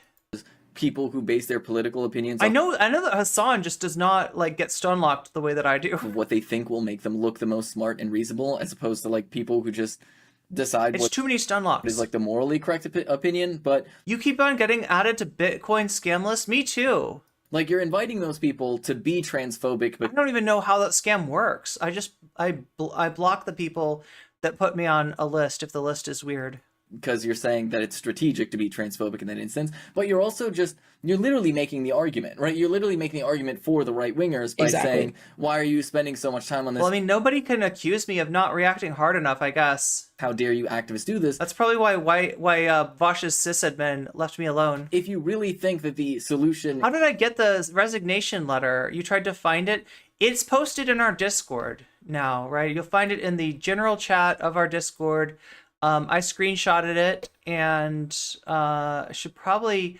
Well, I mean, like you know, hopefully you're seeing the Discord invite message every so often. If not, here's the invite to the Discord, and you too can get the copy of that. It was on a Google. It was on a Google Docs document, and I just went ahead and screenshotted it to make it easy. Elon fired the engineers and technical support. Now you can barely enter threads, and mysteriously trans people and allies get banned. Yeah. Well, and all like, look, some of it wasn't so mysteriously, like, right? He banned like a lot of the Antifa accounts. One of the things that I was going to talk, I guess I can touch on it really quick here. The organization Gays Against Groomers, headed up by Jamie Mitchell, has had a little problem. They endorsed a Ron DeSantis ad that was blatantly anti-trans and actually anti-pride, anti-LGBT. And I guess a good number of the Gays Against Groomers were not okay with that, right? They're queer Republicans for the most part, like Buck Angel. And a bunch of them left, right? After what happened with after the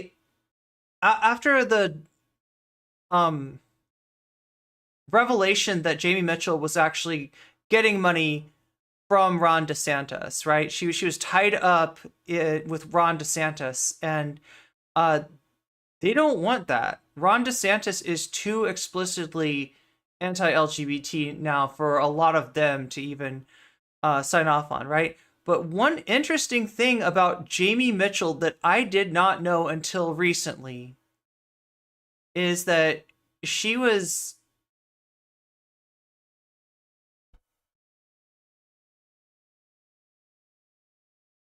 there was an anti-fascist organization that did a little bit of research. They found her Flickr. And Flickr, if you don't know, because it's kind of a boomer site. I mean, like it's not boomer, but it's like older. The site's been like I don't hear a lot of people talk about Flickr. I guess is what I'm saying. Oh my god, I'm looking for this. I'm looking for the receipts here. I thought I posted them to somebody. But regardless, yeah, she's been found. Yeah, I guess I can't show you them because it's literally got hate symbols on it, right? So you'll have to just believe. Cat ears? Cat ears? I'm like, meow? Cat ears?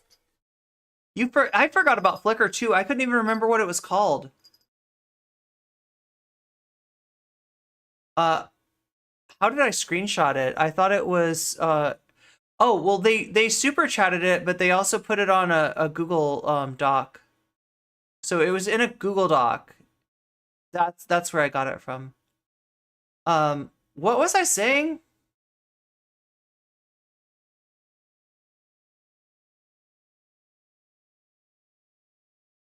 Yeah, Flickr. Yeah, so like yeah, it's apparently she had like hate symbols, right, on her Flickr account. She had a bunch of National Socialist stuff, right? And she always passed herself off as like, I am, queer myself. I'm not right wing, but I feel like I don't, she basically, she didn't believe in the she uses the whole groomer narrative, right? So she's against that part, like gays against groomers. That's what the whole thing is about. But she's trying to present herself as a moderate the whole time, right?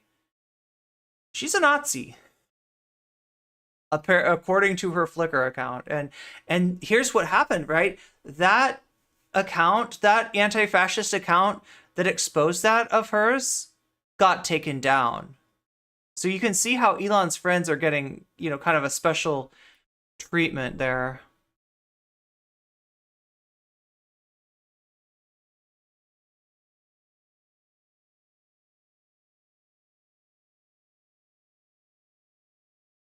Is to just not talk about it, then don't talk about it right. at all. Right.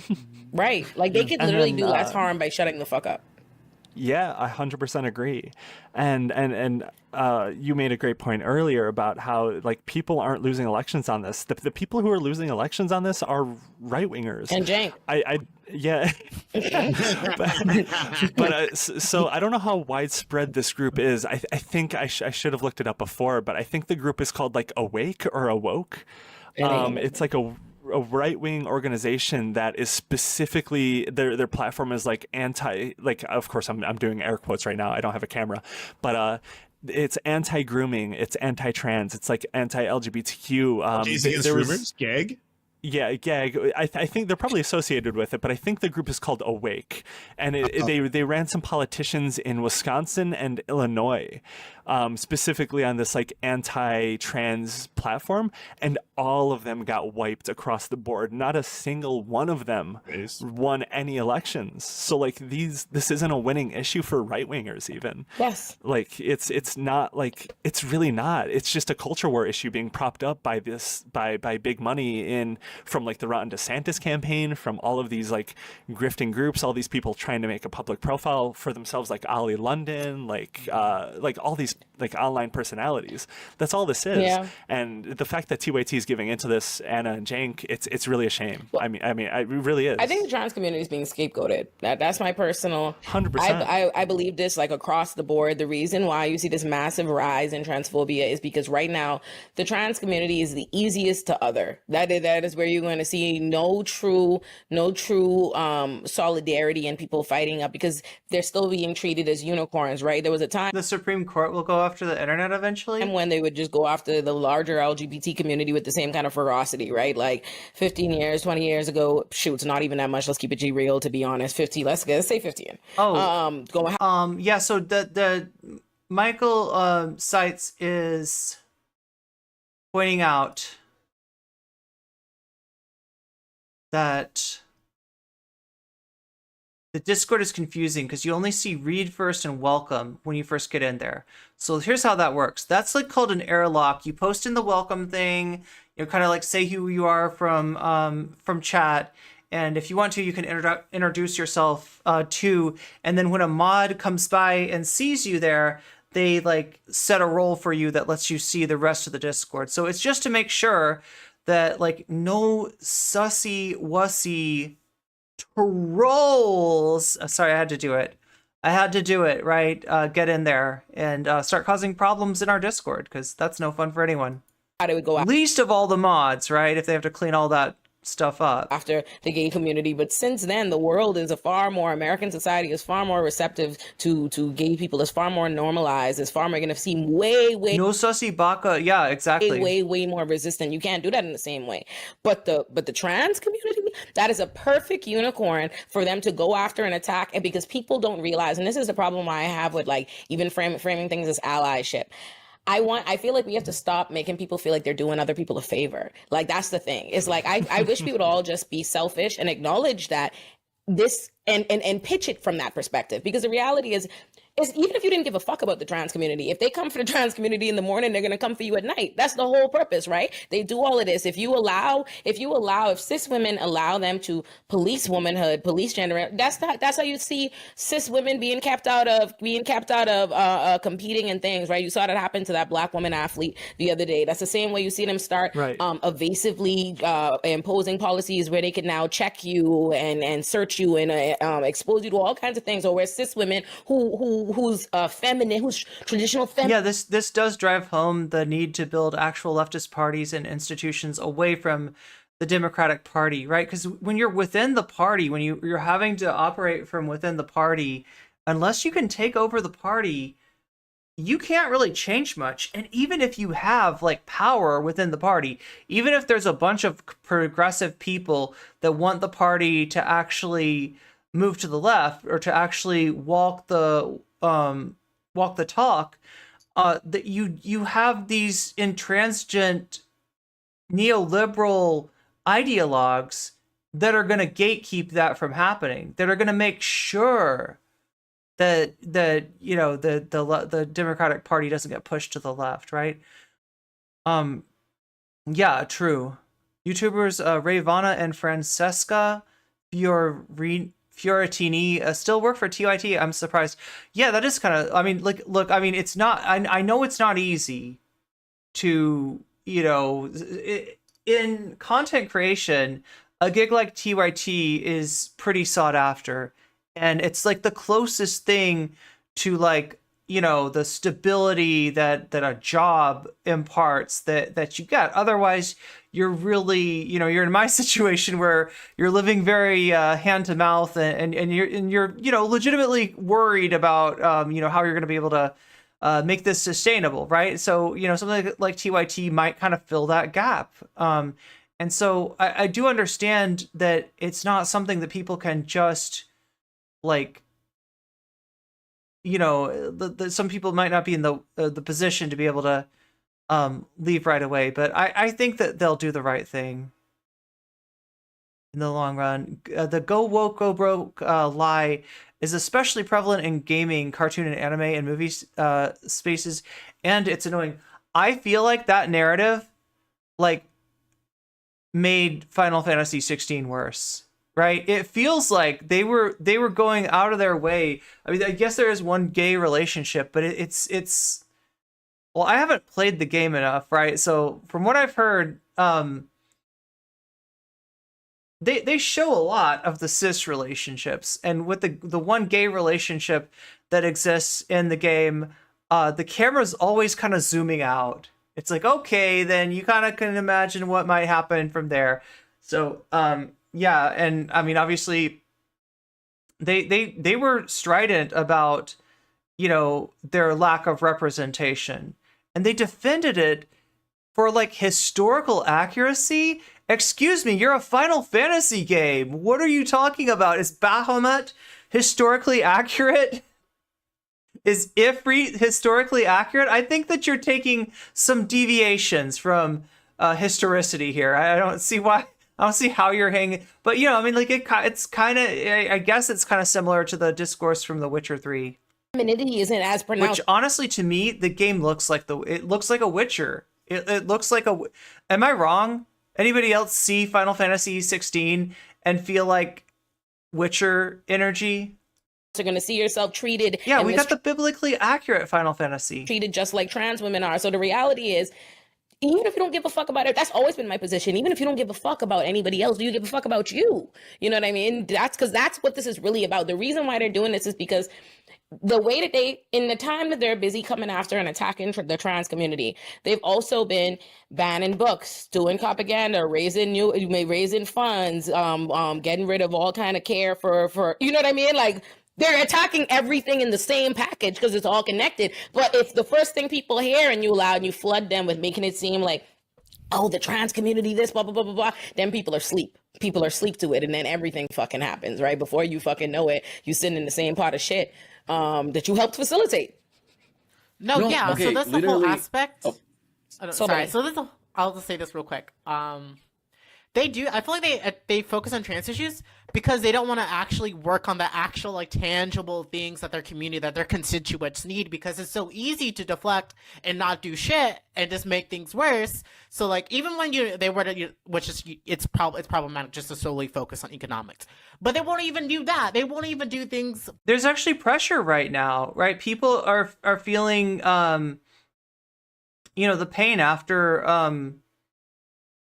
the panini and with the I don't even want to say inflation, right? Because I don't want to feed into the narrative, right? Your groceries got more expensive. A lot of stuff got more expensive, right? And there was some inflation that went on at the same time. However, most of that cost is not attributable to the inflation. The actual amount of inflation that took place was much smaller than the increase in the cost of living and the increase of the cost of and not to mention the cost of housing, right? So it is the time when if you had somebody with an actual even just like a mild SOCDEM like sort of platform, right? It would be appealing to both sides.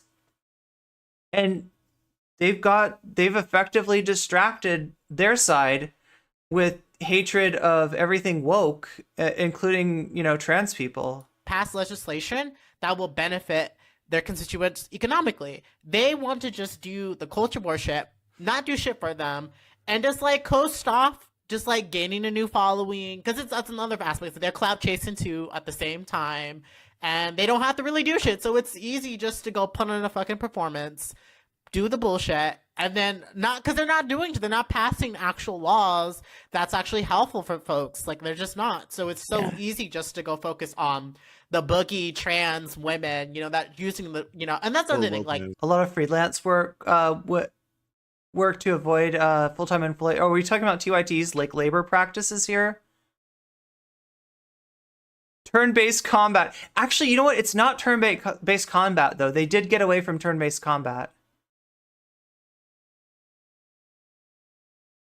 Francesca talks about having to seek private health insurance, health coverage on the market. TYT isn't doing the minimum for people who are staying. Yeah, and they, famously had, real reticent, like while espousing pro-labor positions sometimes on the show, they've been staunchly anti-labor in terms of their employee practices. Or wokeness and employment that's practices. a whole other thing, and I'm working on a video about that topic, but that's for another time. But I have a video I'll talk to you about later, so buddy. Okay. But yeah, that is definitely something that can't be lost upon. It's like they're doing this to deflect because they have no interest in actually doing tangible things. They're probably the laziest people that are public servants, people that work in government. Like, how do you get reelected and you have nothing on your what you're saying you're gonna do is, I'm anti-trans. That's all you have to offer. You can just block other people's rights. But that's what all Republicans, all But Republicans. I mean, they don't say it like that. They say it like we're saving the children, right? They'll make it sound as noble as they can.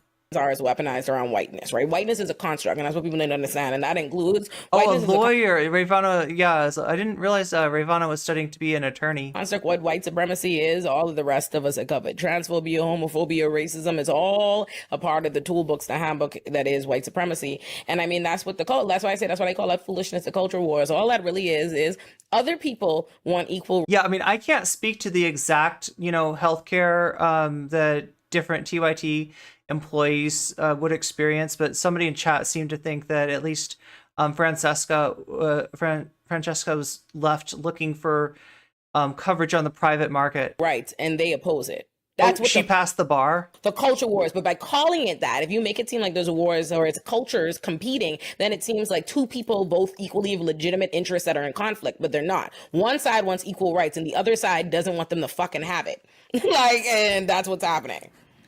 Oh, and they take Yeah. offense to it too. You'll see white people all of a sudden being like, "Oh, wait, what are you? Not all white people. What are you saying? Why are we bringing this up?" I think this teaching of slavery and the genocide of indigenous people is anti-white racism. You know, it's like what? It's anti-white supremacist. Maybe. I mean, if you're a white supremacist, you might take offense to learning that stuff, but otherwise, you should probably be like, "Oh, neat. We're learning. This is history. It's what happened." Yeah, and there's a It's the really fact that common they thread have behind Tulsa. all these. Oh, So, I mean, we've got a lot to cover, like I said. We also have the Leftist Mafia. This is Katie Montgomery appearing on here. We've got Mike, David, Matt, and Lance. I want to at least take a look at, I believe, Bender's view on the Anna controversy. There it is. All right, so let's be serious now. I just thought it would be funny to do that then. But I did talk about it earlier today on the Majority Report for a little bit. It was their return back, so everyone wanted to hear what Emma had to say. People are talking about the resignation layer in the TYT Discord, and there seems to be a lot of support and a lot of people in there that are angry at Jink and Anna. I mean, that's good. That's good. Look, we got kind of like limited time to be able to exert the last little bit of influence on Jink and Anna, because at some point, right, they're going to be left with like an audience that is not going to care what we think, right?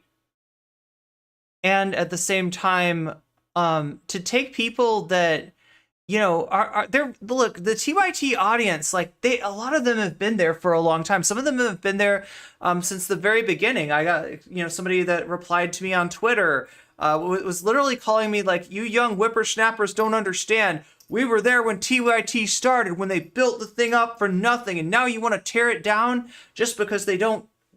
Then they like compared me to MAGA. I don't know. I guess I'm like MAGA now.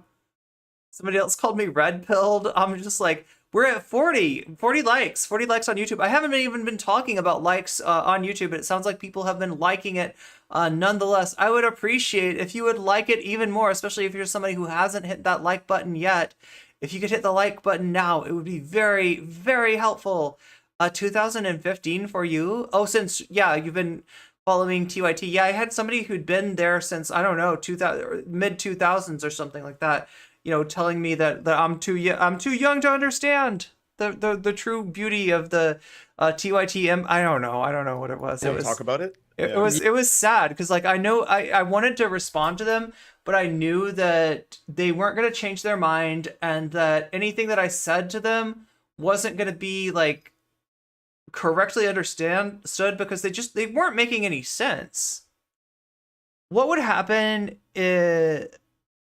Would you happen to know if the concept of TERF came from England? All I can tell you about TERF is that trans exclusionary radical feminists started calling themselves trans exclusionary radical feminists. I don't know which side of the pond it started on, but it was their name for themselves, right? And I don't know, maybe they didn't think what the acronym sounded like. Maybe they weren't using the acronym at first, right? But yeah, so anybody that tells you TERF is a slur, it's literally what it's like, it's their slogan, right? They made it. It's not something that trans people applied to them. It is something they applied to themselves, right? I missed that Leftist Mafia episode. It seems sad that people keep bugging Leftist Mafia about and Emma to talk about TYT. Yeah, I guess, wait, did TYT probably responded to this too? I didn't even think of that.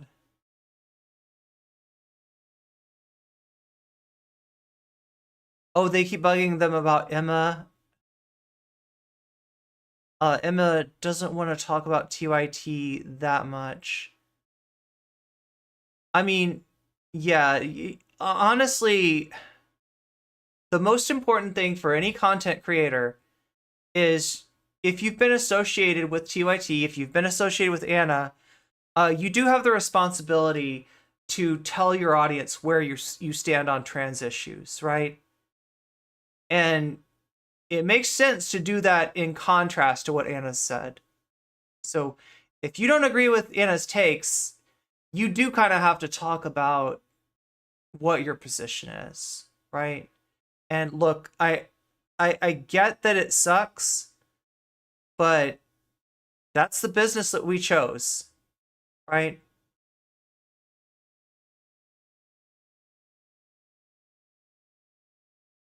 They TERFs tried to claim to be both transphobes as well as feminists. Not possible, right? Oh, TERs. Some people call them. Yeah, you were right. They are TERs. Many of them are. Many of them are. Like a great example that comes to mind. Parker Posey has said as much, right? Parker Posey does at least at the moment does not claim to be a feminist. Is just kind of a reactionary. And with like hatred of trans people as her leading issue. So yeah, and I think it's Emma doesn't need to put out a kind of went off and said Anna was behaving like an aggrieved chaser. She should stop scrolling our nudes. And yeah, if she has an issue with the term bonus hole, it's so weird. It's so invasive, and it's not something that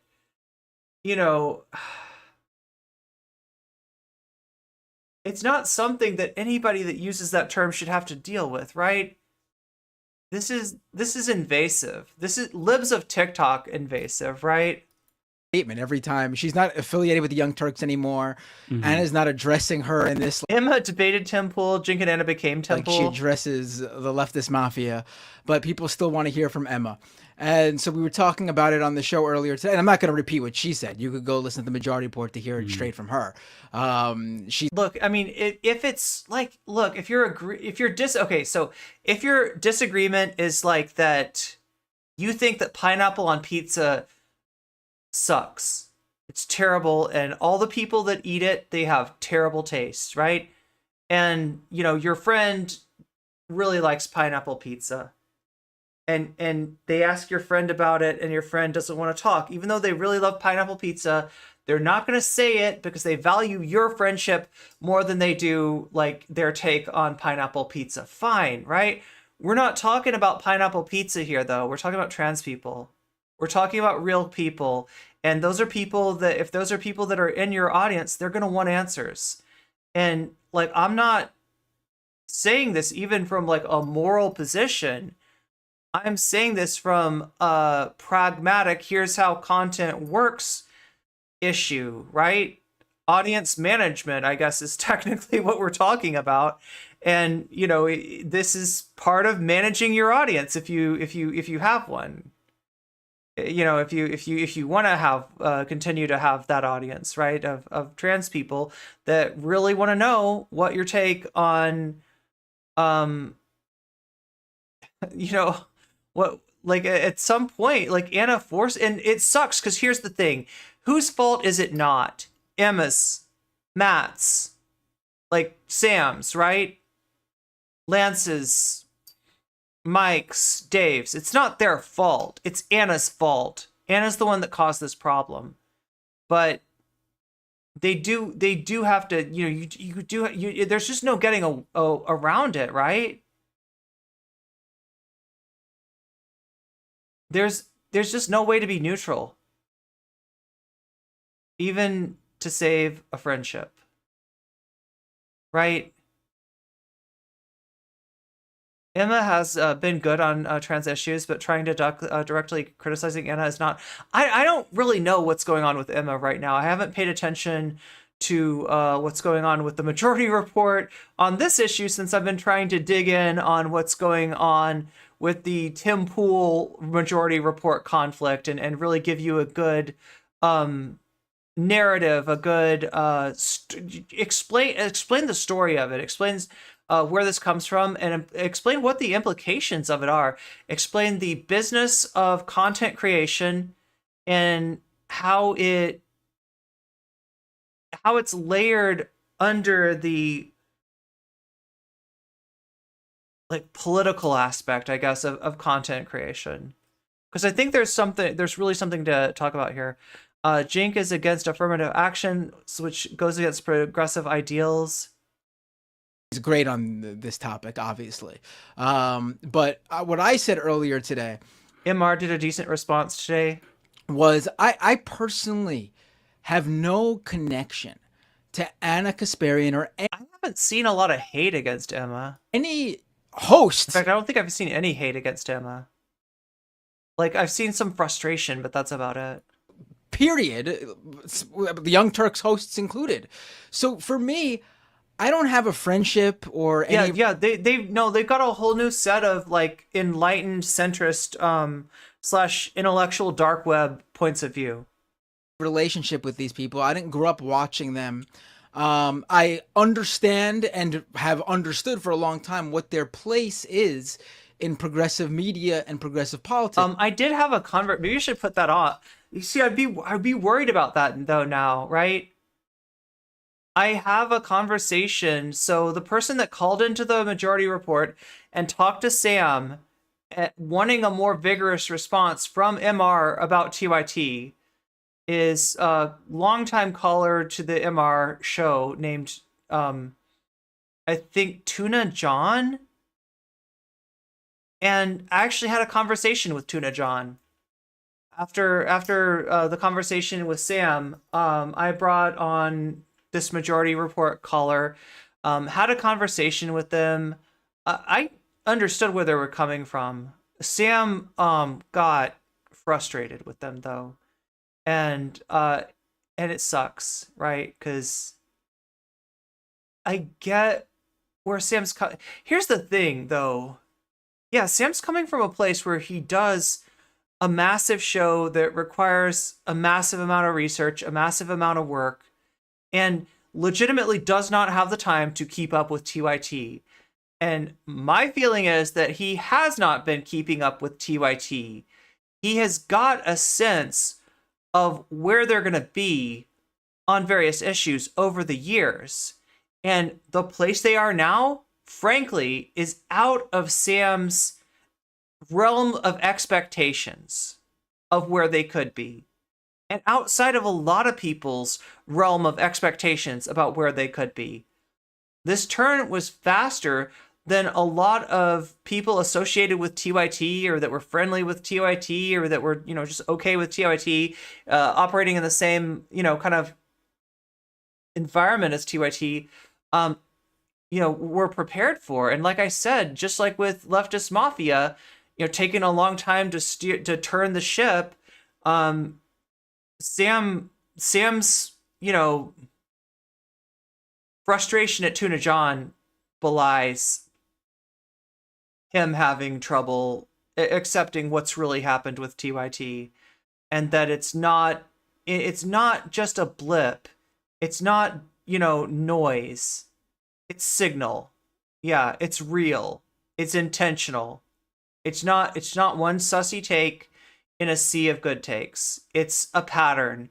And yeah, it would have been better if he had recognized, right? I can see it from his perspective, which is what makes it so tragic, right?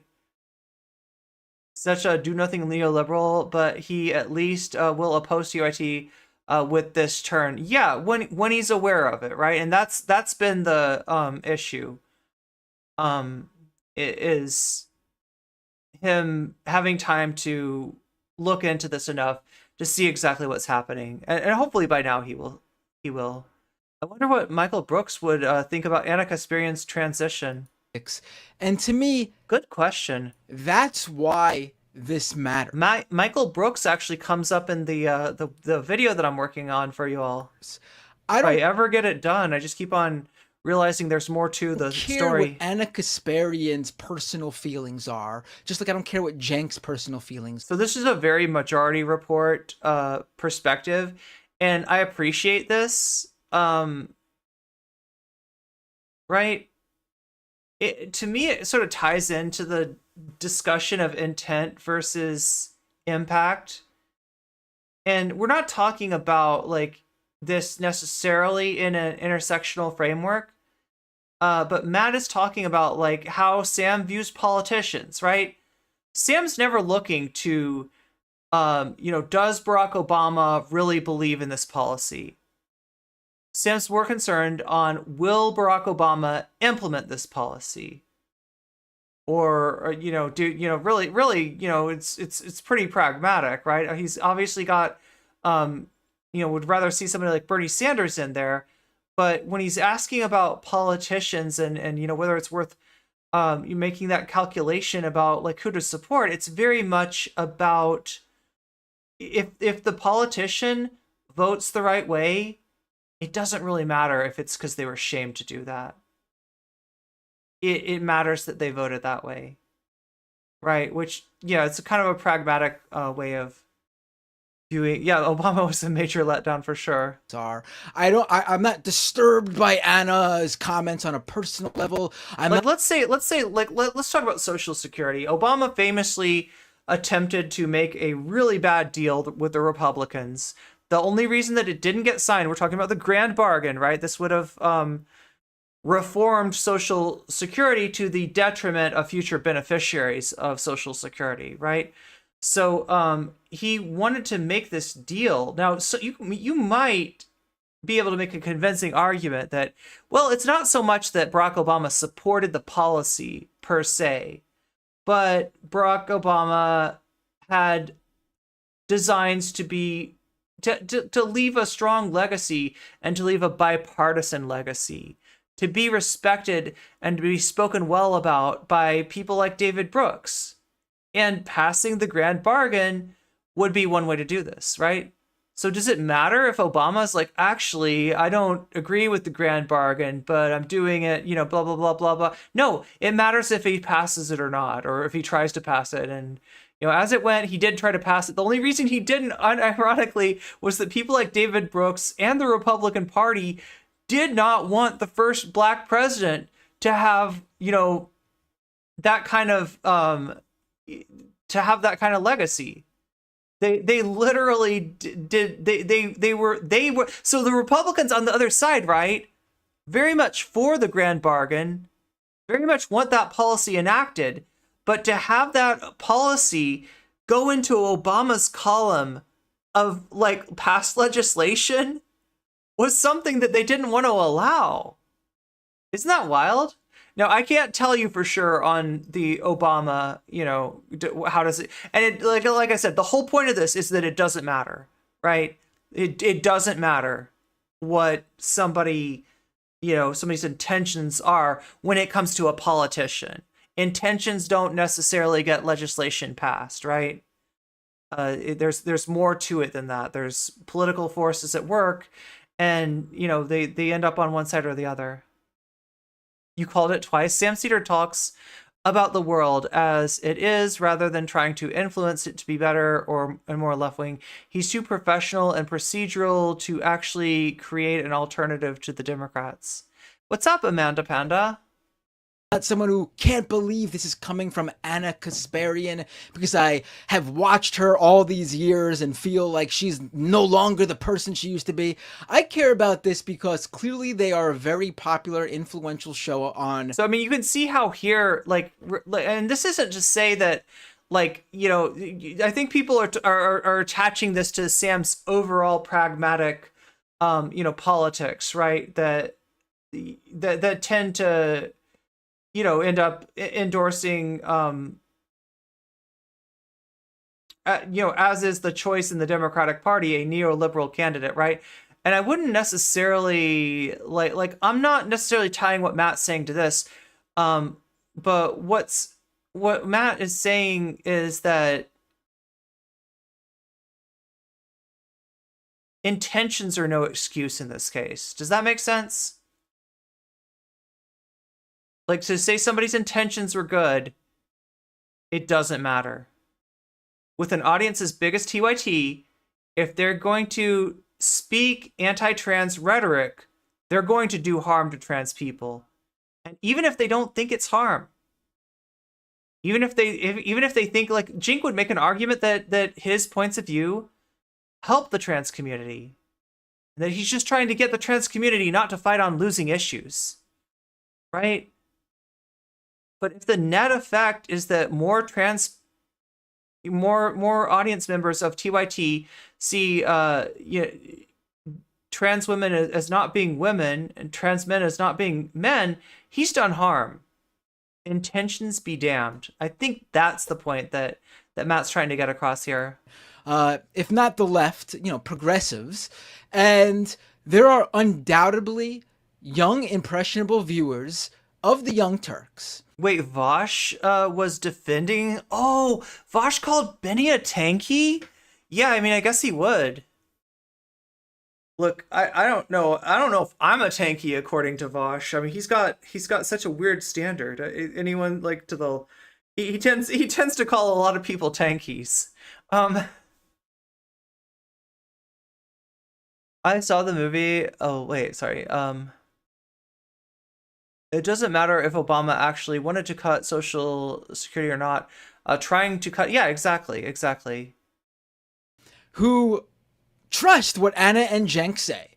And they're watching this right now. Have I hydrated? And there's God. at least a few of them going, you know what? If this is how Anna feels, then... Oh my God! What is a tanky? It's okay to feel this way. I was questioning it myself too, and instead of what is a tanky? My heroes Anna and Jenk setting it straight for me in the right direction. I'm hearing what they're saying here, and you know what? I agree with their politics on everything else. This must fit right in line with that too. So I now feel this way about trans people because Anna Kasparian and Cenk Uygur feel this way, and these people are the embodiment of what my politics are. And to me, that's the problem here. That's the issue here. That these very influential progressive commentators have made this turn.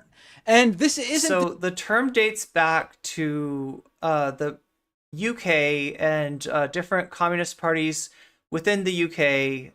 The Communist Party of Great Britain famously spoke out in defense of the use of tanks in the Hungarian Revolution and the Prague Spring Uprising, and that is the origin of it, right? Now, as far as what does a tanky mean now, it's kind of a fluid concept, right? In general, like it's thought to be somebody who has an adherence to like a given government that they see as embodying ideals that goes beyond whatever reasonable limits one would hold for that. So like I'm saying, it's a subjective thing. There's not like an agreement on it, right? There's not an official like, this is a tanky, this is not like, right? It's the same. And I know TYT over the years has had debates and arguments over a number of issues, and some hosts have taken not always the a tanky is any leftist I don't like. Exactly. Progressive stand on certain issues, and that's where these debates between hosts. But yeah, Vosh would call Benny a tanky because she's a Marxist-Leninist. That's basically his line. Happened. This is not that. This is clearly something else here, because there's and by that definition, you'd have to call Luna Oy would be. Double down has been so strong, and the issues in which they feel this way are expanding too. This is no longer just this one carve out thing in trans rights. This is where Chromatic Mage is talking about where it gets complicated, right? So because so many people Vosh is an example, but so many people kind of expanded the definition of tanky to be like anybody that was Marxist-Leninist, or that because of the expansion of the definition of the word tanky, a lot of people call themselves tankies ironically. Differ from everybody else, and we could disagree on this, but at the end of the day, I'm on board with it. But including some people that aren't even communists. Like I'm thinking of Infrared Haas, right? Infrared Haas espouses what he calls MAGA communism. In the past, he's called it patriotic socialism, but it's essentially a right-wing philosophy masquerading as communism. He calls himself a tanky. And it's a very tricky thing that he does, right? Because like, I mean, that's a pejorative. In general, when people say tanky, it's meant as insult. It's meant as a pejorative. It's saying that somebody's an authoritarian leftist, right?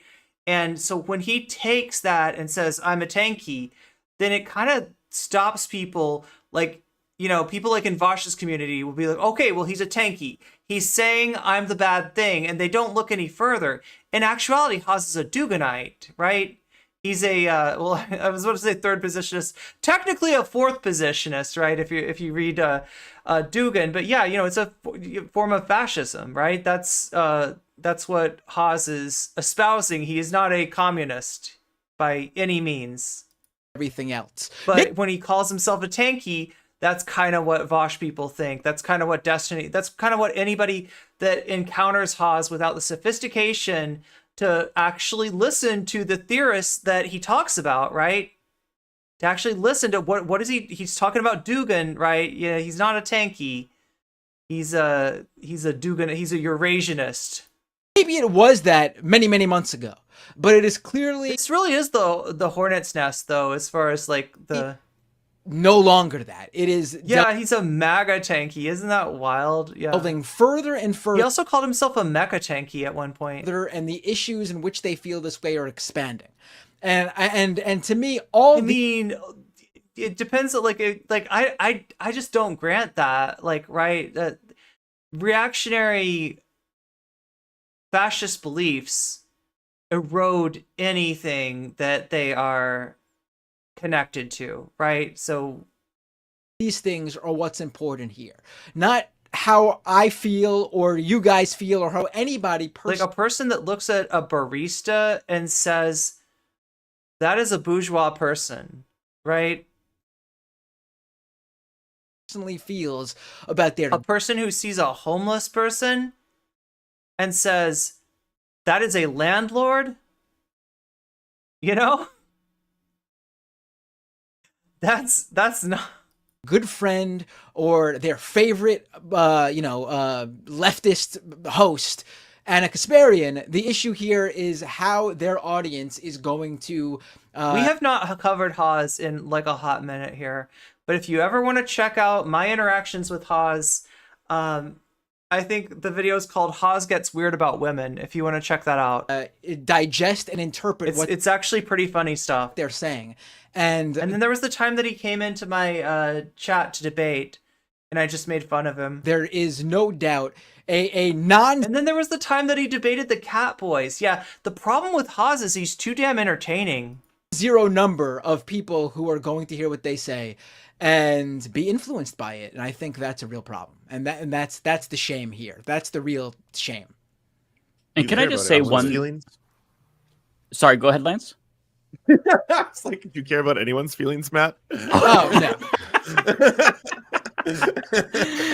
No, I was gonna say that. I'm definitely pause champing. I've seen the criticism. I saw a comment. I'm like Haas champing our section on mine that it's like, oh, see, this is just further proof that the left is, they blow small. Haas is a comedic genius. Yeah, but most of the time the joke is on him. Things out of proportion, and it's not like they're your number one enemy, and that's not what one of us is saying. Like, that's missing the point, right? We live in a media ecosystem where we've seen the Dave Rubins, the Jimmy Dores, and it starts very small, but then it grows and expands. The double down happening. It starts to happen. I'm not saying that like. Two holes. That's all you need to know about Haas is two holes. There's gonna be, Jenk and Anna, PragerU videos. Like, that's not what I'm trying to say. But people are skeptical of content. Oh, that's weird. It ties into Ukraine for some people. Content creators, because it is more lucrative to grift towards the right. And so I think that Jenk and Anna have to be cognizant of that. This is why people are very hypersensitive. And it's not like we're being overly sensitive.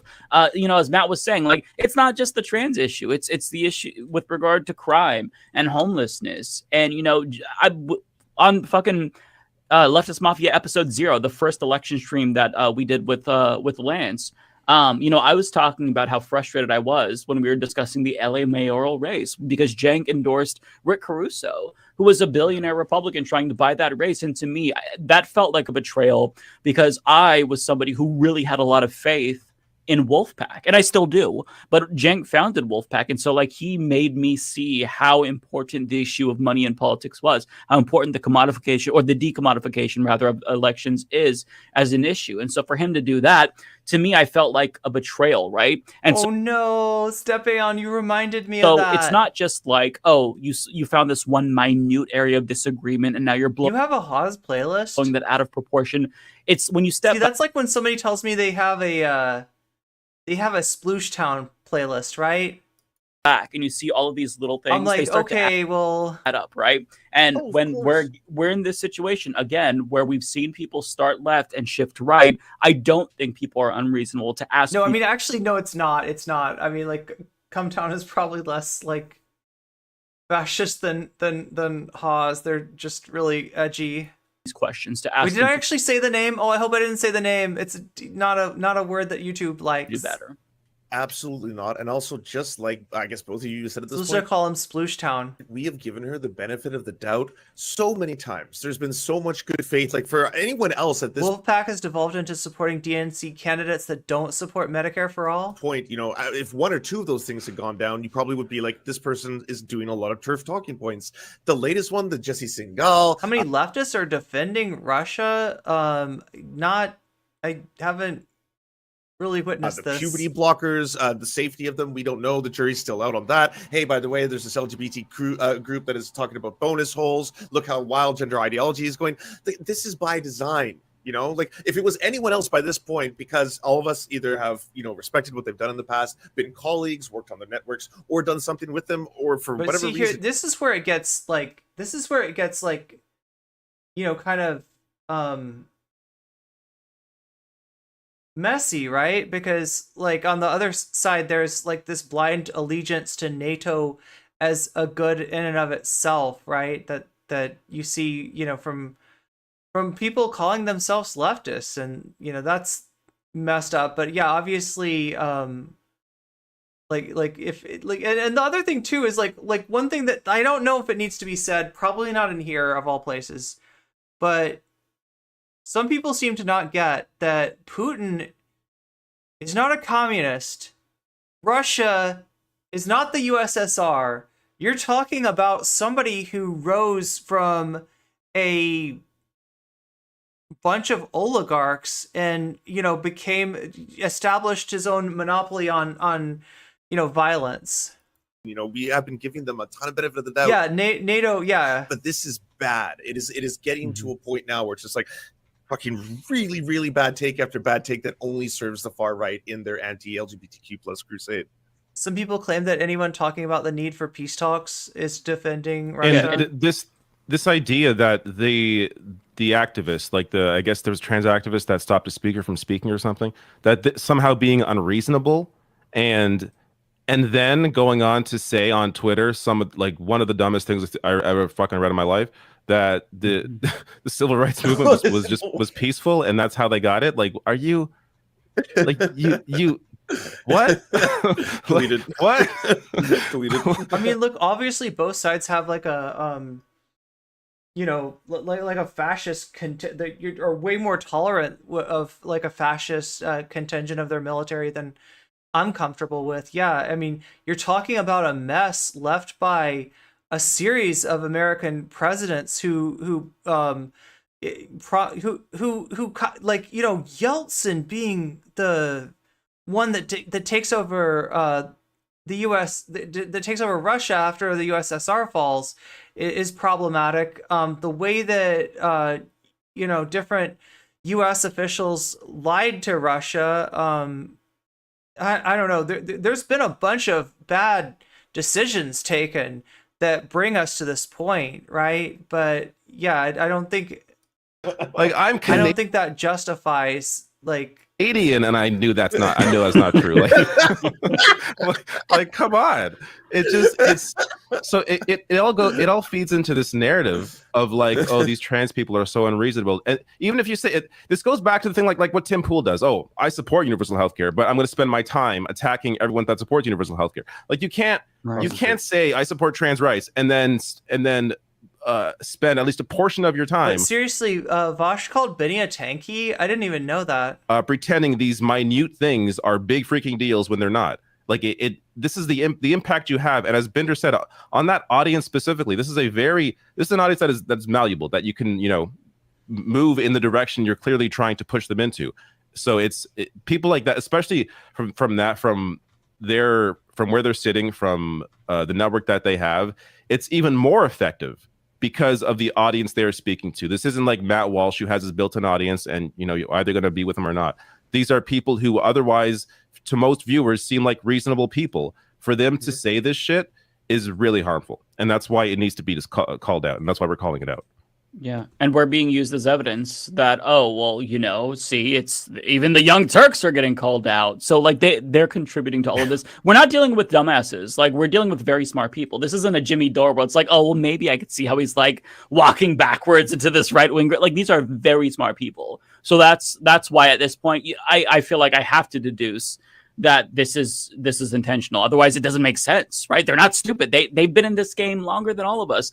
And one thing that I also want to say, like, it's really so fucked up the way that they've targeted Olay, because Olay has went above and beyond to be kind. Like, before the Leftist Mafia started, I remember watching. Anna and Jake are going to have buyer's remorse once they see how the alt-right will treat them. Yeah, no doubt. Not going to lie, the reason why Russia and Ukraine have such fascist groups and inclinations is a direct failure of the Soviet Union to deal with their racism. Before we worked with Olay, I remember watching that video where she went on to educate them about abolition, and I remember cringing watching it because Cenk mistook what she said. She was speaking about propaganda, but I think that Cenk, if I'm remembering correctly, thought that she was calling them propaganda or something. Like, I want to watch that. I don't know how much time we have. Oh my god. Wait. Oh my god. I think we're like one gift sub away from unlocking more time. So yeah, we might have time to watch. Like, I really do want to show you Olay's interaction with Jink, because I think it's really telling. It's from like a year ago. But it's important. It gives you some insight on where TYT started falling down as progressive thought leaders. Took whatever she said as an accusing insult, her right? of basically saying that they spread Oh my god, there it propaganda. is. Right. Spread propaganda specifically, and then she was, and I think in very good faith, trying to point out, if you Jules, to you just got a gift sub courtesy of Adrian Vixen. Thank you. hyper focus on a very specific story, one that is going to fear. What I'm like really not looking forward to is like watching the Chud Logic segment, right? And there's reasons for this, right? There's reasons. Like I said, I don't think that anybody in that audience like hates me, but they like massively disagree with me. Like, right, this is an audience with a very, very different viewpoint. And I'm expecting, and from what I've seen of the titles and thumbnails, like, Chud is looking favorably on Anna Kasparian. So I wanted to show you some of that reaction to. Now, like, I wanted to, yeah, I always call Chud a Destiny Orbiter, and in the past he has been. I do recognize, though, that there's been some kind of breakup between them. Those two are not BFFs anymore. They're not lockstep. There's some distance between Destiny and Chud Logic now. I'm not sure what it is, but I'm guessing that they have a fairly similar take on these issues. So yeah, we're gonna this is gonna be longer and enrage people towards violent. Watching the Vosh on Benny situation will melt my brain. Oh no, criminals, and no one is going to defensive. I feel silly now. I said that he had the right take on these issues. I mean, I know he's not like agreeing with Anna Kasparian, right? But is it like his only? Oh my god. That's what I heard, that Vosh thinks Benny is a tanky. Vosh sees Marxist-Leninist in the bio and is like, tanky. We'd be like, I'm going to stand up for the person who just stabbed a grandmother 47 times or something like that, right? But it makes them have to play defense, and it obviously serves that narrative that the streets are violent, filled with criminals, and we have to do something to take the streets back. Yeah, but like Yeah, and thank you for explaining that. It's been a while since I've seen that. But like she went out of her way to be kind to them, and I remember feeling really bad. This was before I met Ole.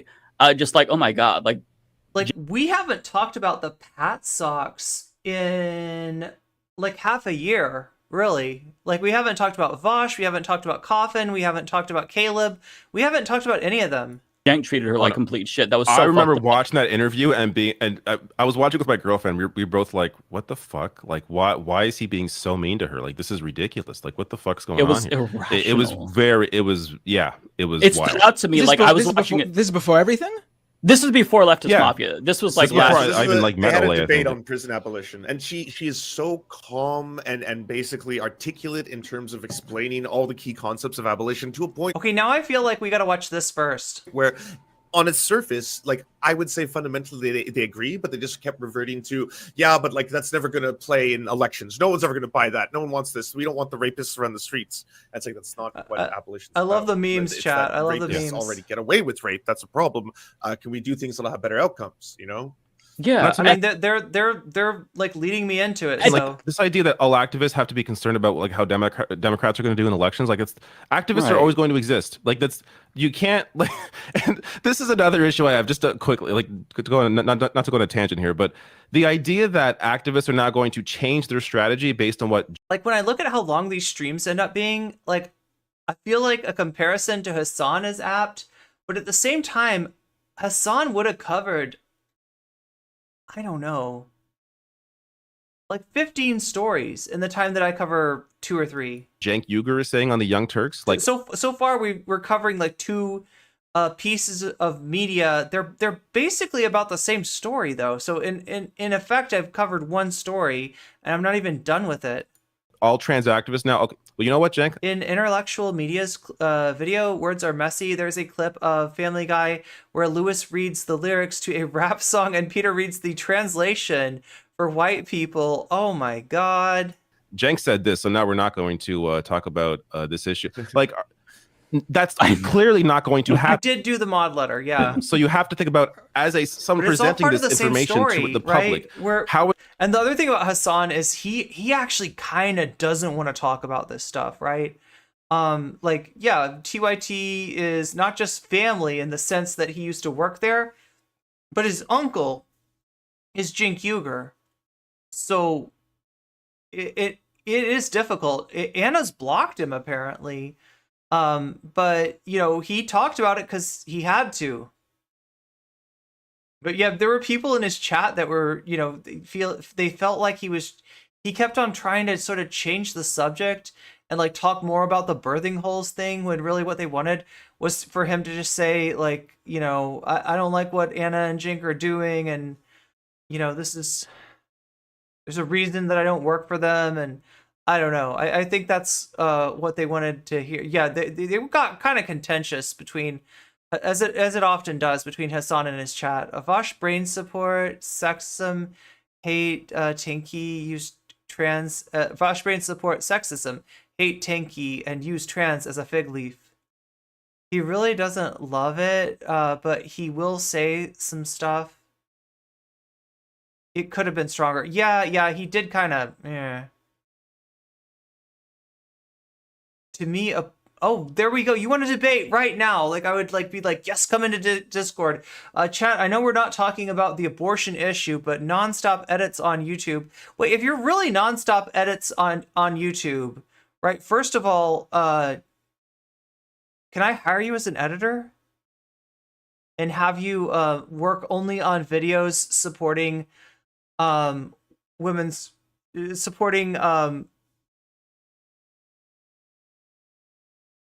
supporting like bodily autonomy?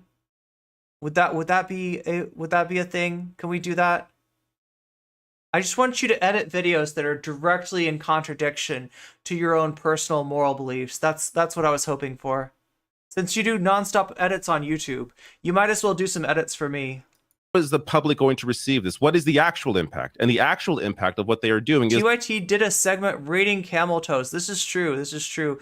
And when you know, Jimmy Dore had done kind of the weird stuff with Anna, like, you know, making comments about her body and her outfit and stuff like that, just border, you know, kind of, you know, sexually harassy stuff. That was what he brought up, was like, oh yeah, well, TYT's, you know, looking at people's camel toes, and yeah, they were. I mean, it doesn't make not on the activists changing their minds. The actual impact is on. You're gonna have a debate from chat promoting transphobia to people. Watch my Haas video first and see how well that worked out for Haas. That are your viewership. And that's the actual impact of what you're doing. And like you two pointed out, by the way, when it comes to the like legislation passing, they use God, see how well that worked out for Dylan.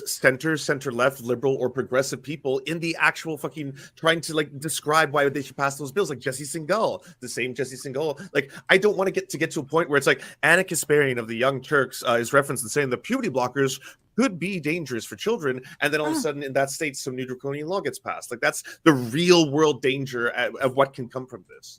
And TYT are big enough content creators where that they really can have an effect, and that's why it is incumbent upon people to say something if you've been associated with them in the past. I think that the mod team that signed the resignation letter, I think they did the right thing. I think that Benny did the right thing. I think that Mike did the right thing. And I think that, well, like, I'm trying to remember how it worked with Sandy.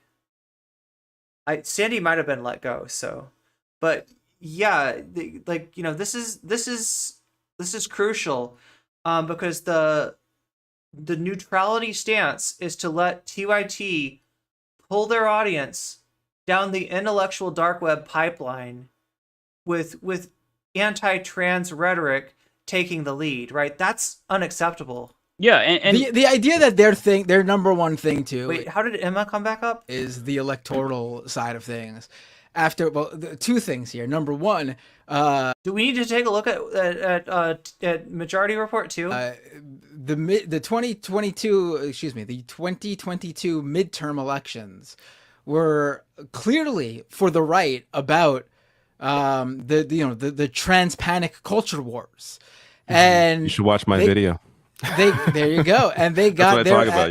Yeah, non-stop edits. Are you really gonna term your inability to derail the stream as my inability to defend an issue that we're not talking about right now? Got their asses handed to them, and then secondly, it does take. Real. Do you know what Hassan would have done with you by now?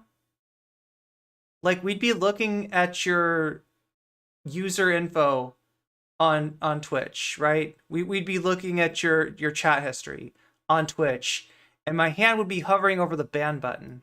Gusto to talk about how you're worried about the fact that you're not even banned at this point. It speaks volumes to my charitability. About how these trans activists are going to translate to electoral politics when you literally ran a campaign. Also, why aren't you doing edits for me already? The most direct translation to electoral politics, and you lost really. Like, seriously, nonstop edits. I need those edits done. Really bad. I mean, clearly your issues and your way of framing things wasn't a winner either. Yeah, I just want to say, and I don't know, like, just my closing thoughts on this is I think that we have shown that we are good faith actors and we tried to go above and beyond to be charitable. Olay, despite what Anna and Zheng says, she could have like disregarded them after that interview. But the fact that she didn't and was still very kind, but yet she's somehow the most unreasonable, and it's absurd. Okay, she was very kind to them. We were all very kind to them. So there's nothing left that you can say. We tried to reach out in good faith. It didn't work. So I washed my hands of the situation. And also, she's been falsely accused of calling Anna a racist when what she says, like, we don't have to have the coddle the white woman hour. Like, that's what she said. She didn't say Anna Kasparian is a racist. Those are such different statements, you know? That's just like massive leap. I will have you know that I've been accused of eating a baby modest proposal style on stream before by other streamers. False accusation. Logic there, like right. Yeah. Did she also say something that I haven't watched? I have no interest in watching. I've seen some clips, so I have no interest in watching the full thing. But did she also say? 'Cause I've seen this going around, that she can't talk about certain issues because she's afraid that I've she'll also been accused of damaging a VTuber's VTube model via unspecified memes. Yeah. be called a I didn't say memes. I said memes. I meant memes. I said memes. Like, what was her exact Would it word? be funnier if it was memes? Wouldn't it? Wouldn't it be funny if I used memes, like my memes, like mess with your VTuber? I don't know. No. Her words, and we can play the clip if you want, is that she now starts to feel a little bit awkward about talking to people of color because she's worried about what she might say and if it's going to be interpreted the wrong way. And I was like, that says so much more about you. And I've got some very large memes, and my memes start to reach across the internet, and the memes start to edit your VTube model. I edit your VTuber. Oh my god, it had to happen. Yeah, that's not their problem. I literally like sometimes to like happen. I'll be like thinking about something and I'll crack a joke here. Okay, it wasn't that funny, but And I don't it had even to think happen. twice about it being misinterpreted in any way Okay. because people know As long as chat's here for it. what my politics You're are and my uncancelable. I know. yeah.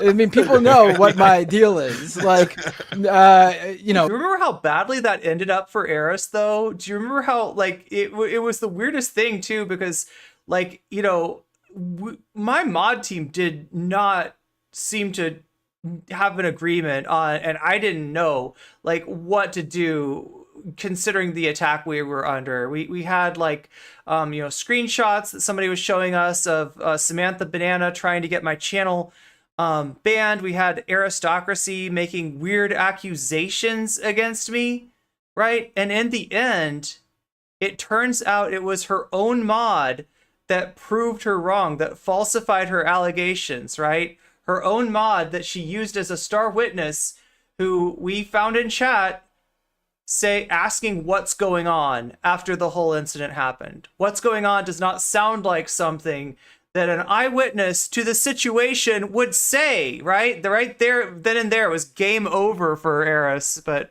so if you're worried about that, so you make she continued to flock around until she ran into a certain bad empanada, and hasn't really been quite as active ever since. So I mean, that's definitely a pack that I'm completely comfortable smoking. I don't know. comment that might come off I didn't know some. Yeah, they accused me of everything. Oh my god, you should have been here 2 years ago. bad or at worst inappropriate. The entire like Dylan Burns-osphere was against me, basically. You own up to it. And yeah, that included Aristocracy. Move on, and people know that you're legit, like I think everyone knows the 4 or 5 of us counting Ole obviously are, then any mistake in phrasing or wording that we make, we just own up to it, and that's it. End of story. No long-term consequences. And I don't think it should be that, like, right, Matt, what Matt's saying, it because people know that who we are. If you're, I think the only thing that gets in the way of this is what some of the mods were talking about in that resignation letter, and that's Anna and Jinx's egos. worried about that, then Same thing that gets in the way of Vosh taking accountability too. It's all about ego. you're not being honest Demon Mama, massive ego. with yourself, quite frankly. You're being you're trying to get by with saying what you want to say that isn't that's plainly Xander Hall. Well, no, he's just smug. I wouldn't call that ego. purposefully and maliciously wrong, and you know it, but you'll hide by that framing of it. Wait, Yeah, you and Ole are outnumbered by the LGBTs on this podcast. Do you not feel worried that Okay. you could offend? So, what do we say that we're gonna do next? People really want to see what people want me to watch Vosh. I'm gonna need somebody to send me the Vosh clip if we've got it, or maybe at least a timestamp. Like if it's on, I'm assuming it's like on a VOD.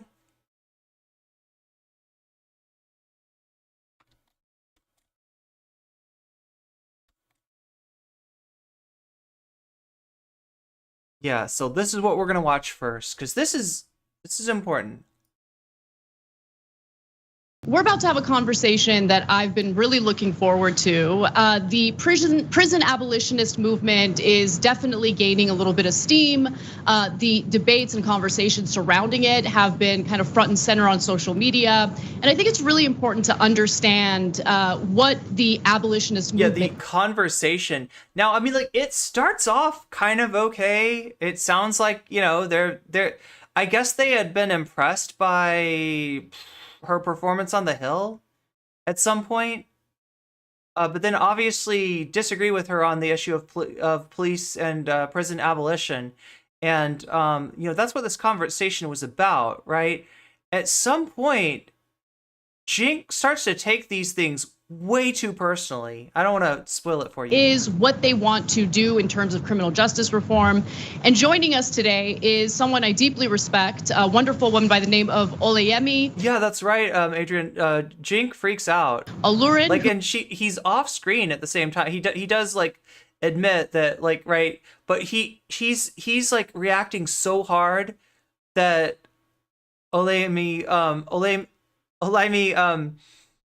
like reacts, right? Like, who is a public defender. She can't ignore it, right? For the Legal Aid Society in New York, and also a political commentator. Olay, thank you so much for joining us. Thank y'all for having me. I'm excited. So understand that they are talking here to Olayemi, who is a public defender, right?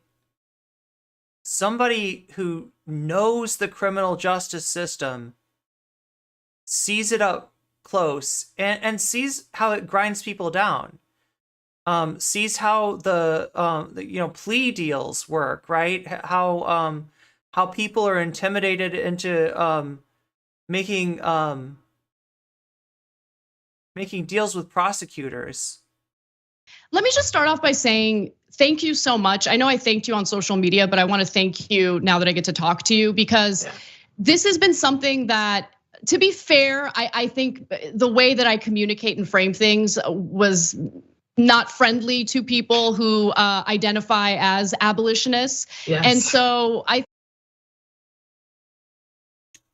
don't know. Does that strike anyone else funny? Identify as abolitionists? I think it's easy to immediately attack and dogpile, but you were the one person who didn't do that. And you actually provided some information, some answers to our questions that was so helpful. So I thought it would be better to have a more Socialism for All's videos on Vosh. I have not seen like, whenever anyone says Socialism for All, though, I think for some reason I think of SDL, which is definitely not the same. Elaborate conversation about it on the show. And so let's start off by kind of understanding, what is the prison abolition movement? What would that ideally look like? All right, so first of all, thank y'all for having me. I didn't dogpile, I did not attack, because I understand that it sounds wild. It sounds wild to anybody the first time you hear it. Even as somebody, when it was first presented to me that abolition was even a concept, I was in the middle of writing a thesis about how the criminal. Like, this is not an easy conversation to have with liberals or, you know, conservatives or really anybody that's, you know, that's not already on board with this, right? Because the perception of what this means is very different to, like, what it means on a practical level, right? The perception that this is like, okay, you know, we're gonna go to a post-apocalyptic future where you fight in Thunderdome, right? This system is racist and unjust, and you get some weird reactions from people that are based on their misunderstanding of what we're even talking about. I was like, abolish all the prisons. Are we gonna watch the entire video? I don't know. I know the spicy part is like right here, isn't it? Cash bail. Oh well, is it productive? I wanted to start us out though, and then was it in cash bail? I feel like it's in cash bail where things go like south. seems absurd. And my professor presented me with reading materials, and it was a process. I can't tell you what day I woke up and decided it, but I recognize if Thunderdome comes with Tina Turner, you might be okay with that. it. Listen, we all are raised in a society that tells us prisons are fundamental. One of the first things we learn, cops, robbers, police are good. We need to know 911. We think of that way. So we see the criminal justice system like water, oxygen, air, and these kinds of things. And so I really admire the way she goes about explaining this, because you got to understand, when she was saying that Anna was talking past her, what she meant was that Anna's addressing her, but it's not meant for her consumption. She doesn't care how Olay is going to react to that, right? She's speaking to the right-wingers that she is trying to feed Olay to, right? She is chasing audience with the right-wingers. That's what she means by talking past, right? In a way, Olay is smartly talking past Jink and Anna, who I think she correctly diagnoses are not going to change their mind on this issue, and talking to the audience, and in a way that actually could have some real positive effect. Expect people to have pushback. I expect it to sound absurd because my mother tells me it's absurd every other day. So I do get it. So I wasn't upset. But what it really is it's a vision of tomorrow. People hearing, abolish prisons now, and they think we mean open up all the prisons, close all the courts, and it's done tomorrow. We recognize realistically it does not work like. But what we're saying is, listen, we currently have a massive prison industrial complex. This is a country that once went from what they set up Olayemi to cook her. Yeah, because it's like these kind of people that view prison abolition as being, either just an optical nightmare or a utopian policy that, if enacted on any level, would do nothing but cause the society to dissolve, right? That's how they're looking at it. As nice as they're being to her, yeah, I think you're right when you say they want to cook her, Kirsa. 200,000 people, maybe nationwide, being in prisons, and now 2 million people. More prisons begets more prisons. They make more. The more we incarcerate, the more they continue to incarcerate and police these same kinds of communities. But yet, every day we say crime is getting worse. We don't feel any safer. We have the same exact hysteria despite constantly giving more money to police, constantly putting more money into the criminal system. So what we're saying is, instead of the resources that we've placed in building this large prison industrial complex, let's instead address the root causes of crimes. Because I know people tend to think an abolitionist is an anarchist, the purge, we want danger. That's not what it is. What we're saying is the same communities that are being criminalized, the same communities that you're calling the criminal defendants, those are the victims too, right? It's the same communities being over policed, are the same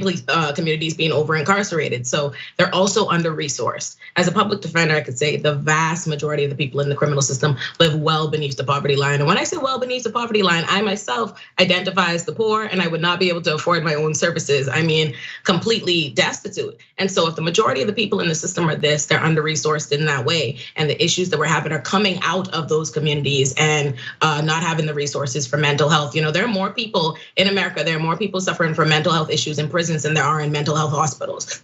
But we have that. I mean, that is one good thing about the majority report. I mean, despite the fact that, as people bring up, Sam is progressive, Sam is, kind of, he doesn't claim to be a leftist, but at the same time, they do talk about issues like cash bail, which is going to come up in this debate too. And they actually did a really nice interview talking about the history of plea deals. I mean, talking about where that came from. And just to give you a really quick synopsis, because I know I'm a pause Andrea over here, right? This started when the labor movement started. And it started as a way to bypass juries. As juries were beginning to become, to incorporate working people into them,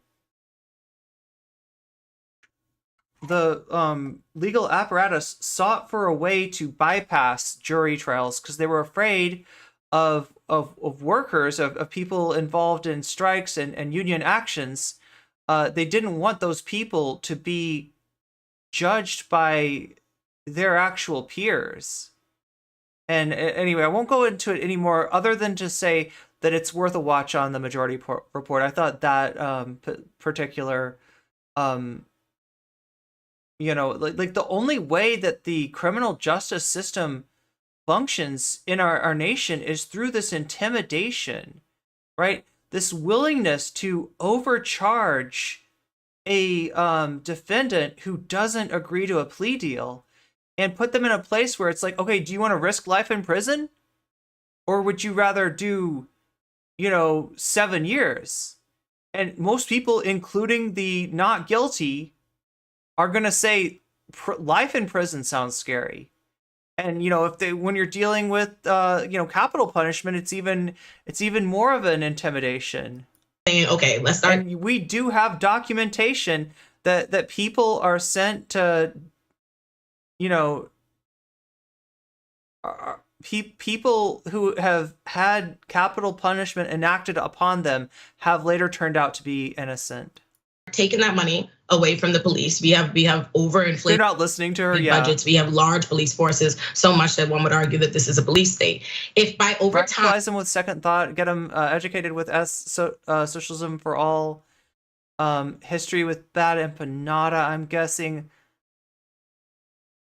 Over time, we start taking this money away and instead putting it into nonstop edits. When are those edits coming? I need to know when you're gonna have my edits done for me. Community okay? Infrastructure. We will eventually have a society that doesn't rely on I need to know when those edits are gonna be ready. Can you have those ready by tonight? Incarceration. So it's a step-by-step process like that. I got to put out the videos tomorrow. Can you please get those edits done? There's a couple of different. And stop trying to talk about debating me. Issues here, right? So there's the politics and the policy, right?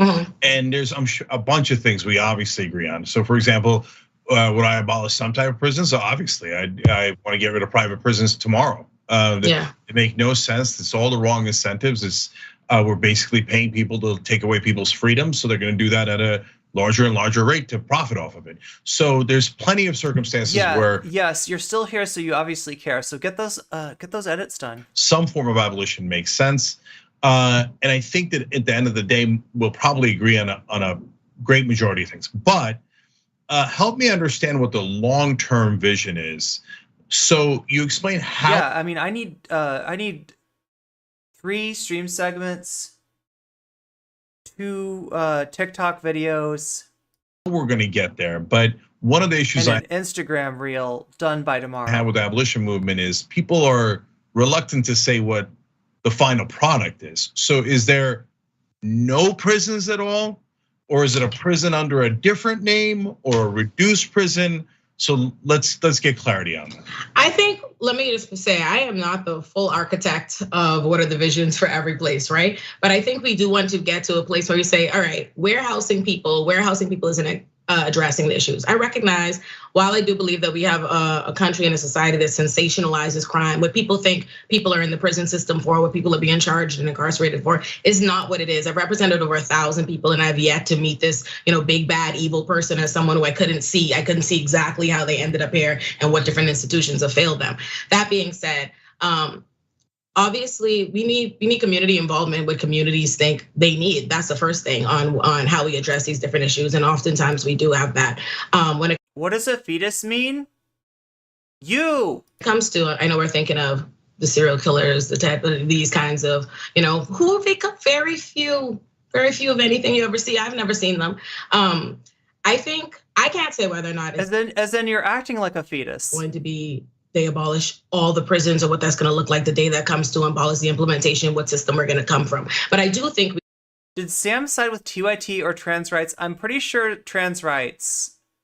We do have to start looking to different countries that don't have the prison industrial complex we have, whose prisons don't look like what we have, who don't have these kinds of side effects, and seeing how they address these issues and what we could have, what kind of infrastructure we could have in place. But I do think, as far as it currently is, the mental health problems are exacerbated. We still have those people. We're still, as a country, we're paying for all of the big, bad, evil people that we're putting in, we quote unquote put on prisons.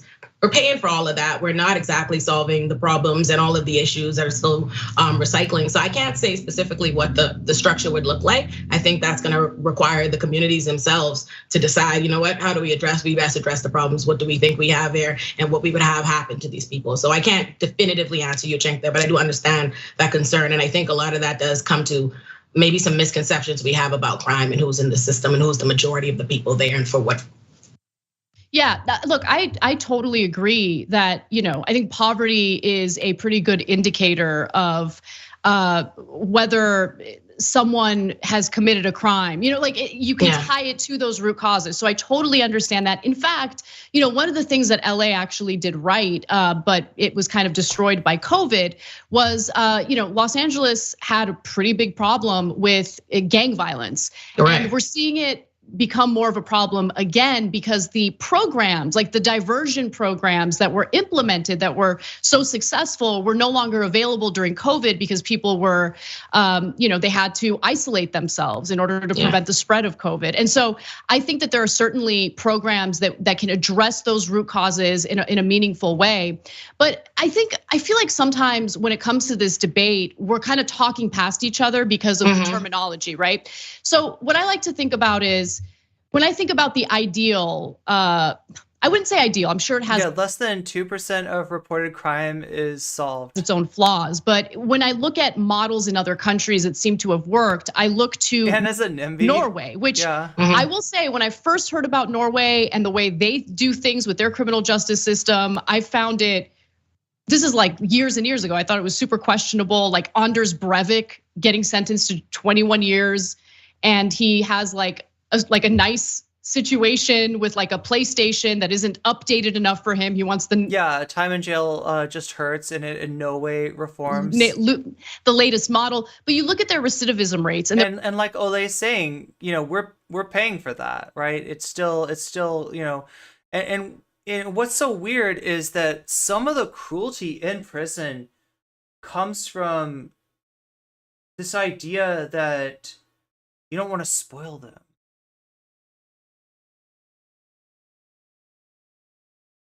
And when we people hear about like the Norwegian model, and they hear that there's Anna's talking about Anders Breivik complaining about not having the latest video game system, right? Some of the reticence in any kind of even a reform, right? Because when you're talking about the Scandinavian model, you're talking about reform, not abolition. But these are things that are just unpalatable to a constituency that's bent on hatred, fear, and revenge. The recidivism, and especially this kind of tough on crime mentality, which is literally what Anna's politics on this issue are now. Like akin to Nixon. Rates are so low compared to the United States because we that isolation, don't rehabilitate. So would you say that a model like one that's being implemented in Norway is a good goal to work toward, or does the abolitionist movement want to go further than that?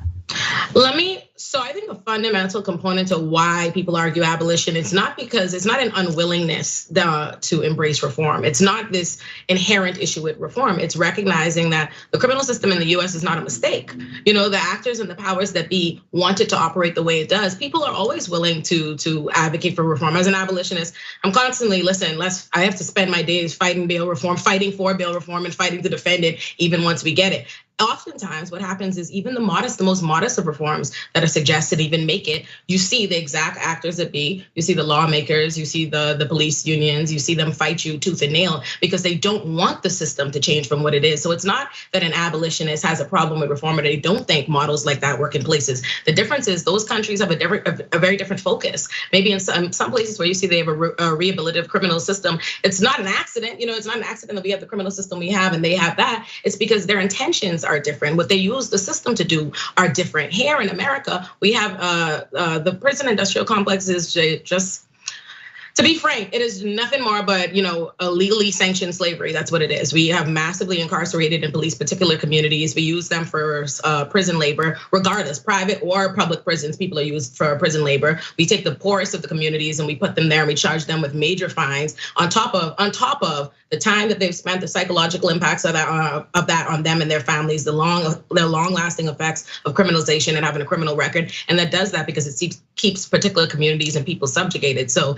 it's not that I don't believe in a different world where we had a Nordic model, we could help the people incarcerated. What I'm saying is the criminal system we have is not designed to help those people at all. In fact, even talking about it from the perspective of the people, all of the people in the system being the problem, they all need rehabilitation. When in fact, that's not often what it is. It's that they're in the position in the first place that they live in communities that aren't helped and they're profiled and they're targeted in a particular kind of way. I just came home on the way here and there were over 10 cops on the corner of Flatbush Junction just harassing Black kids playing and arresting them because they said they felt soda splash on them, and they arrested them. And that's what's happening in Black communities like where you live. So it's not that I disagree with you, Anna, that a Nordic model could be effective. It's that America doesn't have any interest in implementing such a thing because they want the system to operate as it is. So that's why people want the system abolished, because they're saying what it fundamentally is designed to reproduce this kind of injustice.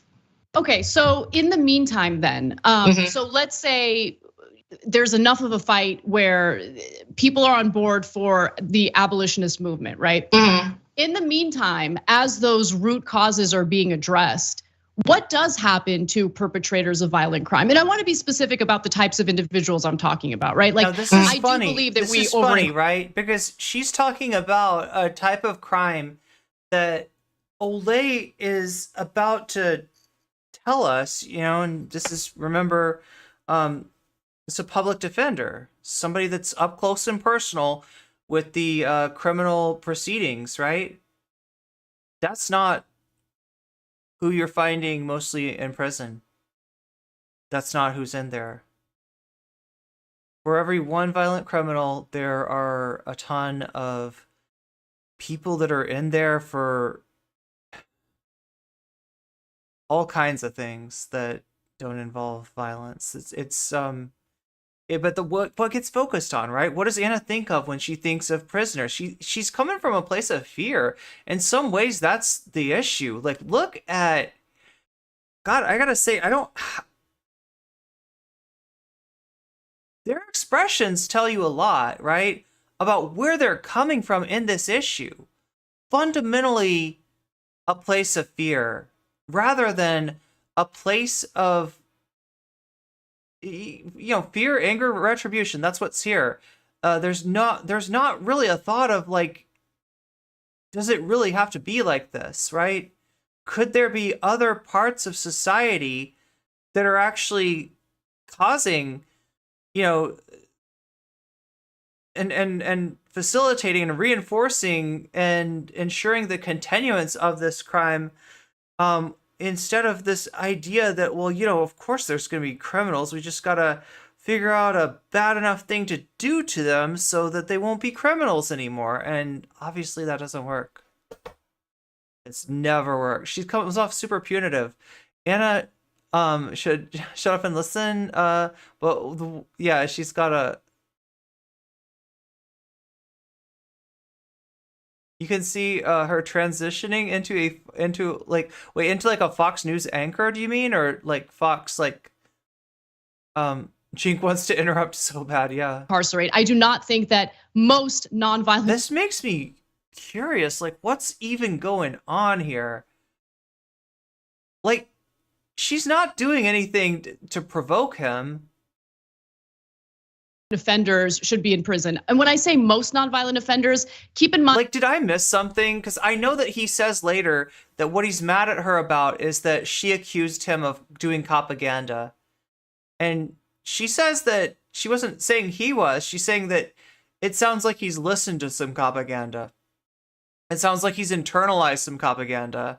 Not that Jink was like purposefully like, yeah, let's do some propaganda here. Let's twist the facts in favor of the criminal justice, the prison industrial complex. Honestly, see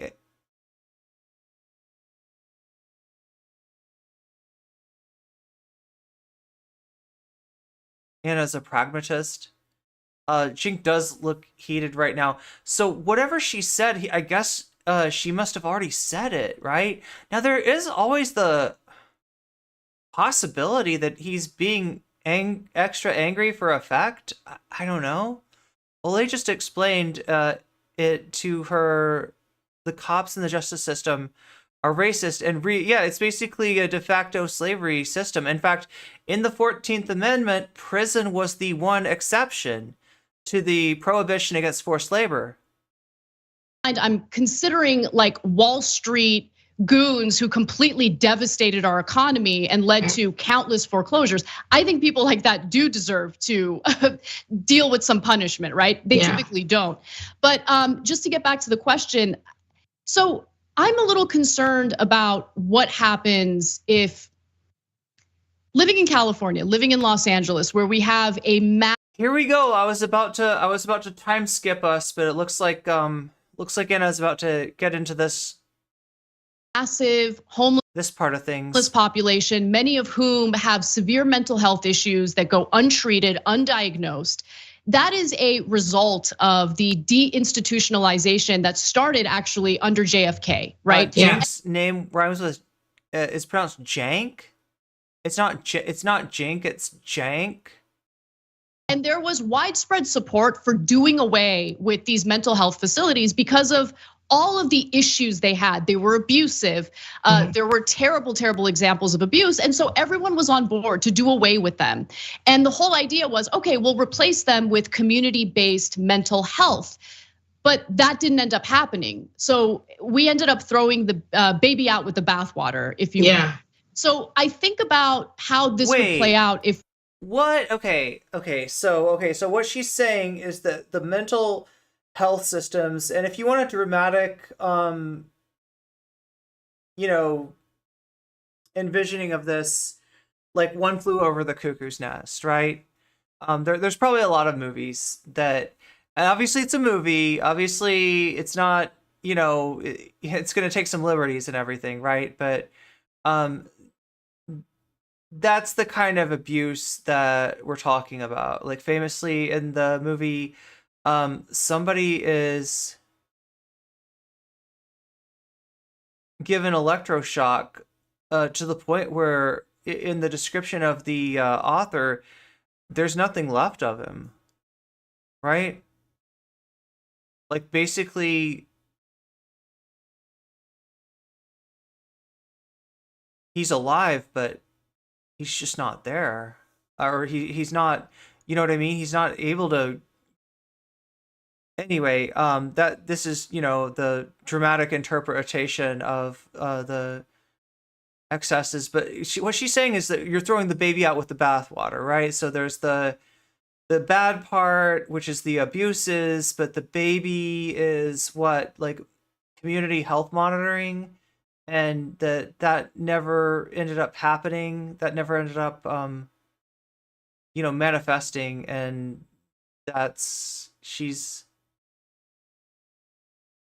It's weird though. Do you see how the smear's working here? And by smear, I literally mean the confusion that she's purposefully portraying between unhoused people and people that were institutionalized. I get that, if you want to say that there's a relationship, fine, but that's like the first place that she goes. Like, and it's not to do something about like public health. It's not to do something about like, mental health services. It's to spread fear. She's instead of, advocating, some kind of policy that would help with this, it's just using people's perception of mental illness and the fear around it to add fear to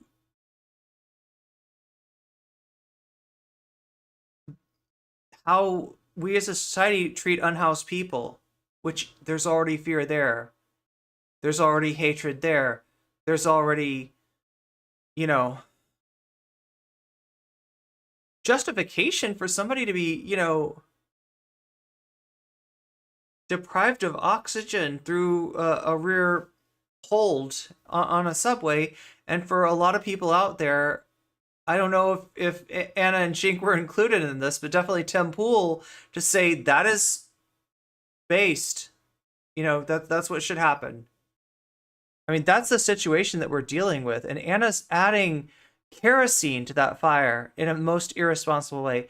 No one should be advocating that criminals shouldn't be held accountable, rather how laws are being unfairly applied and against who. We applied it to prisons. And I think about people who do mass shootings on elementary school campuses, and those people need to be incapacitated. My first thought of them just being childish and mispronouncing his name, whose name, as a form of gaslighting. So what happens? She's also sidestepping. She's just sidestepping the problem of racism and slavery, bringing up. Yeah. That's another thing. That's another serves as a pivot point with people like that under a system. And how do you avoid throwing the baby out with the bathwater?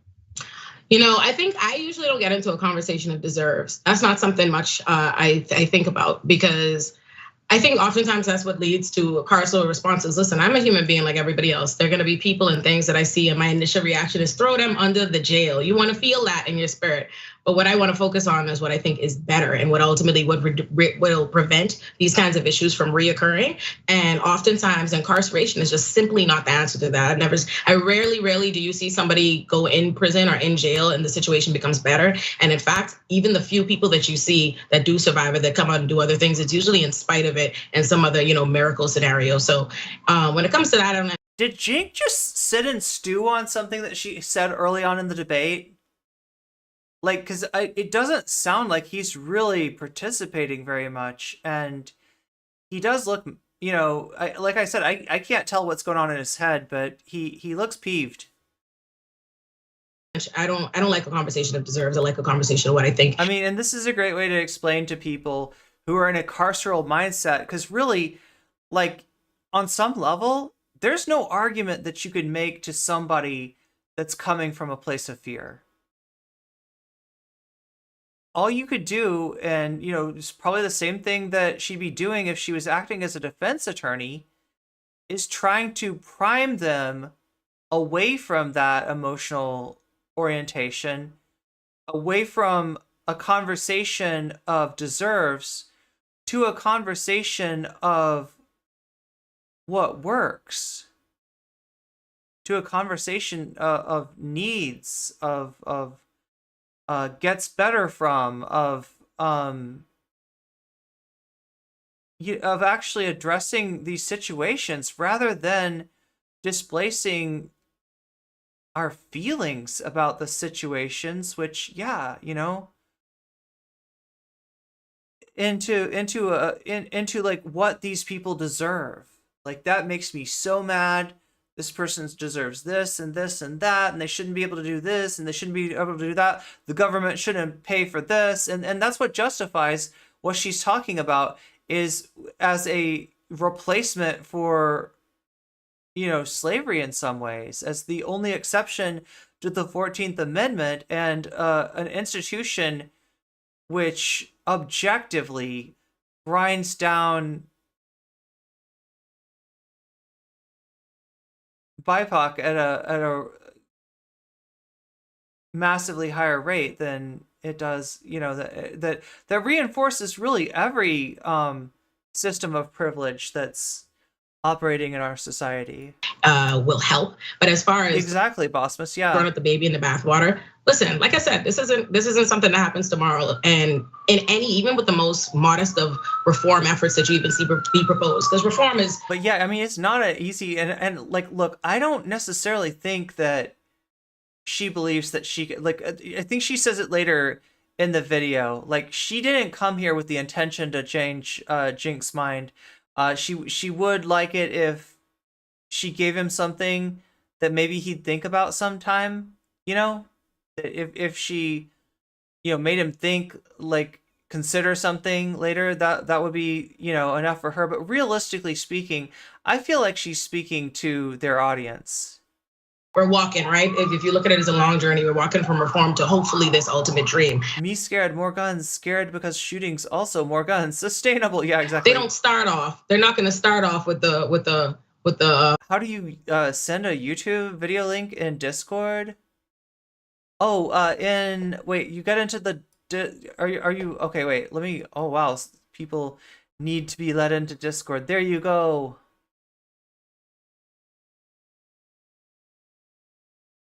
Yeah, just you'll see a bunch of channels. One of them is called Stream Suggestions.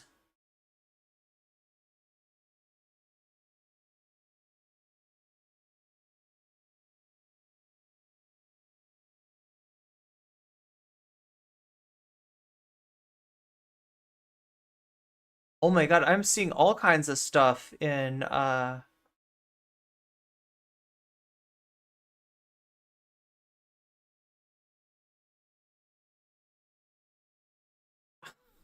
I'm seeing all kinds of stuff in stream suggestions.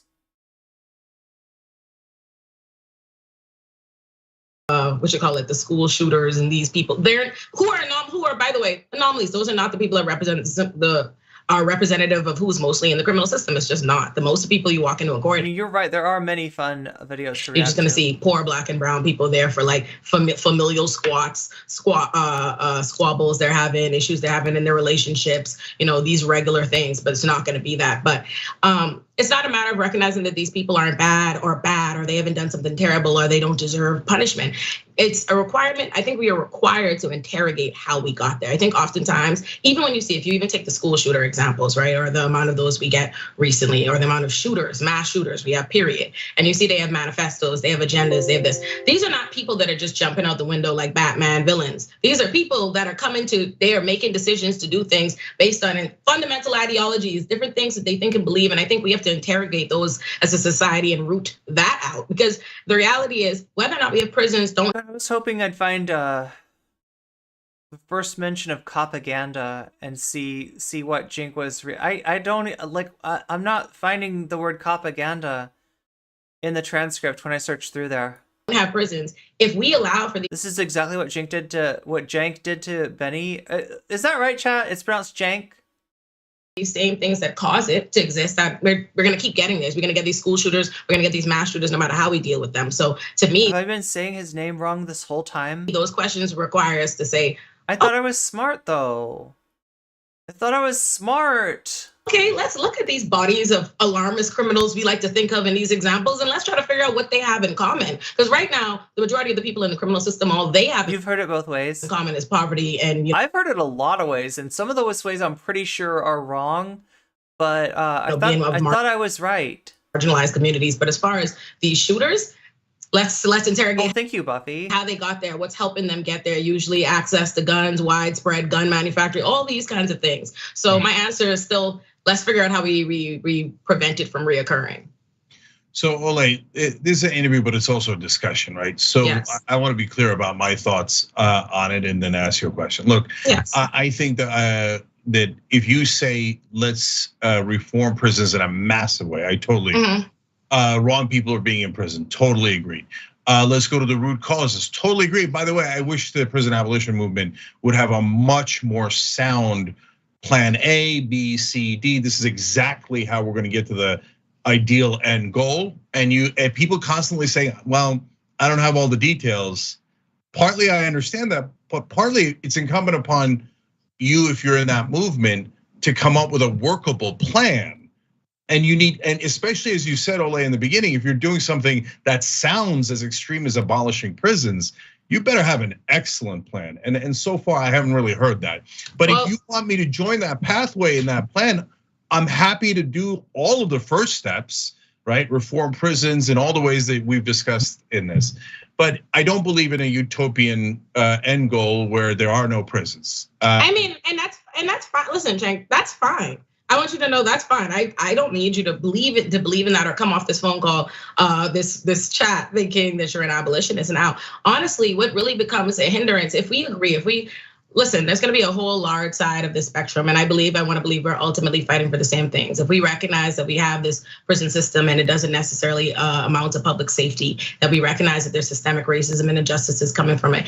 If we could at the very least work together to accomplish to get this, it's about how we speak about what the other people are doing. You know what I mean? If you ultimately recognize you can share in this larger vision, at least you might not be living in a utopian society, but you recognize that there's something wrong and fundamentally we want to rid ourselves of those wrongs. If you recognize that people working on that are doing that, it's about not speaking out against them. One, two, as far as the work you do in the interim, it's about understanding your place in a movement. For me in particular, I'm a public defender. How I go about this is, one, beyond representing people in criminal court every day and trying to get them out, I'm very involved in policy and reform movements and trying to change the system that we're currently in to work towards that. So today I came out with an op-ed on bail reform. I'm actively, pushing bail reform, drawing attention to the Rikers crisis and doing these things. So I wouldn't say that the organizers on the ground, they are involved. All these different movements that you see that you have to fight for on the day-to-day basis, those are very much so the steps and how we're working towards that. If you see all these community initiatives trying to get mental health, in one of the states, they just recently made it so you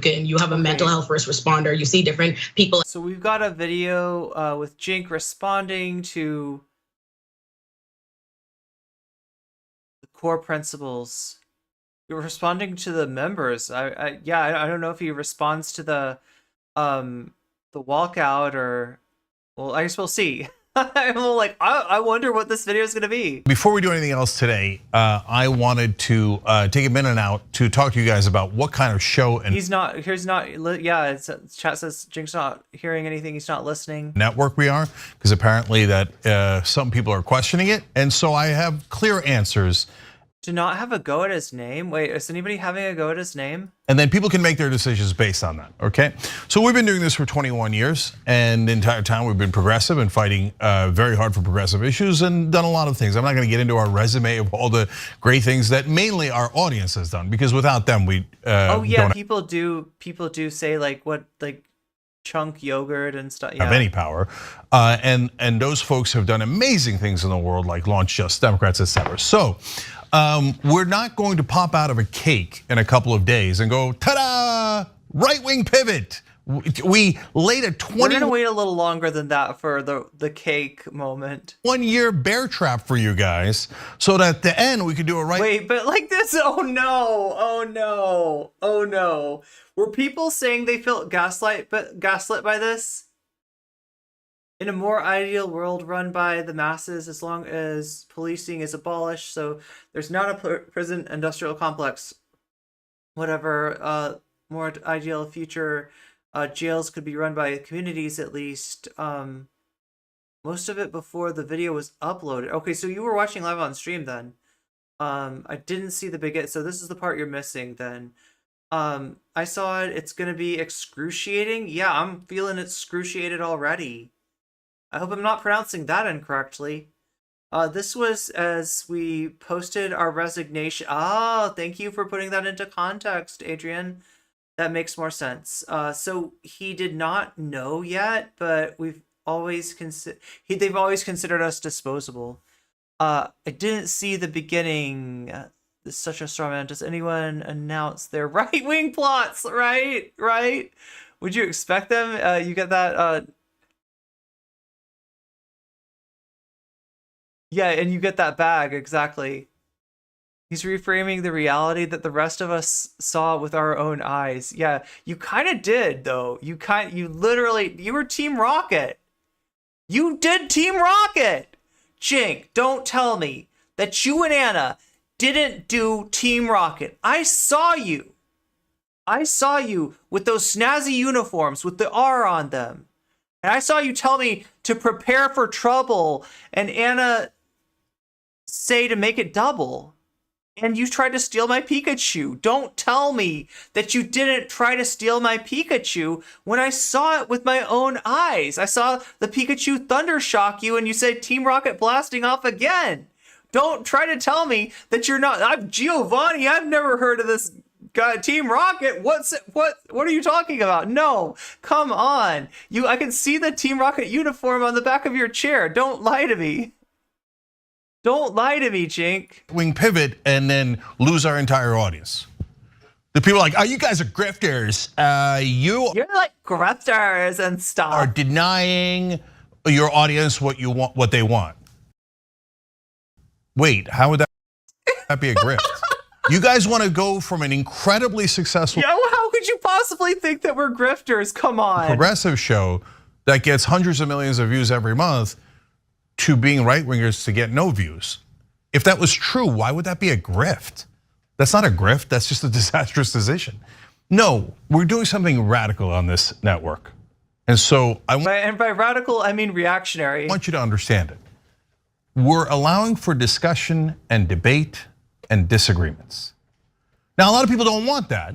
Like tons of right-wingers go, no, I don't want any of that. I just want Fox News or Newsmax or Tucker Carlson or whoever it is. And I just want him to say the things that I want to hear. And in fact, Fox News got in trouble with them in the Dominion lawsuit because you see the internal emails. Let's not tell people things that are true. Let's just tell the audience what they want to hear. Now, I was proud that the left wing didn't do that for a long, long time. We are open-minded, we're reasonable, we have conversations. But unfortunately, at this point, there are some forces that say no. There should be no discussion. There is a correct opinion, and everyone should be forced to have that correct opinion. Or they should be canceled or fired, or no one should watch them, or all these other consequences that flow from that. Well, God bless. You know, there's really good news because it's so weird how he gets this from just like, we don't want to support somebody who's hurting trans people. He gets, no, there should be a law that you have to have the opinion that I do, the same opinion. Everyone should have the same opinion. I'm going to go around and cancel everybody who doesn't have the same opinion. No, Jake, go ahead. Go join the Daily Wire. Just be honest about it. Just say it with your chest. If that's what you're doing, right? If you want to tell your audience happy trails, tell them happy trails, okay? If that's what you're doing, say it with your chest. Don't tell us that you're not trying to steal Pikachu, because you are clearly trying to steal Pikachu. There's tons of leftist shows now that never disagree with a preset so-called leftist ideology. They agree with 100% of the issues 100% of the time, and they almost all do it, right? You sure they're honest with you that they agree with the whatever is the trend of the day 100% of the time? By the way, they could prove me wrong. They could say, oh yeah, I don't agree with the left on this, and this, and see, nobody canceled me, everybody's fine. Now they're gonna try benign things like, oh yeah, well I like orange more than I like yellow. No. Give me real disagreement. But this isn't even the right one. You're not gonna do it, are you? Because you're worried.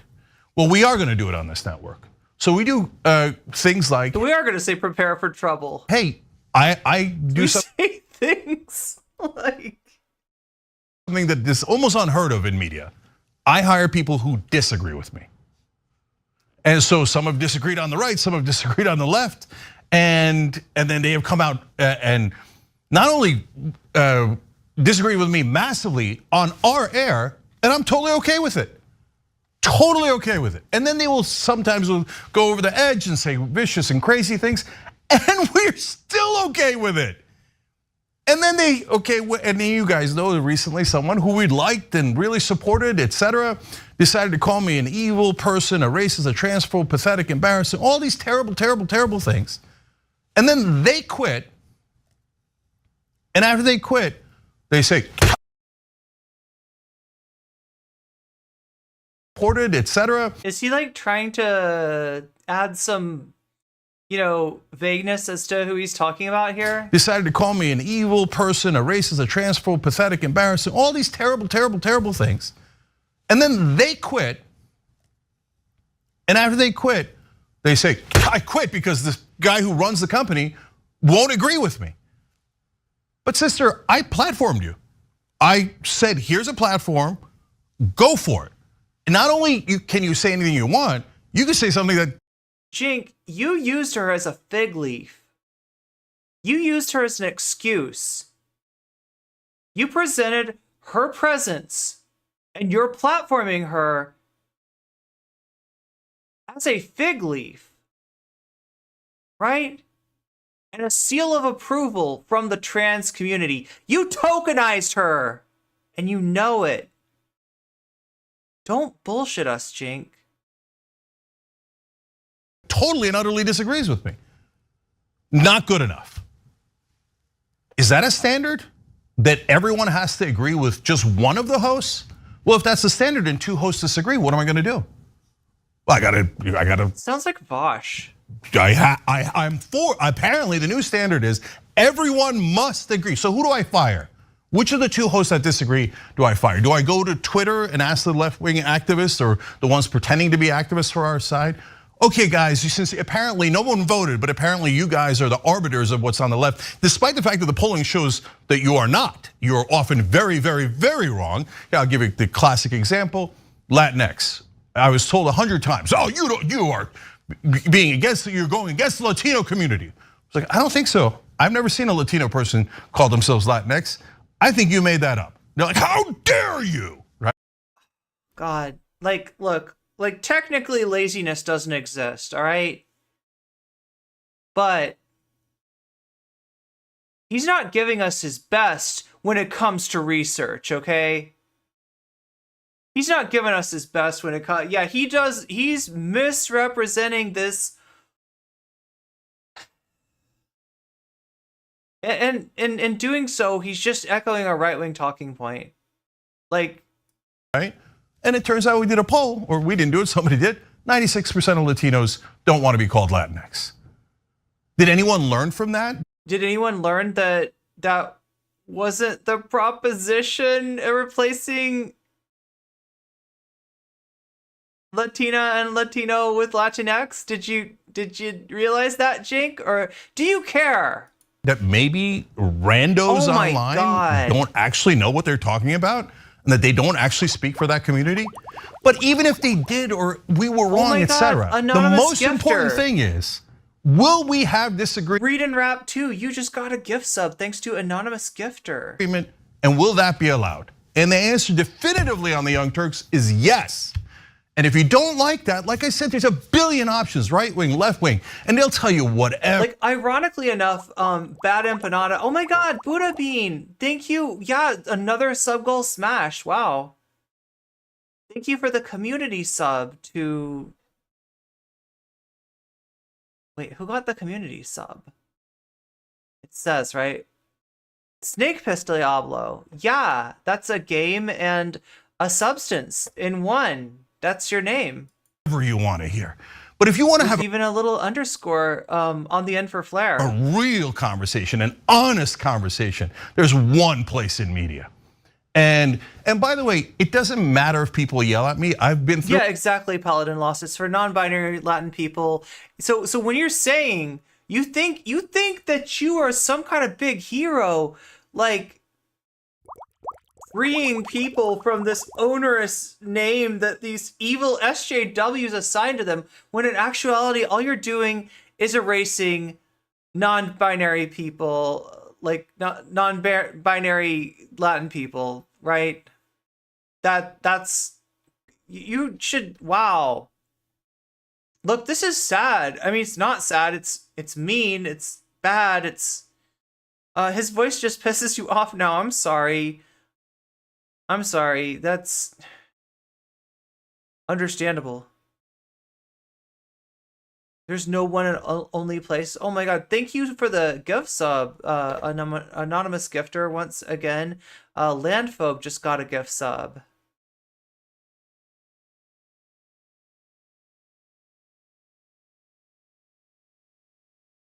It 100 times. Everyone here knows we've been through it all. He's been erasing queer, people since before. Yeah, 100 times. Right? I guess it's his thing. Right? And every time, oh, Jimmy Dore is right. Oh, Sam Harris is right.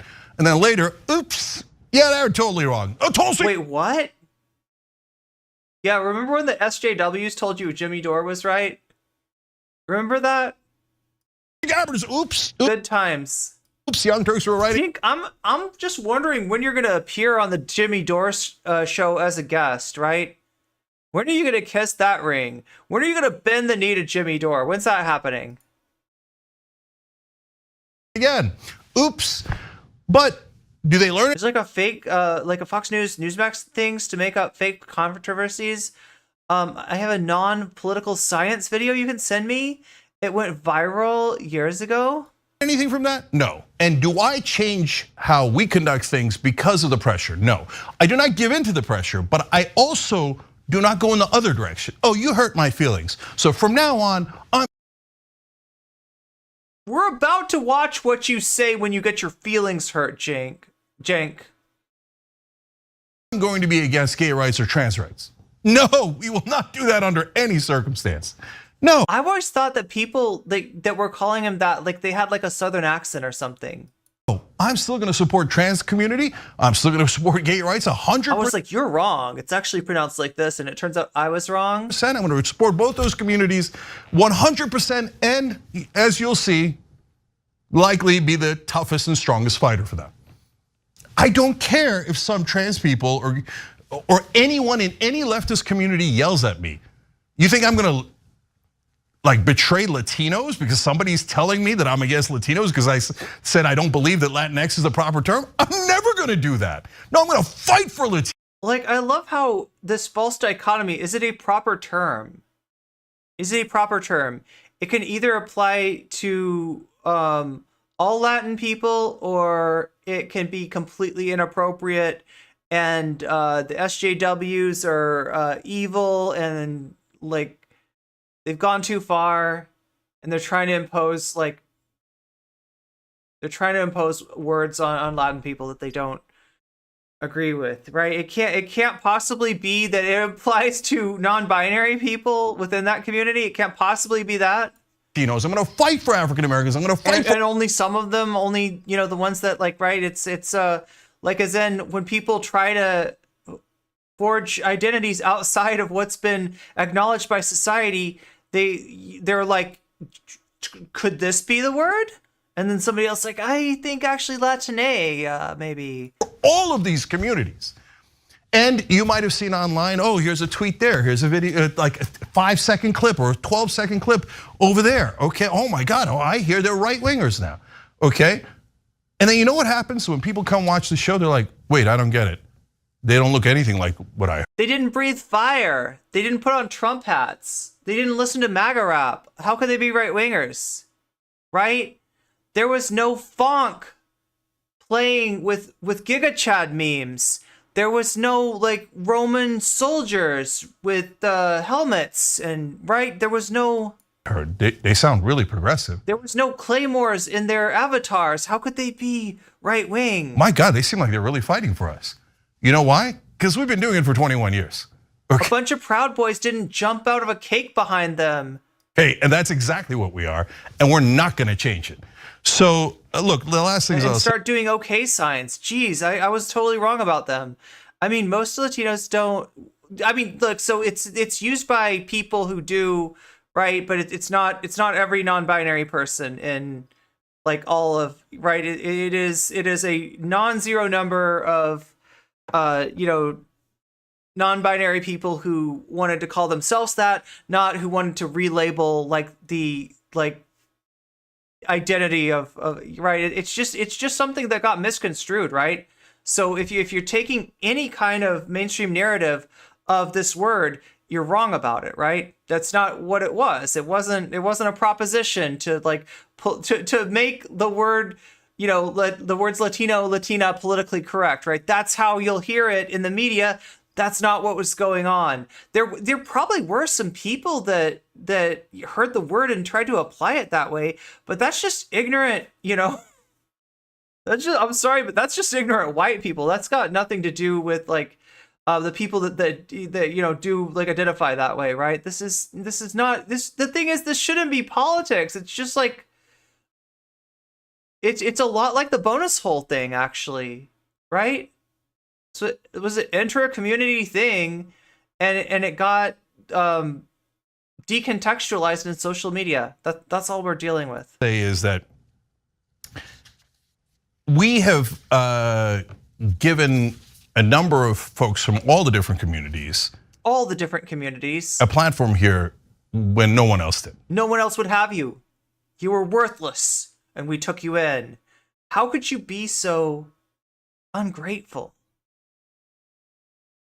And so we hired a number of trans hosts. I don't see a lot of other left-wing shows hiring tons of trans.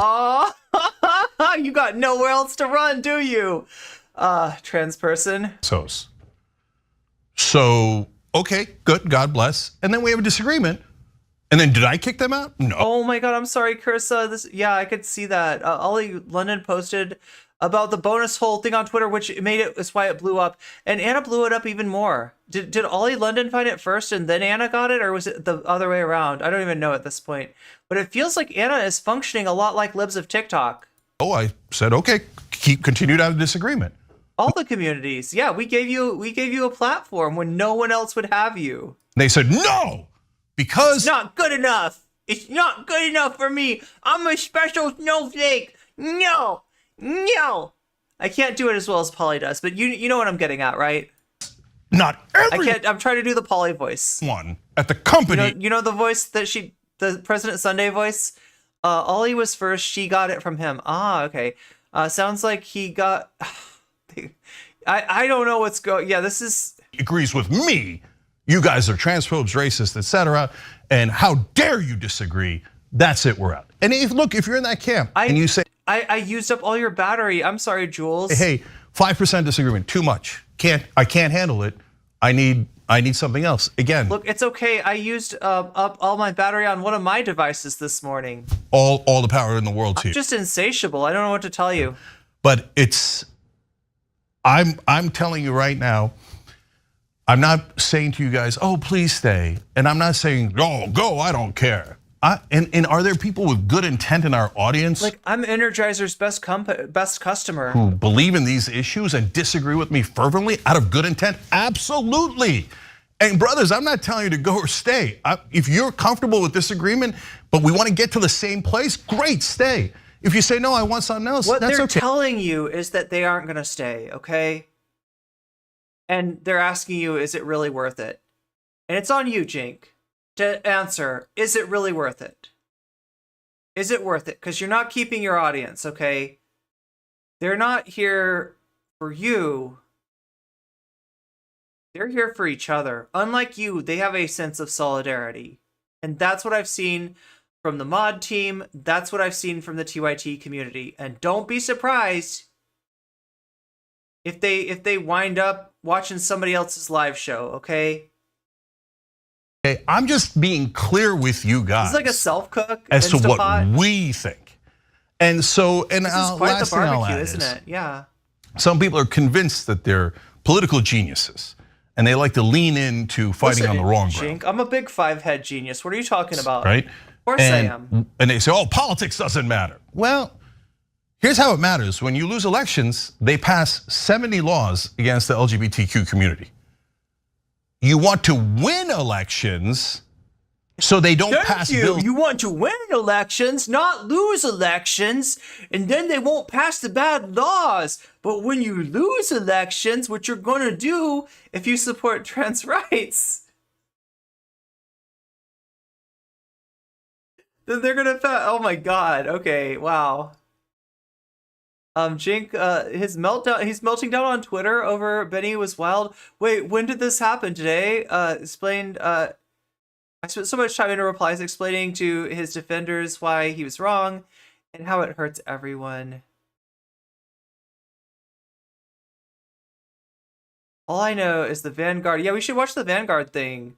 I was supposed to watch Chud Logic. I don't know if they're gonna break out that's what I want to know. Okay, somebody said Illuminati, but I'm wondering how far behind is the ukulele solo, right? Has he got a ukulele under that table? Has he got it ready? Because Jake, I think you might have to play yourself off here, right? Just like in the old tradition of Keyboard Cat, I think you might have to play yourself off, right? Break out that ukulele. Sorry, trans people. You can just be second-class citizens so that we can do a few points better with white, non-college educated suburban moms. That was in the letter. That's what I'm saying. I think I'm stealing jokes again. Don't tell Demon Mama, okay? You have to promise not to report that to Demon Mama. No comment, chick, stealing jokes again. It's against you.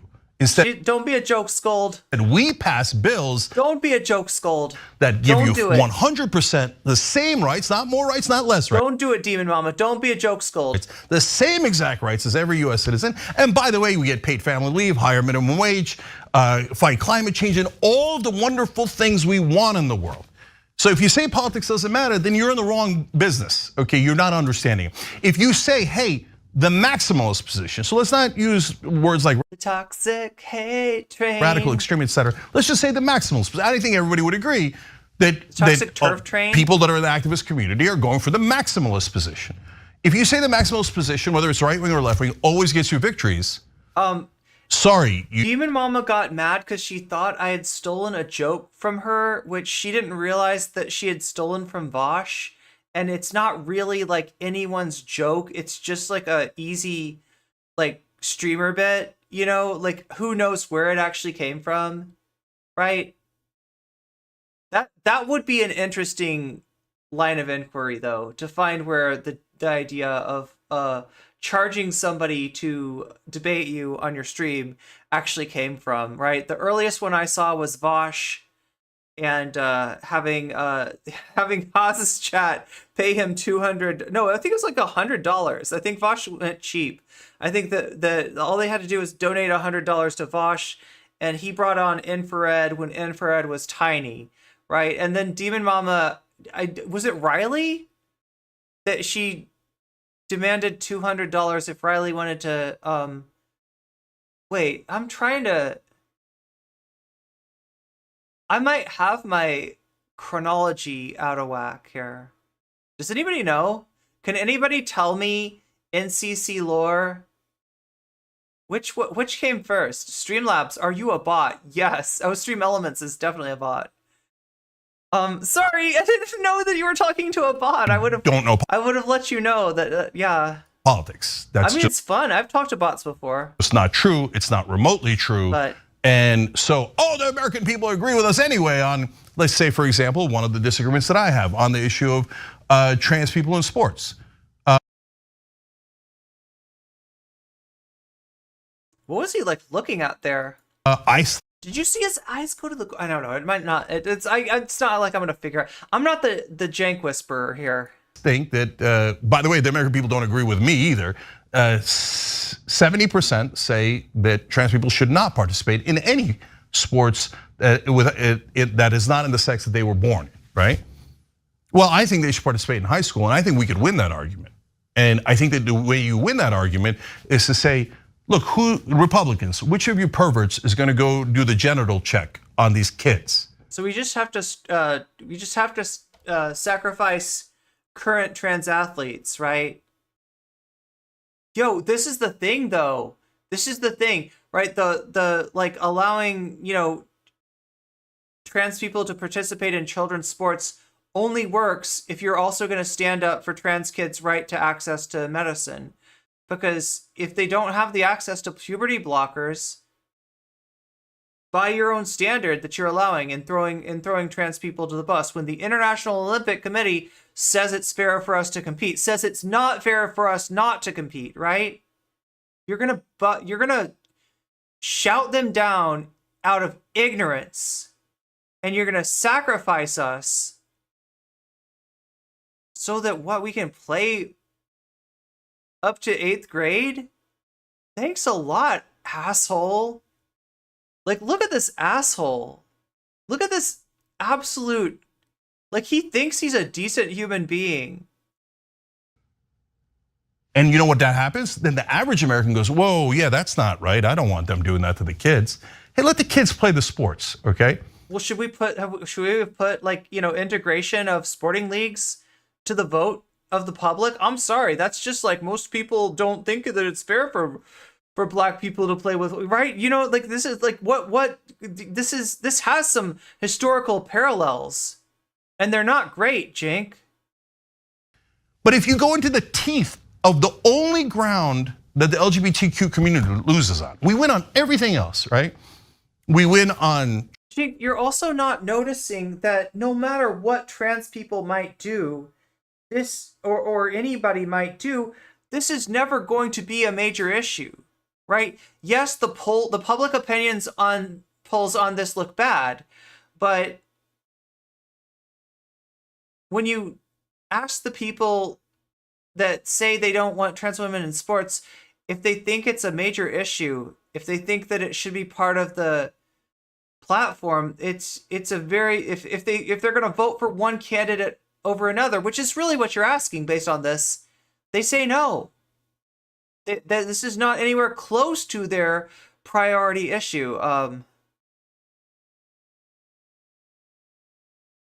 A European man. Trans rights, gay marriage, equality in housing, discrimination, etc. They tried the trans bathroom thing; it didn't work. They tried trying to kick transgender people out of the military; it didn't work. We won on all these grounds. And you let us lose because of your bigotry.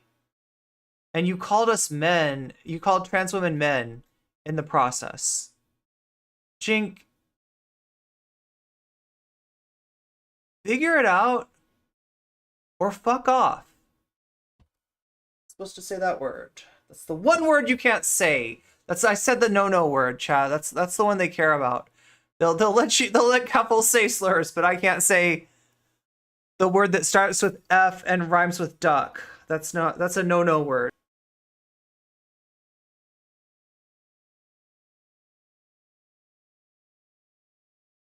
And the Republicans dug in, and they found one thing that 7 out of 10 Americans agree with them and not us. And that's trans. And people like you let them in on that issue. Sports. So my opinion is let them play in high school, but when it comes to a professional league, let the league decide. If you think that is 100%. Really? Wait, you jackass. Okay, like just don't anybody tell him that he just accidentally agreed with me. Like he doesn't want to agree with me. He doesn't actually agree with me, but his own ignorance just made him agree with me, right?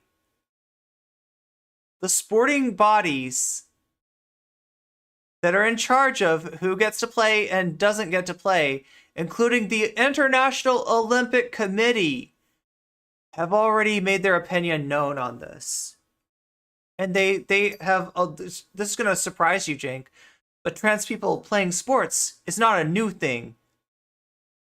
It's been going on for 20 years, Jink, and there have been no medals. The sport, dominance of the sporting fields has not been affected one iota. Nothing changed. The F-duck is ubiquitous now. I'm surprised people still object. I know, right?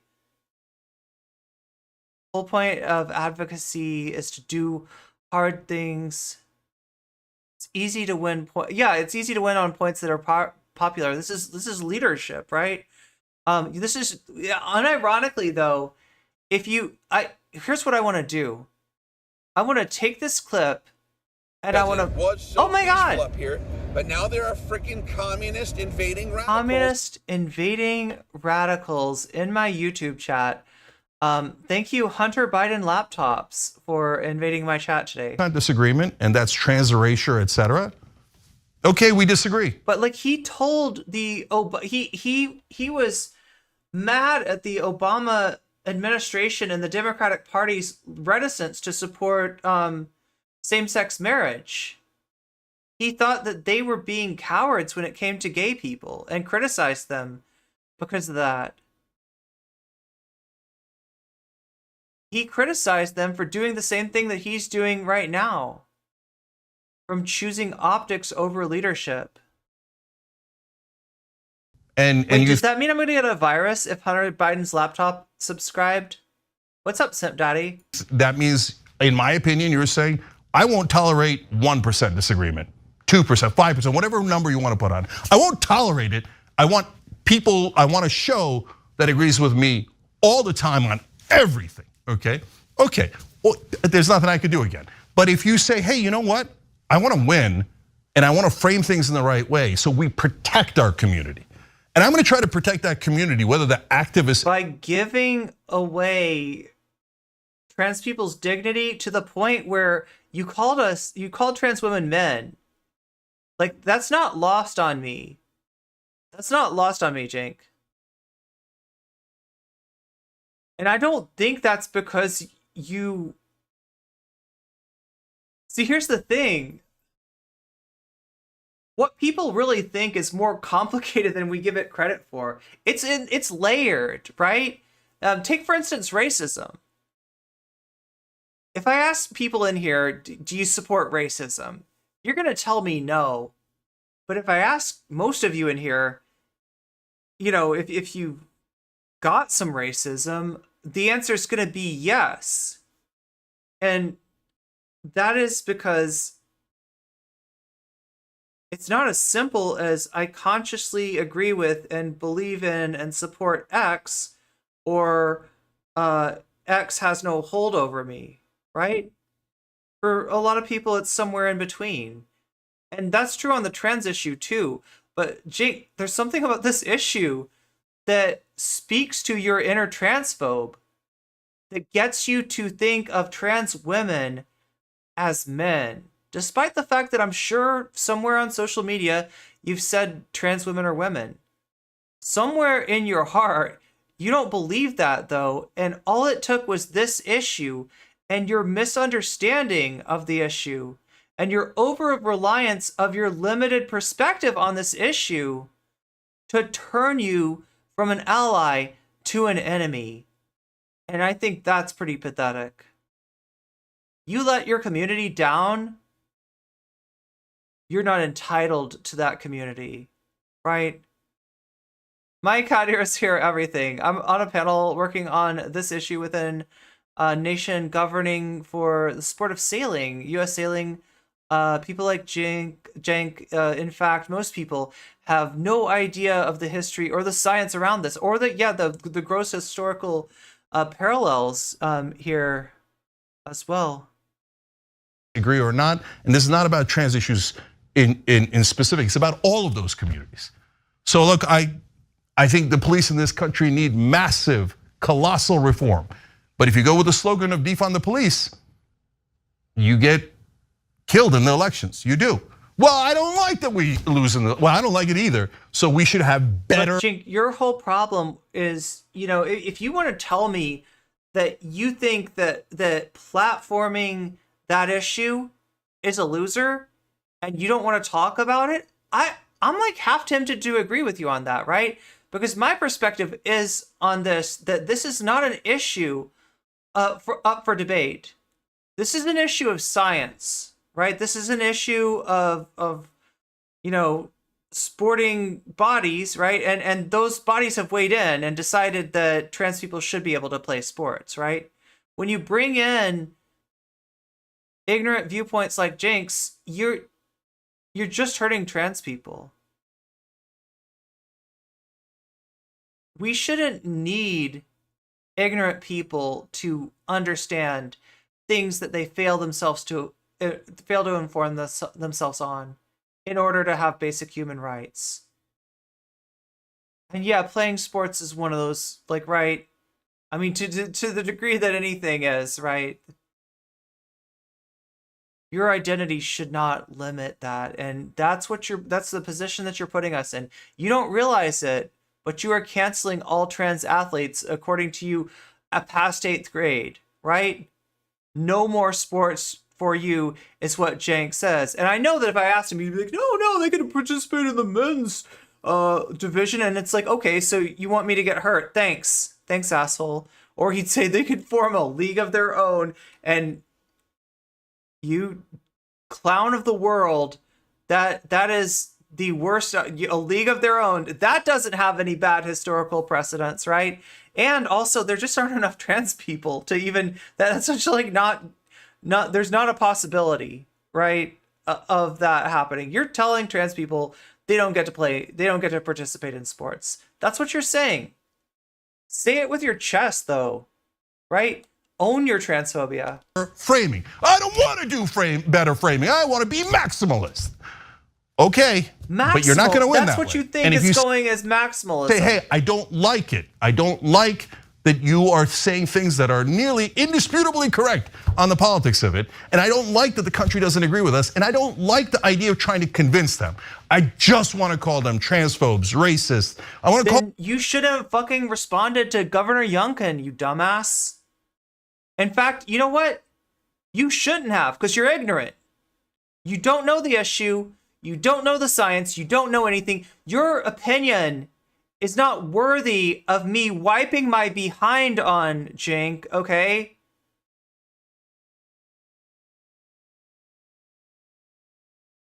Then F off. Right? If you don't know what you're talking about, you refuse to do it. Like, no, here's the thing though. Benny sent him studies. Benny sent him like everything that he should need to fill his gaps in knowledge, and he smiled and shook his head.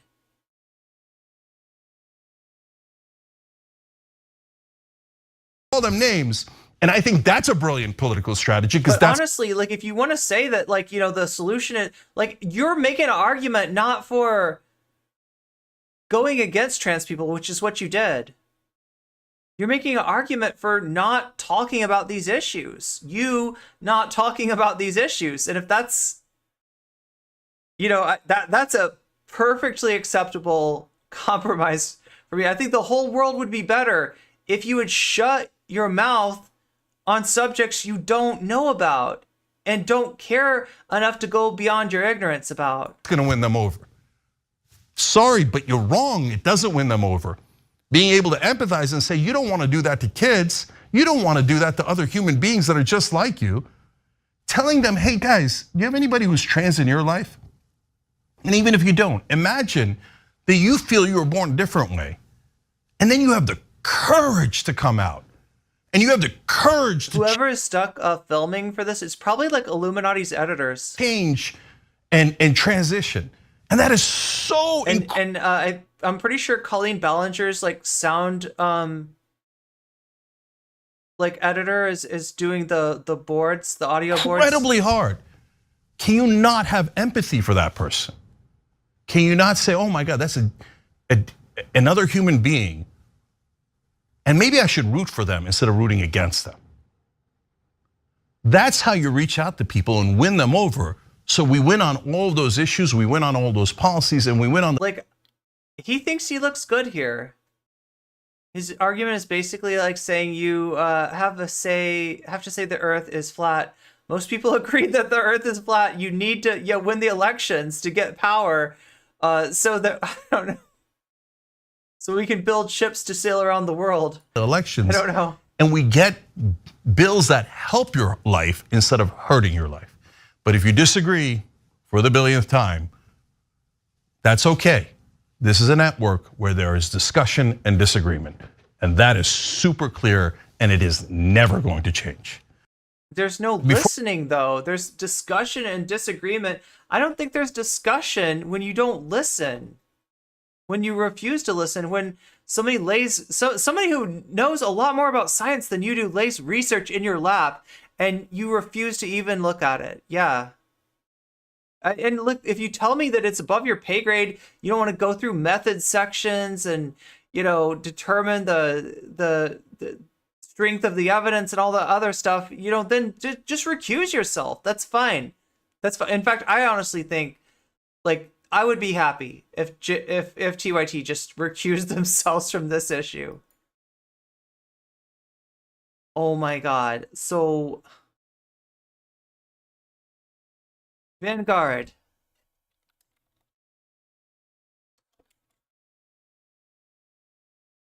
Benny, let's make this happen. Let's make this happen. Yeah, we've got an interview here with Benny Carollo. Up until yesterday, or no, sorry, 2 days ago, host on the TYT network, and you know, the person whose resignation kind of set these, you know, set the dominoes in motion that ended up today with the walkout of much of the mod team. Discussion and disagreement about settled scientific human dignity. Awesome. I know, right? Pandering to white tears while throwing marginalized people under the bus is how the Democratic Party lost a lot of Vietnamese and Cuban voters. Hillary Clinton gave them in 2016 in the 2020 election. context behind your decision and here is Benny Carollo, formerly of TYT. How you holding up, Benny? How you doing? I'm doing pretty good. I'm not gonna lie. I'm pretty tired though. You know, being a main character on the internet's a little bit of a trip. Yeah, it looks like Gavin's popped back on here. How you doing? What's up? What's up? How's it going, Benny? Thank you so much for taking the time out of your day to join Zach and I on the Vanguard. So glad to be here with you. So excited to meet and to hear a little bit about what you've been up to in the last couple days. But yeah, welcome to the show. How's it going? It's going great. It's good to be here. Awesome. So yeah, we did a little bit. Did Vosh? That's what I'm told. I'm told people said that Vosh called Benny a tanky. Of a story yesterday about your video talking about your decision to leave the Young Turks. Do you want to just give our audience some of the context behind your decision and talk a little bit about why you ultimately did decide to exit TYT?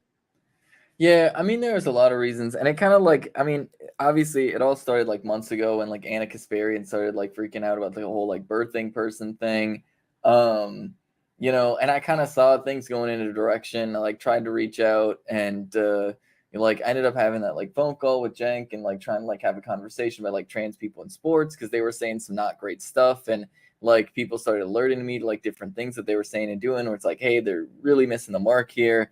And I tried to do some like course corrections, but like it just kind of didn't really go anywhere.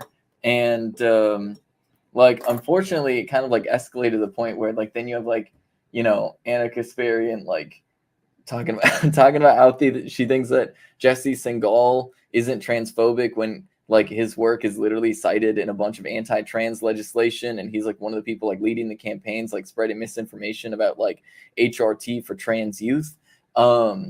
And yeah, I mean, she has like Marxist Leninist in her bio. That's probably, he saw that and said tanky. Like between like Anna, like, you know, being willing to engage with that misinformation and like spreading some of it, and with like the things that Jenk has been saying about like the way he was talking about like trans people in sports and stuff, kind of just like really revealed like, I mean, to me at least, just this mentality that like being trans is like this extra thing that's just like some sort of like bonus thing and not just like who trans people oh my god okay are, you know what I mean? And so like it just kind of got a little bit like seeing it as being a little extra. That's not an allusion to the other discourse. Frustrating in the way that Anna brought up. Thank you so much, libs of TikTok, Anna. Like I don't know, because like I don't know, like when Jenk went off about like, oh, you know, these Anna Ryachik, radical activists and things like that, and like calling people idiots and stuff like that. Like, it's hard not to see that and be like, okay, but that's like about me, right? Like, this is literally information that I've told you,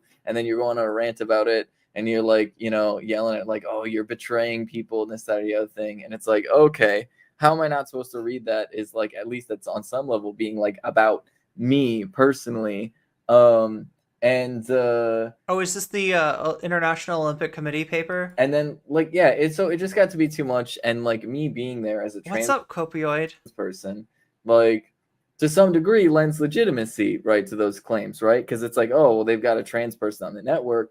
And so like like I've spent a lot of time like, oh yeah, they probably don't like some of Benny's friends. They're usually, it's weird, as much as they talk about like gatekeeping and guilt by association, the whole White Leaf Network really has this strict line about like who you, even like just who you follow on Twitter, right?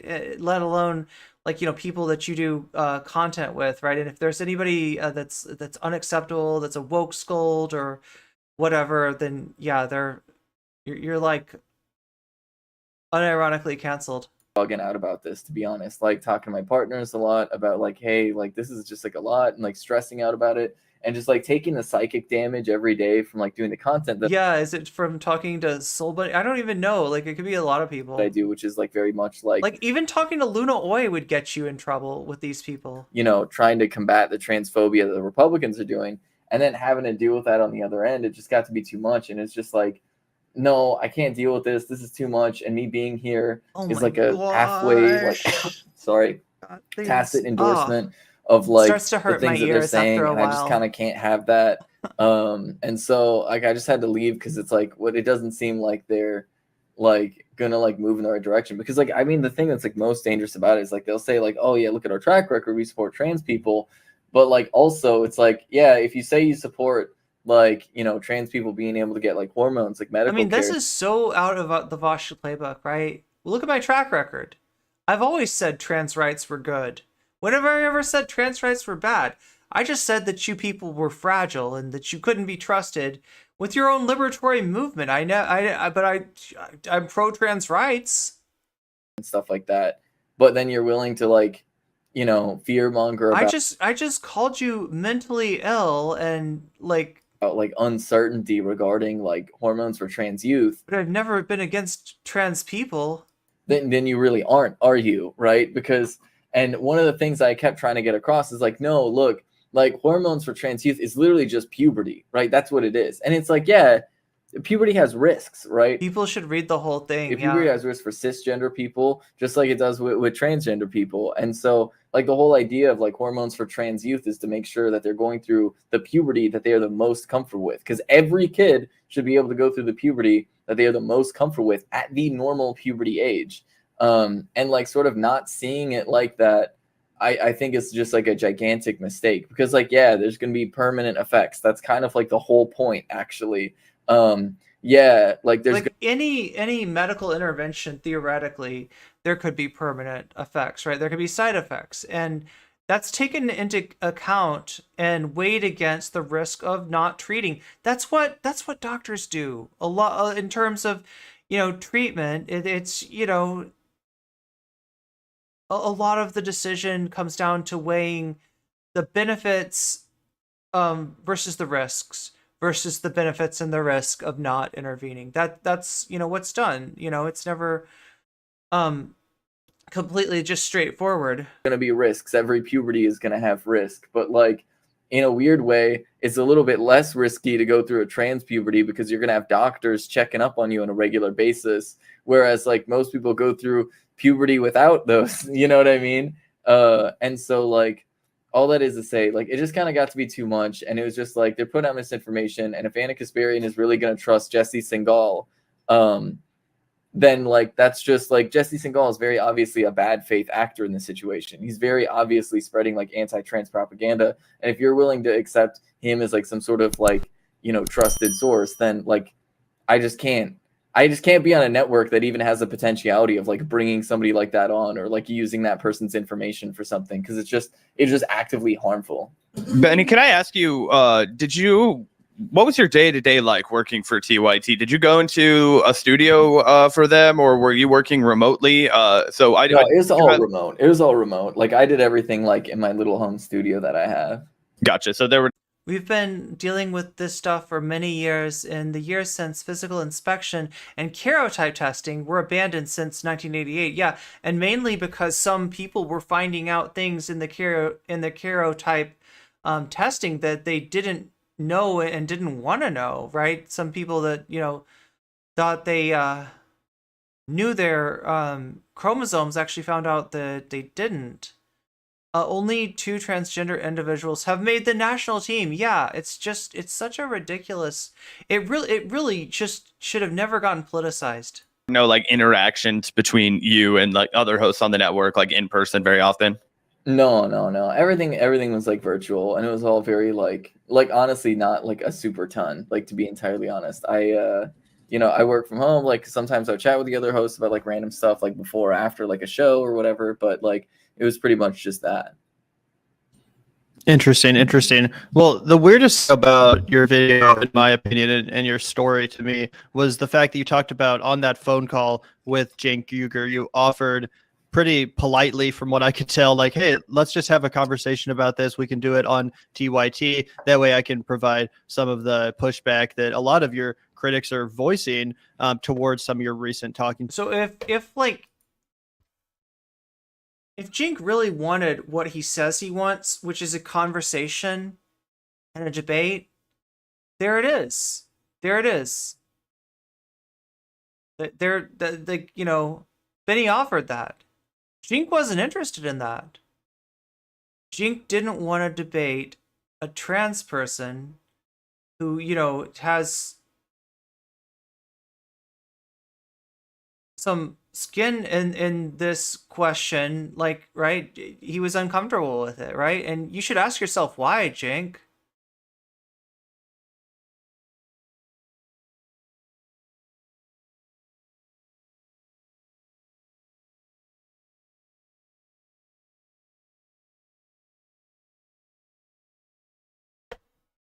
Yeah, so Lauren Hubbard, ironically, considering how much content the right wing does on Lauren Hubbard, never close to the podium. Points and opinions on trans stuff. And I don't know if you mentioned the crime stuff and the defund stuff too. I don't know if that's something you also wanted to chat with them or debate them about, but they've been trying to characterize all of their critics as like this woke mob hell-bent on canceling them, and all of these unfair, dishonest, bad faith actors that just want to punish them for having a different opinion, and just want to punish them for not thinking the same way about the stuff as the rest of the progressive left does. But the fact of the matter is that almost everyone that I've seen, from yourself, Benny, to our friend of the show, Olayemi Lauren, who literally did go on there and debate, pretty much everyone has offered to have a polite discussion and to hash out these conversations in a reasonable, mature, adult way. I think pretty much everyone on the left,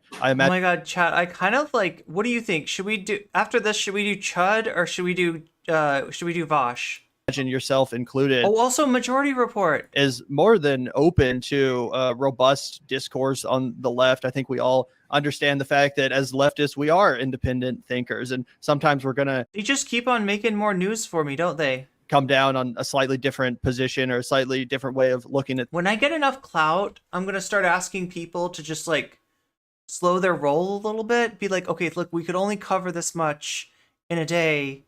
Could you please just kind of chill and like yeah, I just need to get this covered, right? Instead of like, oh no, like Chud's gonna do a reaction, Vosh is gonna do a reaction, TYT obviously, Jenk got on and said something, Sam Cedar I'm sure had said something, things, and that's the Majority Report did a good job. The beauty of this space, right? We can hash out these difference of opinion, we can have these tough conversations, and we can hopefully express solidarity, we can express understanding, and and we can express that there will be an ad at the top and bottom of the hour. Although when the top and the bottom of the hour actually happens, I can't tell you for sure, right? It is kind of up in the air. I think it depends on when I started streaming or something like that. So whenever it is, though, if you don't want to get sucked into that ad break, you don't want to be forced to some random ad that Twitch thinks that you can watch, there are certain things you can do to make that go away. And one of those is if you have Amazon Prime, you can actually link it up to Twitch and use that for a free sub to the streamer of your choice, which could be me. You could also spend $5 of your own money on desktop or $6 if you're on mobile in order to obtain that Twitch sub. Or if you get lucky, and some people have been getting lucky today, you might be fortunate enough to be gifted a sub. And the thing that's going to make that more likely is if you're more active in chat. So there you go. There you go. There's the ad read. Vosh versus Chud. Yeah, I know. It's like a choice of evils, isn't it? Should we do Chud or should we do Vosh? That sounds like... That's my reputation, though. That's my reputation in this space, right? People... Was not a question I was prepared for as a lesbian, right? Oh my God. All understand that's gotta hurt. That we're in this together and that we need to come together to talk. And what happened with Chud? Chud did a reaction to Anna Kasparian and this whole thing, and it sounds like kind of agreed with Anna. To discuss. Same but thing with Destiny. From Anna, it seems like, and Jank, but mostly from Anna, it just seems like she's hell-bent on mischaracterizing her critics as bad faith actors who just want to cancel her. And I think that's just the want to tell people to cook their friends. Yes. Problem that Zach and I have, and that a lot of people have with her, because as we've talked about on the show, so many people on the left, so many progressive commentators, ourselves included, sometimes have hot takes. We sometimes have unpopular opinions. But when you have a hot take, I have a reputation for being like overly, I don't know. Like I might have called somebody daddy on a debate panel once or 5 times. It's possible. An unpopular opinion, you have to accept the fact that there's going to be pushback. There's going to be backlash from people that feel differently. There's going to be backlash, especially if you're talking about a community that you're not a part of and you're trying to tell that community what's best for them, what's best for their movement. Of course, you're going to receive some often somewhat aggressive pushback from people that are in that community. That just goes with the territory. And for you not to just take that on the chin and move on like an adult, like a mature. Listen, I always take it on the chin. Person who's been in this industry for years now is mind-blowing to me, and that's why this. I take it like a champ. Smells fishy to me. That's why this smells of a right-wing grift, because we get criticized all the time. We get called out. And yes, I have been described as mind-blowing. We get pushed back on when we say something that's unpopular to our audience. What happens when we experience that is that we don't come out here and pretend like we're leaving the left. We don't pretend like we're the only sane ones left. We don't pretend like everyone else is crazy and that we're the only reasonable progressives around. And that's what Anna Kasparian is doing. That's why I think it smells so fishy. And I was just wondering if you have any comment on that. It smells so fishy. Maybe that's me. I don't know. One of the people that did try to politely, reasonably debate Cenk and Anna in a mature and productive fashion. I think honestly the question of is this a grift?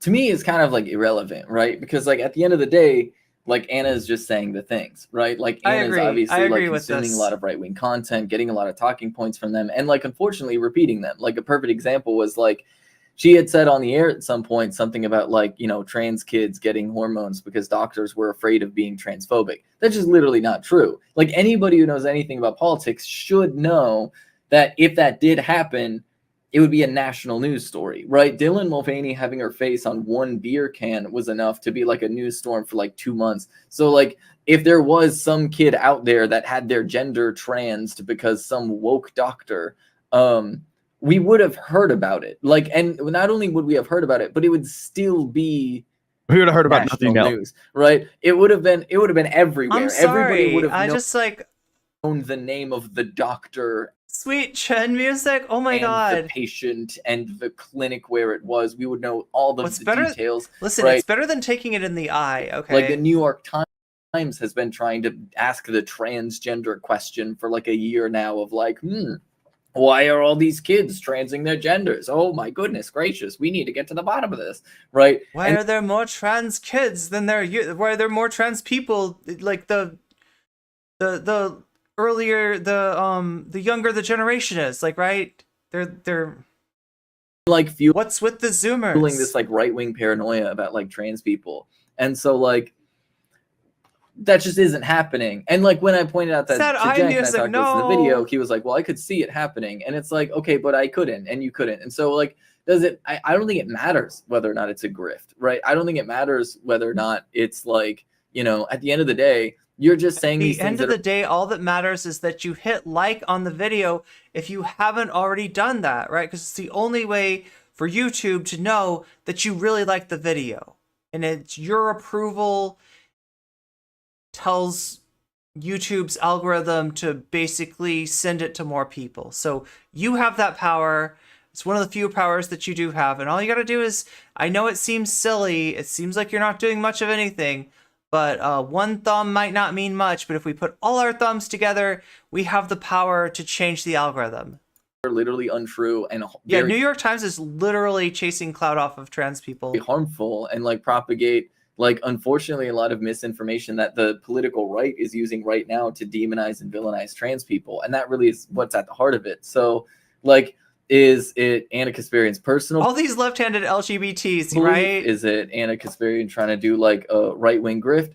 I think doing a bit of a take Meister there, I think little take Meister on some level. Yeah, it doesn't matter because that's the problem with take Meisters is if you espouse a harmful viewpoint, it's still harmful because even if you don't entirely mean it. Where's the difference in terms of the material reality that people experience as a result? As a trans woman, Benny, and somebody who's been a long time member of the progressive community, you know what I mean? Were you obviously, it sucks to see people that you would think would be your allies in a battle like this, kind of fall by the waysides. But I guess You forgot to boop the like. Well, now you remember. Are you surprised? And that's what's important at the end of the day. By this, I mean, did this shock you? I mean, I've seen some, we've followed the Young Turks relentlessly on this podcast.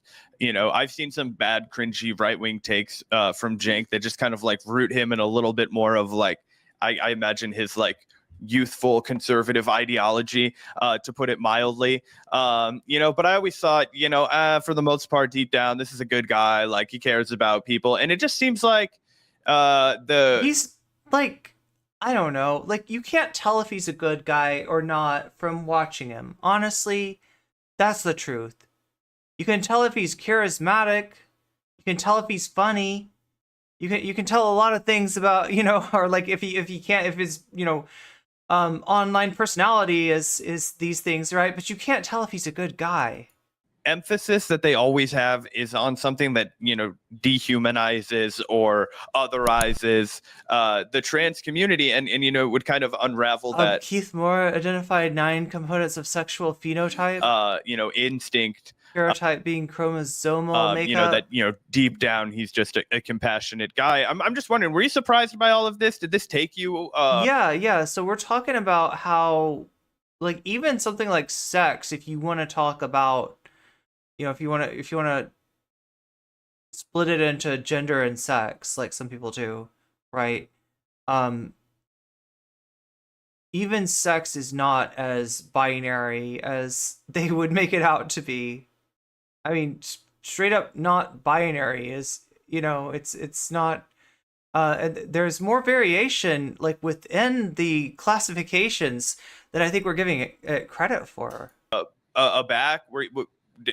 Obviously you said that you'd, seen some of this coming over the last couple of months, but I don't know. It's all showbiz. When it came, was it like, holy shit, like, I can't believe this is happening? Or the like, scales have fallen from my eyes and I can see, like, it's like, yeah, you put on the glasses from They Live, and all of a sudden you're like, oh, it's, god damn it, like, all of a sudden you're looking at the TYT logo and you put it up and it says transphobia, and you take it back down at the TYT and you put the glasses back on, transphobia. That's what happened. Kind of knew that this boot would drop.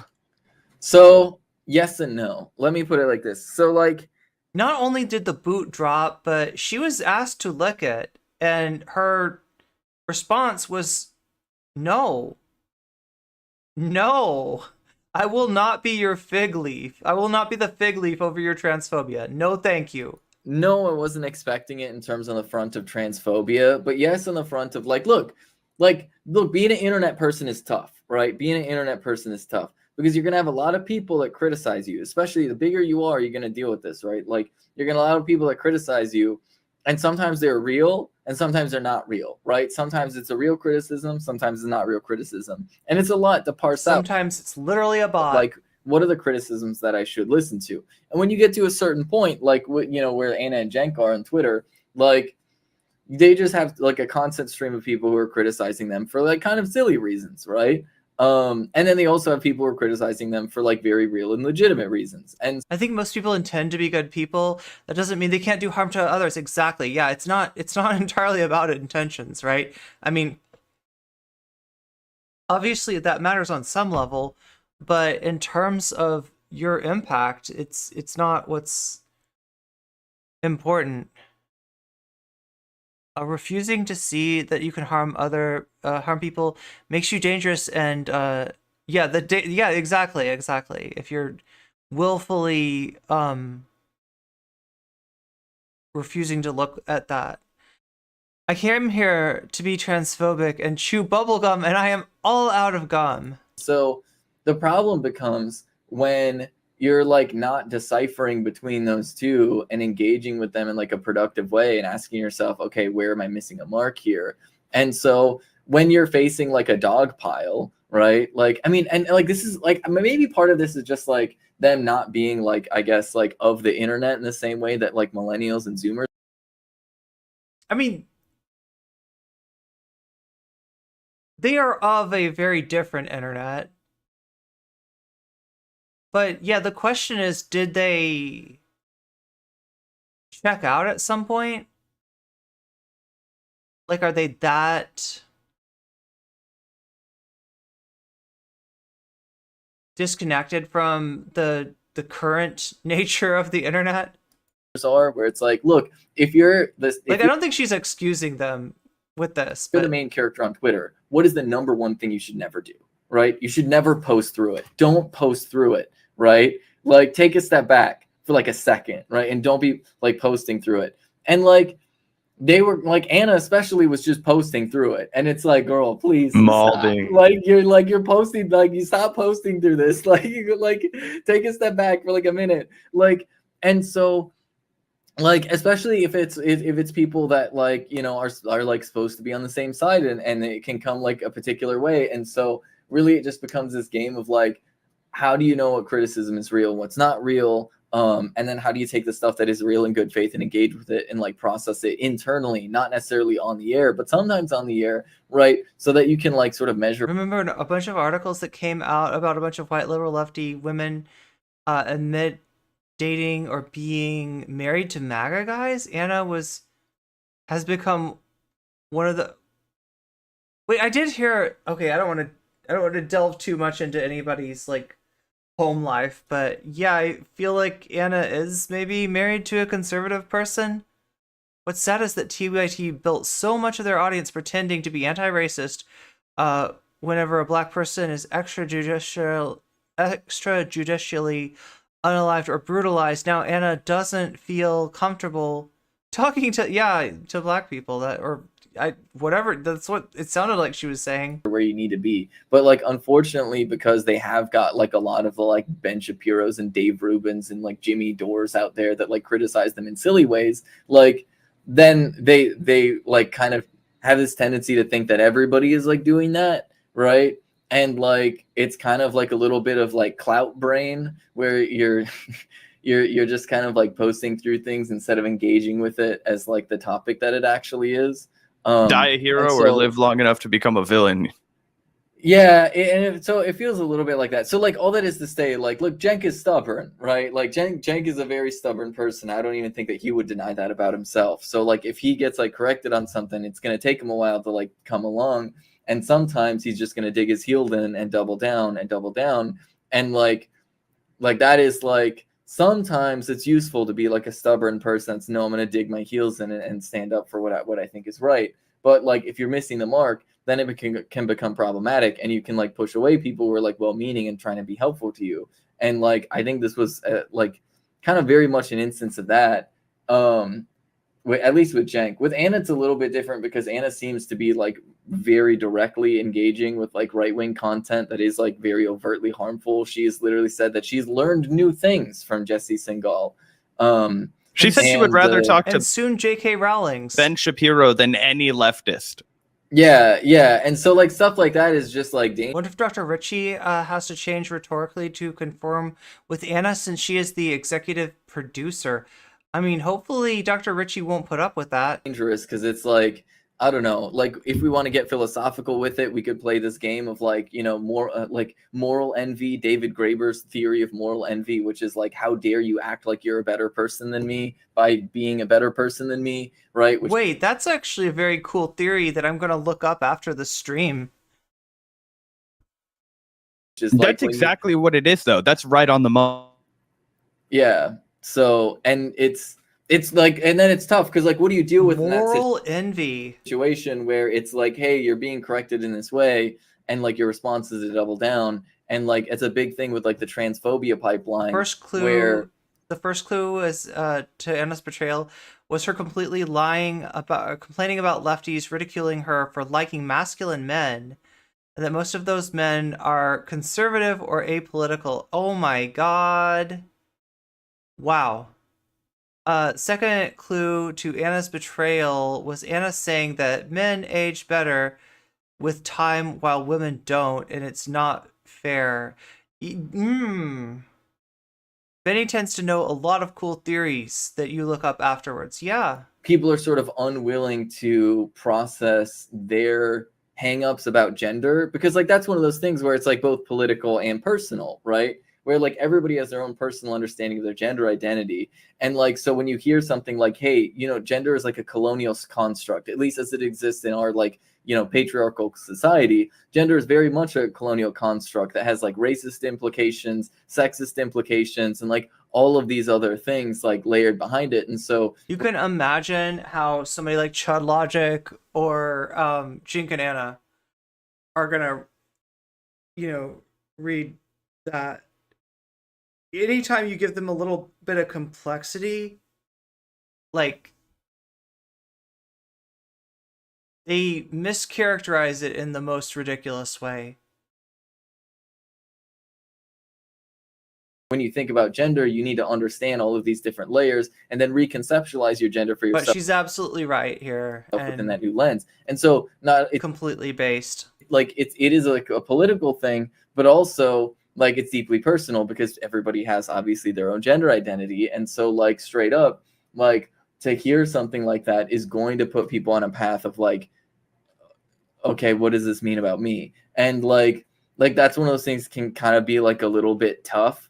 And like I get it. But also like if your reaction is to just be like, no, I'm rejecting all of this new information, then you start going down a pipeline and double downing on like ultimately what is a white supremacist conception of like masculinity and femininity and like gender across the board. And so like, yeah, like that's just kind of, Yeah, to just reaffirm, you know, the point you made, I think that's exactly why she does run into the, you know, we always call it the warm embrace of the right wing, because those people are never going to call her a bigot, and that's what she fears most, likely because I think that there is, you know, probably those a little two clues are some of those painful heterosexual things that I've ever heard. Yeah, bit of truth to there being some like, I don't know if it's correct to call it like hate in her heart or something that's going on deep down inside of her that, you know, forces her you know, to respond this way, and then, you know, also embed with the right wing because, you know, her biggest fear is to be a bigot, and, you know, they reassure her and assuage her of that while she is, you know, going out and parroting bigotry. It's really really quite a sight to behold. Pardon the day or multi-day late fireworks going off in the background.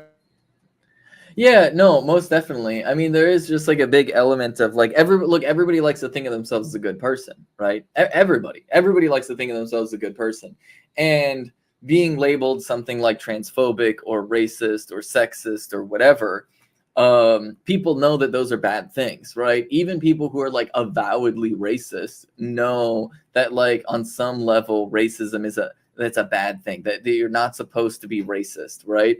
And so like if it's like, hey, this is a racist thing that you're saying, or hey, this is a transphobic thing that you're saying, this is a misogynistic thing that you're saying, like people will take that as like an identity attack against them of a good person. They're like, oh, that means that you're not a good person. When like ultimately you should just be like evaluating that and be like, why am I being called transphobic in this moment? Like what is precipitating this? And like, do I need to change? Is this a real criticism or is this a fake criticism? And then how do I engage with that in a way to like improve in this way so that what's wrong with it didn't get it didn't get like deleted or anything, instead of like and this is why like I don't know, although sometimes the auto mod is weird. I tell people like it's like, look, you shouldn't think of yourself as a good person, you should think of yourself as somebody who's trying to be a good person. And like when you do that, then you start to realize that like, you know, if somebody calls you out on something, that it's not an attack on identity of who you are, it's like, hey, this is an opportunity to grow. What's up, Fighting Gale? But like once again, being an online personality is difficult, and like when you have like a ton of people who are like constantly criticizing you for fake reasons, sometimes like it becomes difficult to separate those things with each other. And like that's just like a whole entire thing, and unfortunately it kind of seems to be going that way. And I don't know, it's just really easy to turn everything to grand narratives. Like I don't know, like what Anna said about me like last night on the show, I thought was kind of. She's gonna do content with Destiny, isn't she? Like, yeah, they're like perfect for each other. Silly, like we'll just move past her like accidentally misgendering me, and go into like her statement about like, oh yeah, you know, it seems like people on the internet convinced her to do this, and it's like, no, I'm like my own person. I'm like a grown adult actually. and I can just make my own decisions, right? And like this is something that I actually have spent like months talking about like my partners with, and like, hey, I'm scared that like Anna's going down this pipeline and what it means for me in the network of like it's an endorsement of these things for me to continue to be there. And so like this is something I've talked about with like all of my partners with. This is something I've talked about with like my close personal friends, and like, you know, like, and like, yeah, I did have a lot of random people on the internet that were asking me how I was holding up with the things Anna was saying. I've also had people who are saying like, hey, why are you still with TYT? Like, and like had like I've just a whole spectrum of things, right? I've had some people say this is unavoidable, right? No, Ben, you should stick it out. When you're expecting a trans person to just like sit there and like when you're making a trans person your shield, that's what you're doing to them. That's the position that you're putting them in.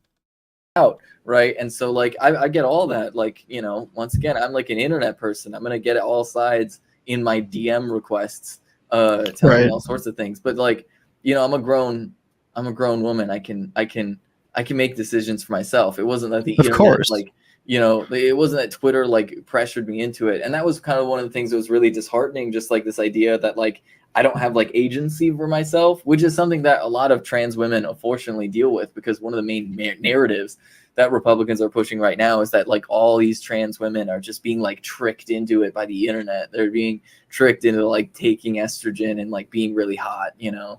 Right. This is basically the argument against trans kids having access to medical care, right? In a nutshell. It appeals to this idea that they have no agency, that even into your like, you know, late teens, you have no agency. How common is it for a trans person to misgender another trans person? It's common enough, right? And it happens, you know, sometimes by accident, and occasionally some people, if they really don't like or you know strongly disapprove of another trans person, they won't use the pronouns that person goes by. Like Jessica Unive is the name that comes to mind, who's, you know, some you know, an abusive person whose abusive nature was used as a weapon against trans people. And so because she's used against trans people, you know, there's like a less than zero number of trans people that won't like gender her correctly because of, you know, and she, you know, she's legitimately a bad person, but you know, doesn't make sense to anyway. So that, wow, that's a little too much of a, like, I feel like I'm divulging too much about like the trans community and the misgendering that goes on to some extent. Yeah, I mean, like, somebody missing somebody else's misperceiving their gender identity without knowing it, or I mean, you know, that does happen too. Oh yeah, it's so infantilizing that Anna would say that about you, as if you haven't recalled her misgendering somebody on air before. Yeah, and that's the thing, is like, look, that in and of itself, like, I guess, you know, can happen. You know what though?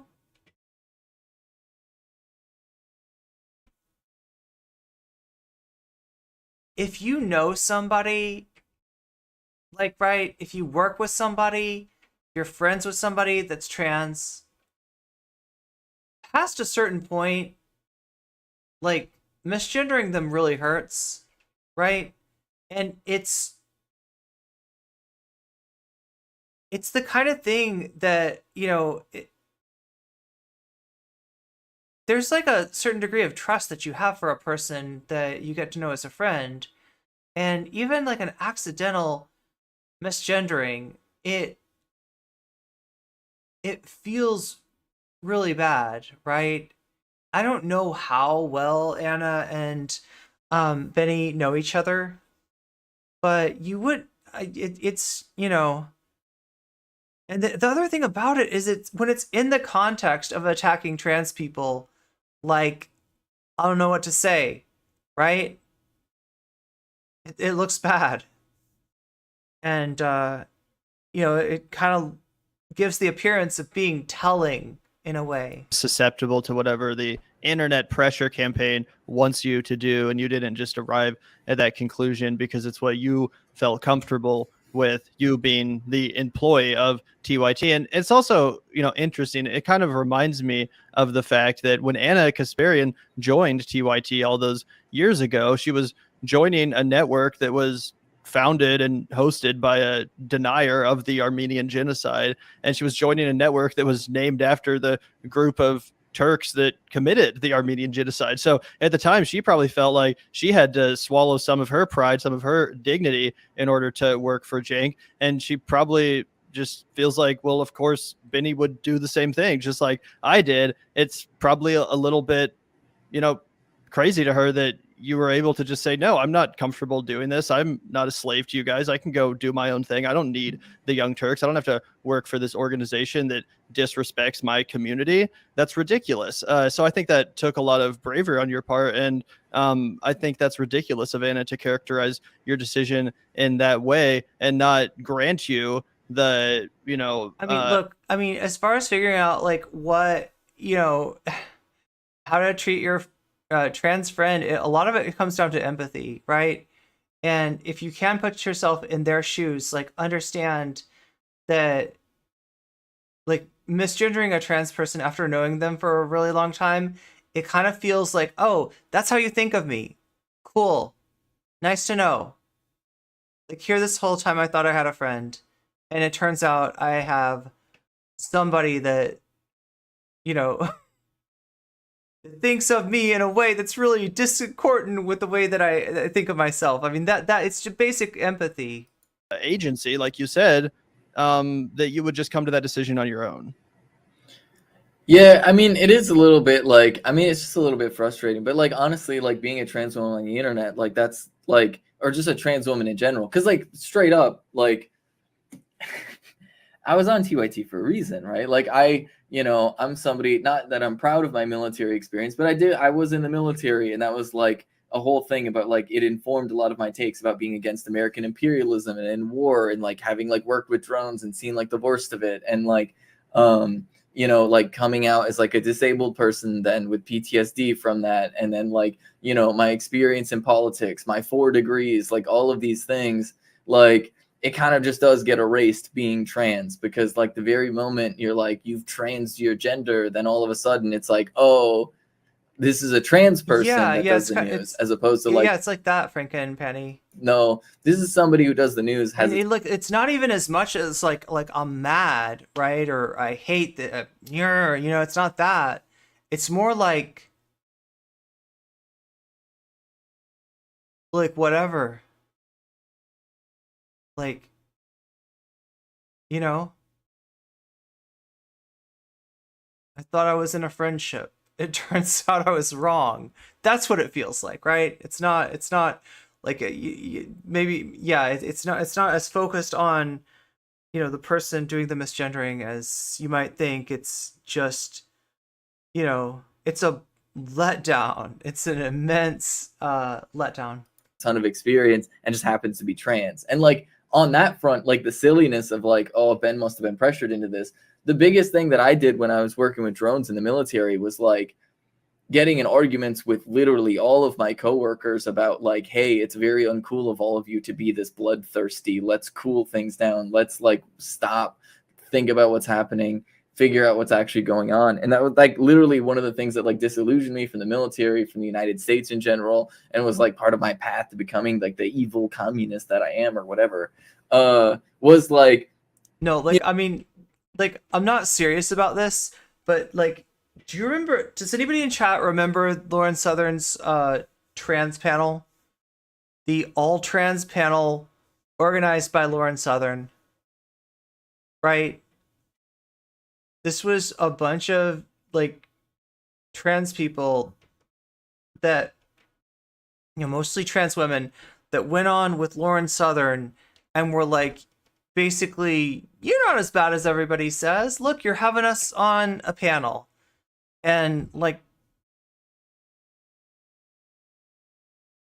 yeah, that sounds awful. Okay, so it gets worse, right? Because they're all talking about having been like drone pilots or drone technicians and stuff like that. And it's like a meme that kind of comes from like the Chan realm of things. Like, right, you'd see people talking about this stuff on like on forums like LGBT/LGBT on 4chan. Essentially, I don't want to paint with a broad brush because there are all kinds of people that go to that board, but largely a lot of self-hating trans people and a lot of very conservative trans people, and it makes sense with it really does make sense with the event that Lauren Southern was holding and with the people that showed up for that event, right? Some of the most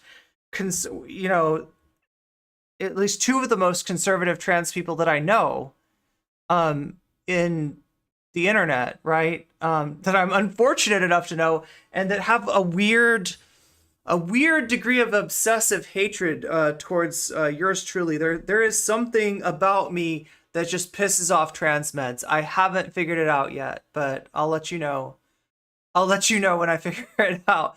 But yeah, that's what, like, so anyway, that was the meme, right? Now, it is a meme on 4chan. They claimed when they were on this panel with Lauren Southern, like a few of these, people claimed to be drone pilots, right? And we were never clear on if they were memeing, because, like, there's every chance they were memeing, right?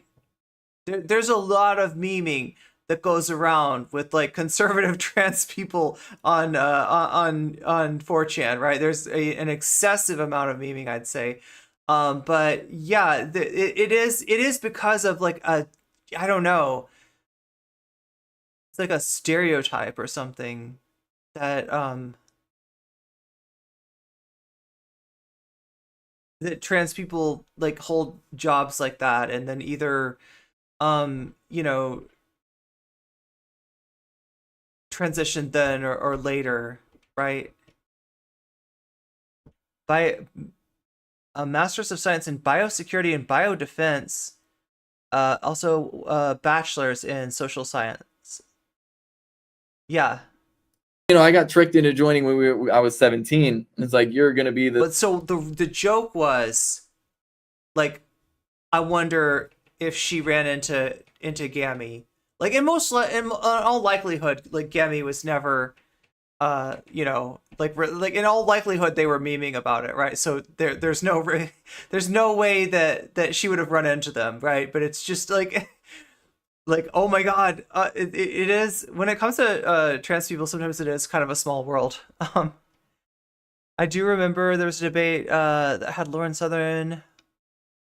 Blair White was not at this one, right? I know when I say conservative trans women, people think Blair White, but these were much more minor league stars than, in fact, really stars is, they're more notorious than anything, right? This good guy doing good in the world, and we're gonna be great. And then seeing like the person that made the Catboy Ranch allegations against Keffels was there. The person that told, used to joke about telling trans women to Roblox themselves in Minecraft was there, right? People like that, right? For my own eyes and being like, oh, this is horrible. You all are just straight up evil here. This is horrific. And then like, getting in arguments with coworkers about that all the time. So like, if I could hold my own while I was in the military, like, getting paperwork for arguing, the person that Polly called Queen of the Pick-Me's was donating to the stream, right? It was that kind of atmosphere, right?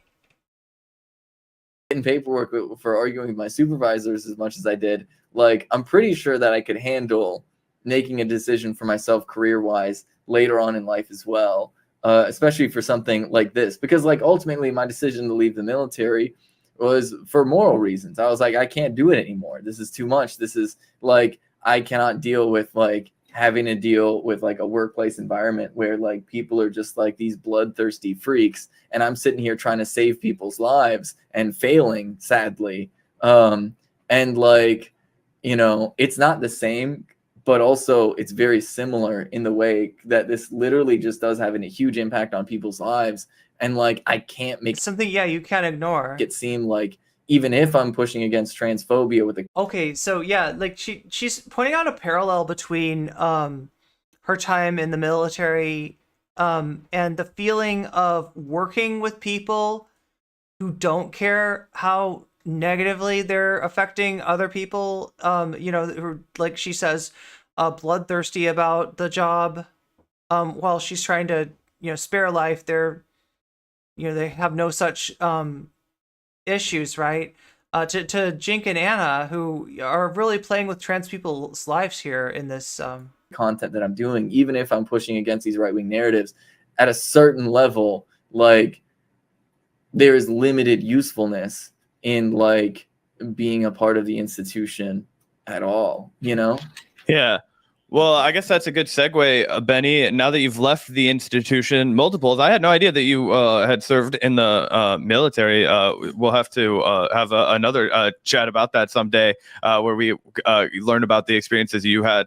You know, are the Vanguard pro-Vosh or anti-Vosh? I don't know. Does anybody know? This is a group that I don't really know that much about. I'll be honest with you. I've never really watched Vanguard's content. The drone program, but I did want to give you a little bit of a floor here. Obviously, you know, I was talking a little bit about this before you jumped on air. We were talking about how fucking impossible it is to, you know, find work in media, and that obviously, you know, this wasn't a decision that you took lightly, you know, and that obviously you've got. Yeah, that's what I was saying earlier. It's not as straightforward as it seems to, like, you know, quit a job like TYT that doesn't suit you, right? It's you know, obviously you don't want to be a part, and she didn't want to be a part of anything, if that's the direction it was going. But at the same time, it is a precarious world that we live in as content creators, and I know that you know, better than any of these people probably. So Benny knows about Vosh if they don't. Benny, yeah, I guess that Benny's not is not a fan of Vosh. Imagine big plans for you. Wait, apparently Vosh is not a fan of Benny.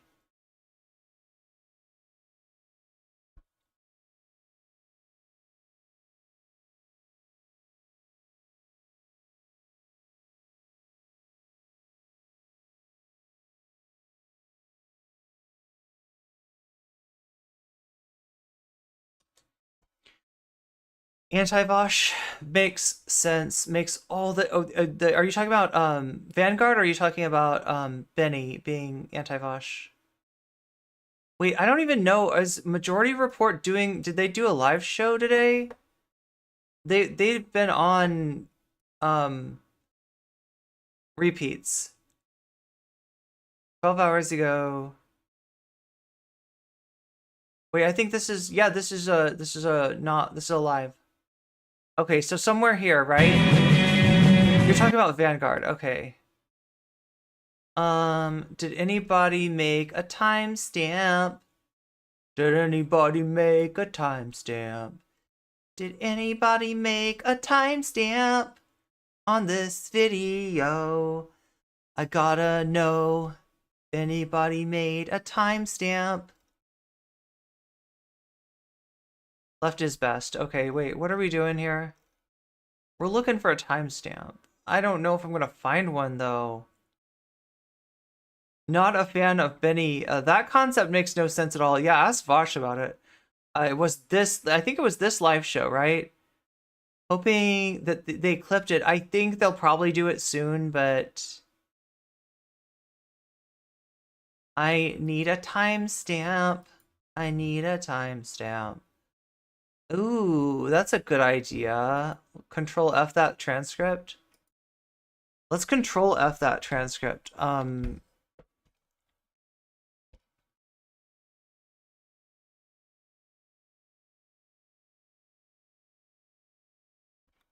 Analyst, anarchist, analysis. No.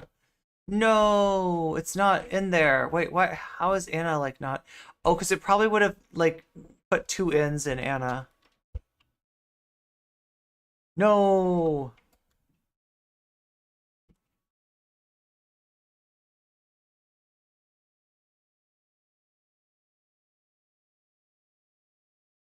Sam's talking about Arnica. No. Wait. Let's type in Young Turks. No, no Young Turks. What can I type in to like zero in on this segment? Type in Benny. No. Ben Shapiro. Benefits, benefits, benefits, benefits, Ben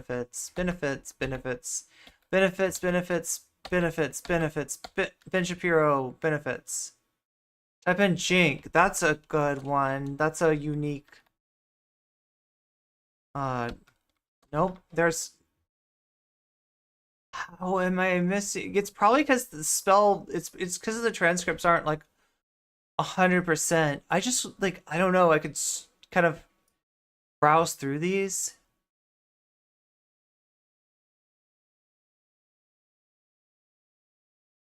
Sam is he's got so many sponsorships. He's so lucky. He's selling Arnica.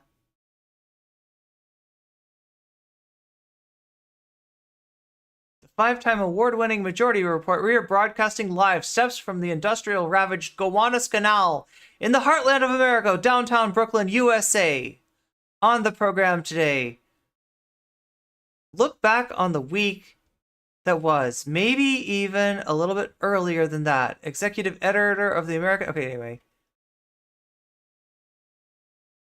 When do they talk about? When do they talk about?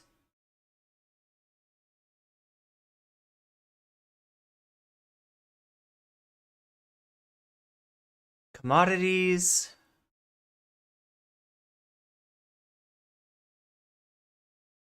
It's like in the second half, maybe. It's got to be in the second half, right? Oh my god. Oh my god. Heroes Act, talking about student loans, student debt relief. Blue Sky.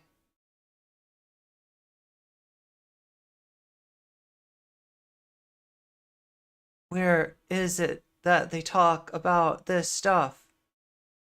It was mentioned on Thursday. What? Oh wait, you so it's not today's show? Wait, was it on Thursday? I didn't know they had a live show on Thursday. Do you have a new schedule? Because I keep coming in at the tail end of my streams. Yeah, the schedule is this. Sunday, Monday, Wednesday, Friday. That is my schedule for now. Right? And I'll try to let you know either on Discord or on Twitter or on Blue Sky. Yeah, maybe I should do Blue Sky too, right? If I'm going to have to miss any of those.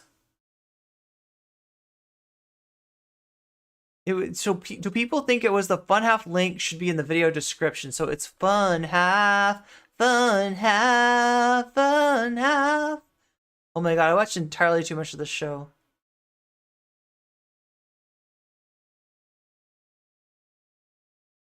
Because the alpha males are back. Back.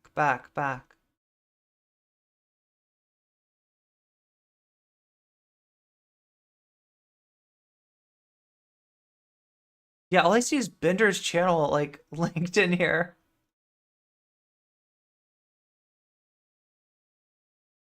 Okay, that's a guest. That's a guest. They have a guest for, like, the whole time, don't they?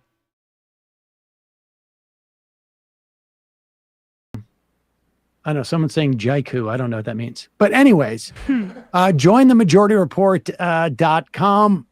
Oh, wait, there is it. You can check us out. There is it. There is it right there. That's the fun half. And this and that. And the best part about like the sort of the tour that was dedicated to I'll stop the saying fun enslaved half. people who worked there and lived there is that you realize like all of it was a function of enslaved people. Like the all of the craftsmanship in the house was a function of the enslaved people. The system, the way that he raised money, and I thought they did a great job of like explaining too, and everybody seemed to be, at least, I mean, I guess it was a little bit self-selecting because we were on one of the tours was about enslaved people, but you know, they made it clear like chattel slavery was a fairly American innovation. Fairly. The number of people forced to migrate to become slaves, also unique in terms of, you know, 13 million people, about 11.5 million of whom made it to the country. Right. And you also like the Jefferson had, I guess it was, I'm trying to remember now. Fund half is unlisted. Interesting. I wonder why they do that.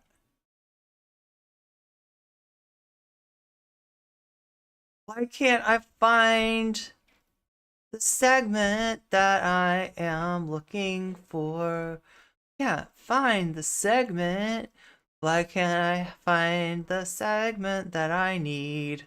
Why can't I find the oh my god. Did I just invent a new genre? It's bad, whatever it is. Like worse than electro swing. See, that's what I mean. It's no matter what my intentions were in inventing that god-awful genre of music that I just invented, like it still harms humanity. We're all the worse for it. And it doesn't matter that I had no ill intentions. Something about Trump's running mate.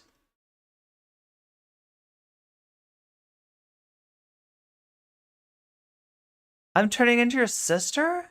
She sings everything? Yeah, like it's just like everything becomes a musical.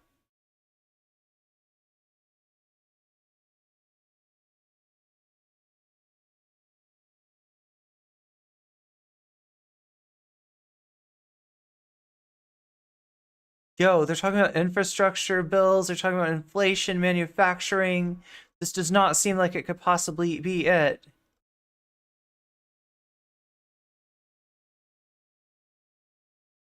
Marjorie Taylor Greene. They talked about the... Oh yeah, did I tell you? Marjorie Taylor Greene was kicked out of the Freedom Caucus. It happened. Marjorie Taylor Greene. What about Thursdays? I'm not doing them haven't been doing them. Are Thursdays special? Oh god, because I've always done Thursdays. That was when the original Bird Brains was a Thursday.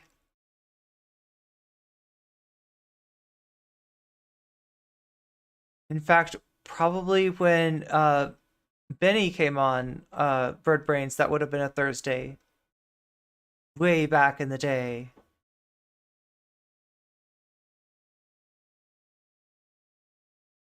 Oh, Majority Report Thursday. Wait, am I looking at Majority Report Friday? Oh, God.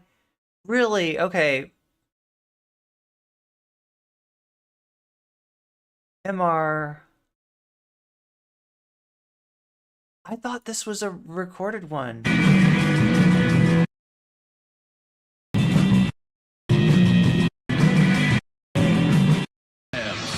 The destiny of America is always safer in the hands of the people than in the conference rooms of any elite. Sam Cena. They are unanimous in their hate for me, and I welcome their... Okay. Discuss Israel's latest colonial escalation in Jenin. Well, it looks like officials. So Thursday, if I remember correctly, Sam does not come into the studio and Emma handles the show. Yeah, well, Sam slacks off, exactly. Right, but we have a sequel this summer. There's a thing that some people who are cooler than me would call based. Okay, so yeah, there's a Wisconsin story I also didn't tell you about. Wisconsin's so wild that they gave the governor a ridiculously powered veto. And this is a veto that lets the governor strike text from the bills, right? So the governor doesn't veto the bill, the governor vetoes wording within the bill, right? And this wording that the governor deleted changed the sunset date of one of the provisions until 2420 rather than it being like 2024. So that's kind of amazing, and I think that's what she's talking about there. Lived through many years of like seeing in Wisconsin politics. I know he did. New revenue for public schools and potentially curb students' paper. And I know Evers comes from a teacher background. Did you see this? It was 2000 for the limit of the 2023 to 2024 school year. The 2024 to 2025 school year add 325 to the result under par, right? So they struck 24 school year and the 20, right?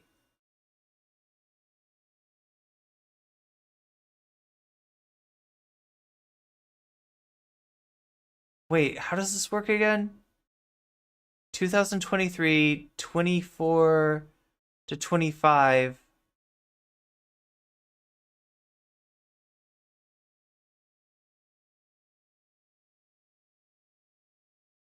Anyway, the result of it is that, like, whatever this provision is that pays for schools, it extends into 24,000 into 2004. It extends for like 400 years. Yeah. 2024, 25. And so this is part of man is still alive. So you can see here if you're watching on YouTube that the red parts, I mean, this is actually unironically a very fun story, are what he crossed out and vetoed. And this is all because of the ridiculous amount of power. Oh, 2023 to 2,425. That's what it changed to. Because they got rid of the dash here too. Wow. So it's section 402. It says, of the statutes is created to read for the limit. This is the original part. For the limit for the 2023-24, that a political stunt in the positive way. I'm blanking on the governor's name. Nation can be overturned by a quick break, and when we come back, we'll be joined by David Broder. In that way, and then even 257-3920. See you in the fun half. Will I get in trouble if I play the fun half song? Are you ready? It's the fun half. Who sent us this? It's Gorka, friend of the VOD, Sebastian Gorka. Wait, fun half link, there it is. This is like a Kane Pixels video. Wait, I'm searching all around for this though. I literally have not had to look this much. A political stunt in the positive way. Wait, what? I'm blanking. These vocal fascist movements. That's a really good way to transition to the subject of your book here, which is about how the problem killed by a border police officer. Right. You know, if you're a developer, it's 70-30. The fun half is now acting worth weird. 1/3 of what we put in. When you have, but like you can't view. Wants to be around guns, but I'm also. And you'd have to be in Elon Musk's head because he thinks happening, this, that, and whatever.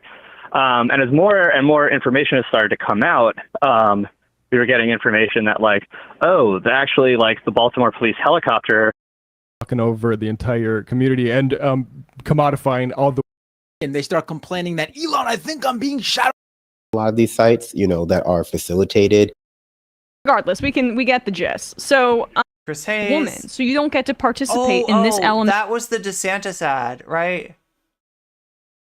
There's a DeSantis ad that's basically implying Trump is the biggest LGBT president ever, and it's to attack him, right? DeSantis did a like I said, this is like the ad that's from 4chan. Protecting the rights of our girls and the rights of women athletes to be able to participate with fairness and with integrity, and ultimately, when you talk women swim. And they do get to, this is the central thing here, that Trump included trans women in the beauty pageants that, or said he would be. Oh yeah, and do you see that the Giga Chad memes? Also, while this is going on, there's funk music playing. That's why we can't like listen to the volume here. It's like everything is just coded for like alt-right Flynn. You know what I'm saying? Like a fine with it. Yeah. And then like they use all this footage. I saw that Do they use Peaky Blinders in this? It's very like it's very 4chan whole aesthetic, right? That's what's going on here. Because yeah, there it is. Yeah, Peaky Blinders released a statement saying they don't condone the use of their thing. I mean, I feel like it's probably given more attention than it deserves. But. Yeah. And they use Chris Hayes and also Mike Figueredo. Regardless, we get the gist. Is rooted in truth. Okay, so doing real damage at local levels and at Simpo's music video where he makes it look like Rachel. Oh my god. Her politics, like I think she'd even concede that, and it is what it is. It's not where I'm at right now. Talking about Anna? I'm not super concerned about humorous names like hole. What is it? Bonus hole for genitalia. That's the new fun half. To be honest, appreciate that framing. Thank you, Bender. But like we just had last. First from Jake and Anna, sad to see the main show continue to implode and destroy the reputation of the network because there are some genuinely good people there. Simpo's music video where he makes it look like Rachel Maddow. Just oh no, I thought that one was for downloading. Never mind, because people AI. Never mind. Yeah, no, you're good. The young jerks. Okay. Ben Carollo has left TYT after further ridiculous outbursts from Jake and Anna. Sad to see the main show continue to implode and destroy the reputation of the network. Because did I find it or did I find it? There's some genuinely good people there. I found it. I totally agree. Yeah, I mean, obviously I don't agree. I have spoken about like this kind of thing at length. I guess, I don't really feel like I have to Yeah, most of 4chan probably not old enough to vote. I don't know what why he's targeting his advertisements like this, right? It seems like a very online campaign. Onto everything, to be honest with you, just because it's like because there'll be future opportunities. And yeah, well, I mean, hey Joni, his own daughter, DeSantis' own daughter, called out his anti-Disney grift. But also, like, I respect the audience, of course, but sometimes I just feel like, I don't need to. I'm not responsible for other people. You're not TYT HR. That's Hassan's job. Yeah. Emma, we need for you to prove your allyship. We need you to have 1,000 more Twitter right wingers attacking you for videos where you defend trans people and trans rights. Okay. Well, I appreciate. Is he getting defensive? Look, I mean, there's no reason to be defensive. Like at this point, you gotta look, if this was just like one errant viewpoint or whatever, fine, right? But at this point, you gotta recognize the dark going on at TYT. I don't know. Do you feel like it's too much to ask?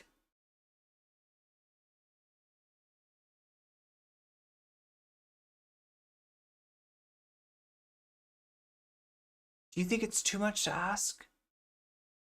I mean, I get that you're not Anna's keeper, if that's what you're saying, but at the same time, it's a pretty big hit to the trans community, And it would be really nice of you to let us know, like, that you stand with us. At the very least. At the very least.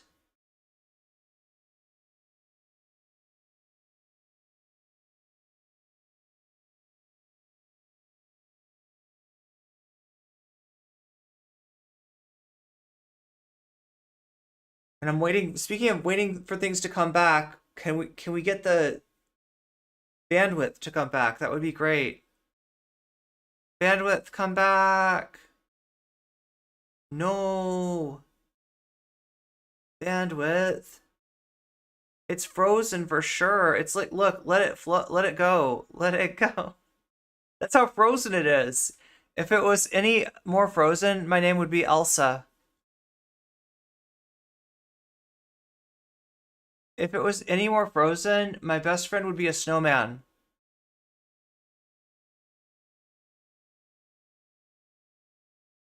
If it was any more frozen, I would be a Kingdom Hearts level in Kingdom Hearts 3, but not in Kingdom Hearts 2, or Kingdom Hearts 1, or Kingdom Hearts Birth by Sleep, or Kingdom Hearts 358 over 2 days, or Kingdom Hearts back cover, or Kingdom Hearts Union Cross, or Kingdom Hearts any of that stuff, right? Oh, are we coming back? Please come back. Come back to me. Come back to me. Come back, bandwidth. Bandwidth? Why are you such a bandwidth? It's Biden's laptop for sure, but like, we just need bandwidth, really. Yes, bandwidth. Bandwidth. Oh my god, bandwidth. Can you just bandwidth already? I know saying bandwidth isn't going to help the bandwidth, but it feels like it should. Bandwidth. Come on.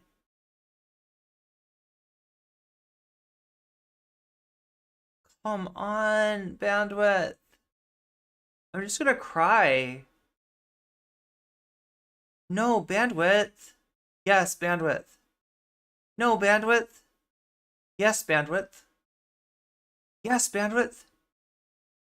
No, bandwidth. No, bandwidth. No. Yes. No. Bandwidth.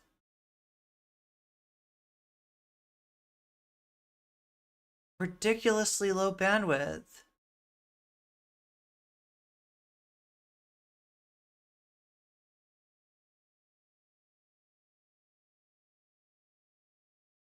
Please. Please, bandwidth, please. Is the bandwidth ever coming back? I just need the bandwidth. I need the bandwidth so bad.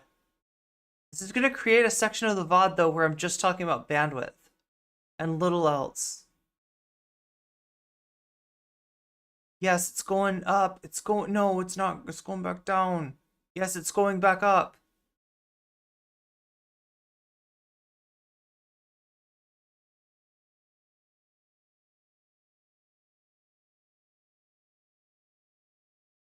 Yeah, like, I don't think anybody's demanding for Emma to go on some kind of drama bench with, you know, and with it could be really quick, right? It doesn't have to be long. I am so sorry about the bandwidth.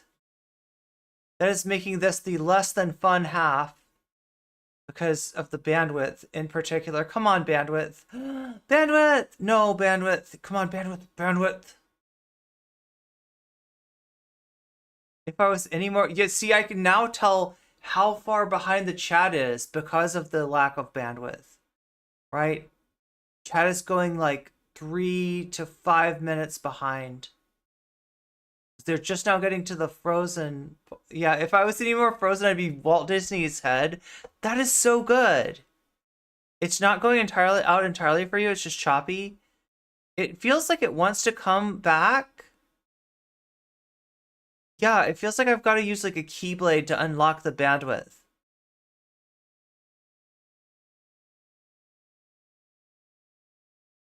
It's slowly getting better. I mean, maybe it's like adapting to the low bandwidth. Nature will always find a way. Nature, find a way. Nature, please find a way. Please find a way. Nature, come on.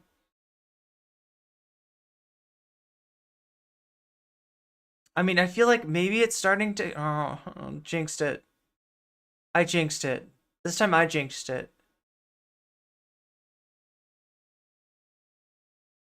You can't baby your bandwidth. You gotta... Oh no. Maybe I should baby my bandwidth. That framing. Thank you, Bender. But like we just had last week, we had Camille Ray on, which was one of my favorite interviews we've done in a long time. She is the mother of a trans son who's forced to flee Texas because of the I just don't know how far on a delay you are now. Trans legislation within the state. And like that's what I think over focus on language or tactics really enables. Like I genuinely, that's the heart of my disagreement. I think it's harmful. But yeah, I mean, I didn't see everything. I would say I think there's definitely been like a shift in her politics. Like I think she'd even concede that, and it is what it is. It's not where I'm at right now. I'm not super concerned about humorous names like bonus hole for genitalia. That's the new fun half. To be honest, I feel like we should, but it's just fun. I think that's funny. If all right, guys, we're gonna head into the bonus hole. Like if trans men. We're heading... Okay, wow. if someone called my genitalia bonus hole, I would think it's hilarious. But that's not even what's happening, right? Anna's acting like it's her hole that's getting called bonus, and it's not. It's not. It's decidedly not. It has nothing to do with Anna. It's not Anna's business. It shouldn't concern Anna, and yet she's spreading this. Secondly, like no one will be doing that to you either. Well, no one will. And also, like I actually think it's important to be super embracing of that kind of language because it's being used because trans men are like, my genitalia doesn't match with my gender, and so I'm gonna make a joke about it, or it's gonna be like not a joke, but whatever. It's a term that's taking ownership. Lighthearted, good humor. Yes. Yeah, taking ownership, exactly. So yeah, that's where I stand, obviously. And I'm not sure how many people know like what is even being talked about. When that's the thing, is it's such a like a kind of personal thing for people who use this language. It's not. I don't feel like it's like look here outside of the people who use this word, like maybe a medical professional referring to it that way. If a patient's more comfortable with that, that's appropriate, right? But outside of that, nobody's asking you to do anything. In fact, it's kind of intrusive for Anna to enter into this. This is like an inter-community discussion. And like under the Bezos, share more bandwidth. I will just say this one more thing. Yeah. Are you saying you're not going to let the term bonus hole shape your entire politics? Yo! What a novel idea.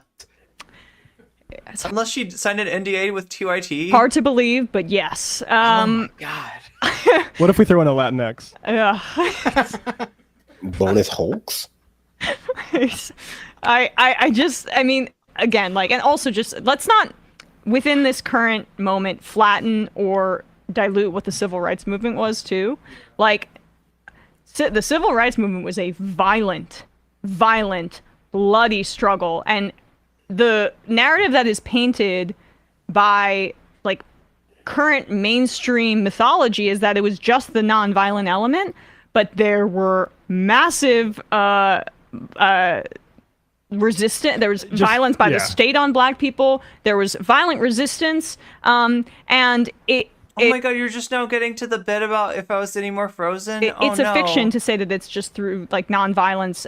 Like it's to the right of standard history. I mean, this is from the story of Texas. On April 4th, 1968, I mean, this should be remedial, but civil rights leader and activist Martin Luther King Jr. was assassinated in Memphis, Tennessee. Following his assassination, amid a wave of riots in more than 100 cities across America, President Lyndon Johnson increased pressure on Congress to pass additional civil rights legislation. Hoping for a passage before King's funeral on April 9th, LBJ argued that for Civil Rights Act of 1968 would be a fitting legacy, a fitting testament to King and his legacy. Also, King, you can look at his quote in the final analysis regarding riots and the language of the unheard. Like, it's bad to be doing that. And that's the part. That's the thing that I just want to say that, because if the definition too is that inconveniencing people or locking them in rooms is violence, then that would mean even locking them in rooms is like a stretch of what happened, right? This is somebody that instead of proceeding to like wherever they were supposed to give a speech, they went into a classroom, portrayed the protest outside the classroom as being a barricading of them inside the classroom. And then even the non-violent elements of the civil rights movement. Parts of this broadcast will be received tomorrow or yesterday. But were violent under that definition because that's what they were doing. Like there was that example that I saw circulating of. It seems better for a moment. Samuel L. Jackson, when he was at Morehouse College, locked professors in rooms for hours as a part of a civil rights demonstration. Righteous. So, like that, and it's righteous, exactly. So, I'll stop talking, but that's really like I obviously this is like a very different, like I'm on a different path I think right now politically, clearly. So go ahead, whoever wanted to talk. I guess I'll go. I just think like I don't think it should be turned on like, okay, who's defender or who's not defender, because I think that's kind of like that's really where this gets toxic. But I will say that of the folks that do feel compelled to speak up for her, it's notable to me that, and it says as much as I need to say, that they're speaking up for her right to say it and not the actual things that she's saying. I also don't think read Beyond Vietnam by MLK and read Kwame Ture. Read or the definition of what a white moderate is Hampton. from Letters from a Birmingham Jail too. Right. Go on. I also don't think the whole point of this is your mic. You're disconnected. You're on like no. Matt's having trouble with his mic. Matt Bender is having trouble with his mic at the same time as I'm having trouble with my bandwidth. Computer mic. Audio. Brandon can go then, and then. Well, yeah. I mean, I just. It feels like it wants to get better. Agree with everything that you said in the sense that. Oh, I'm sorry, Matt. Go ahead.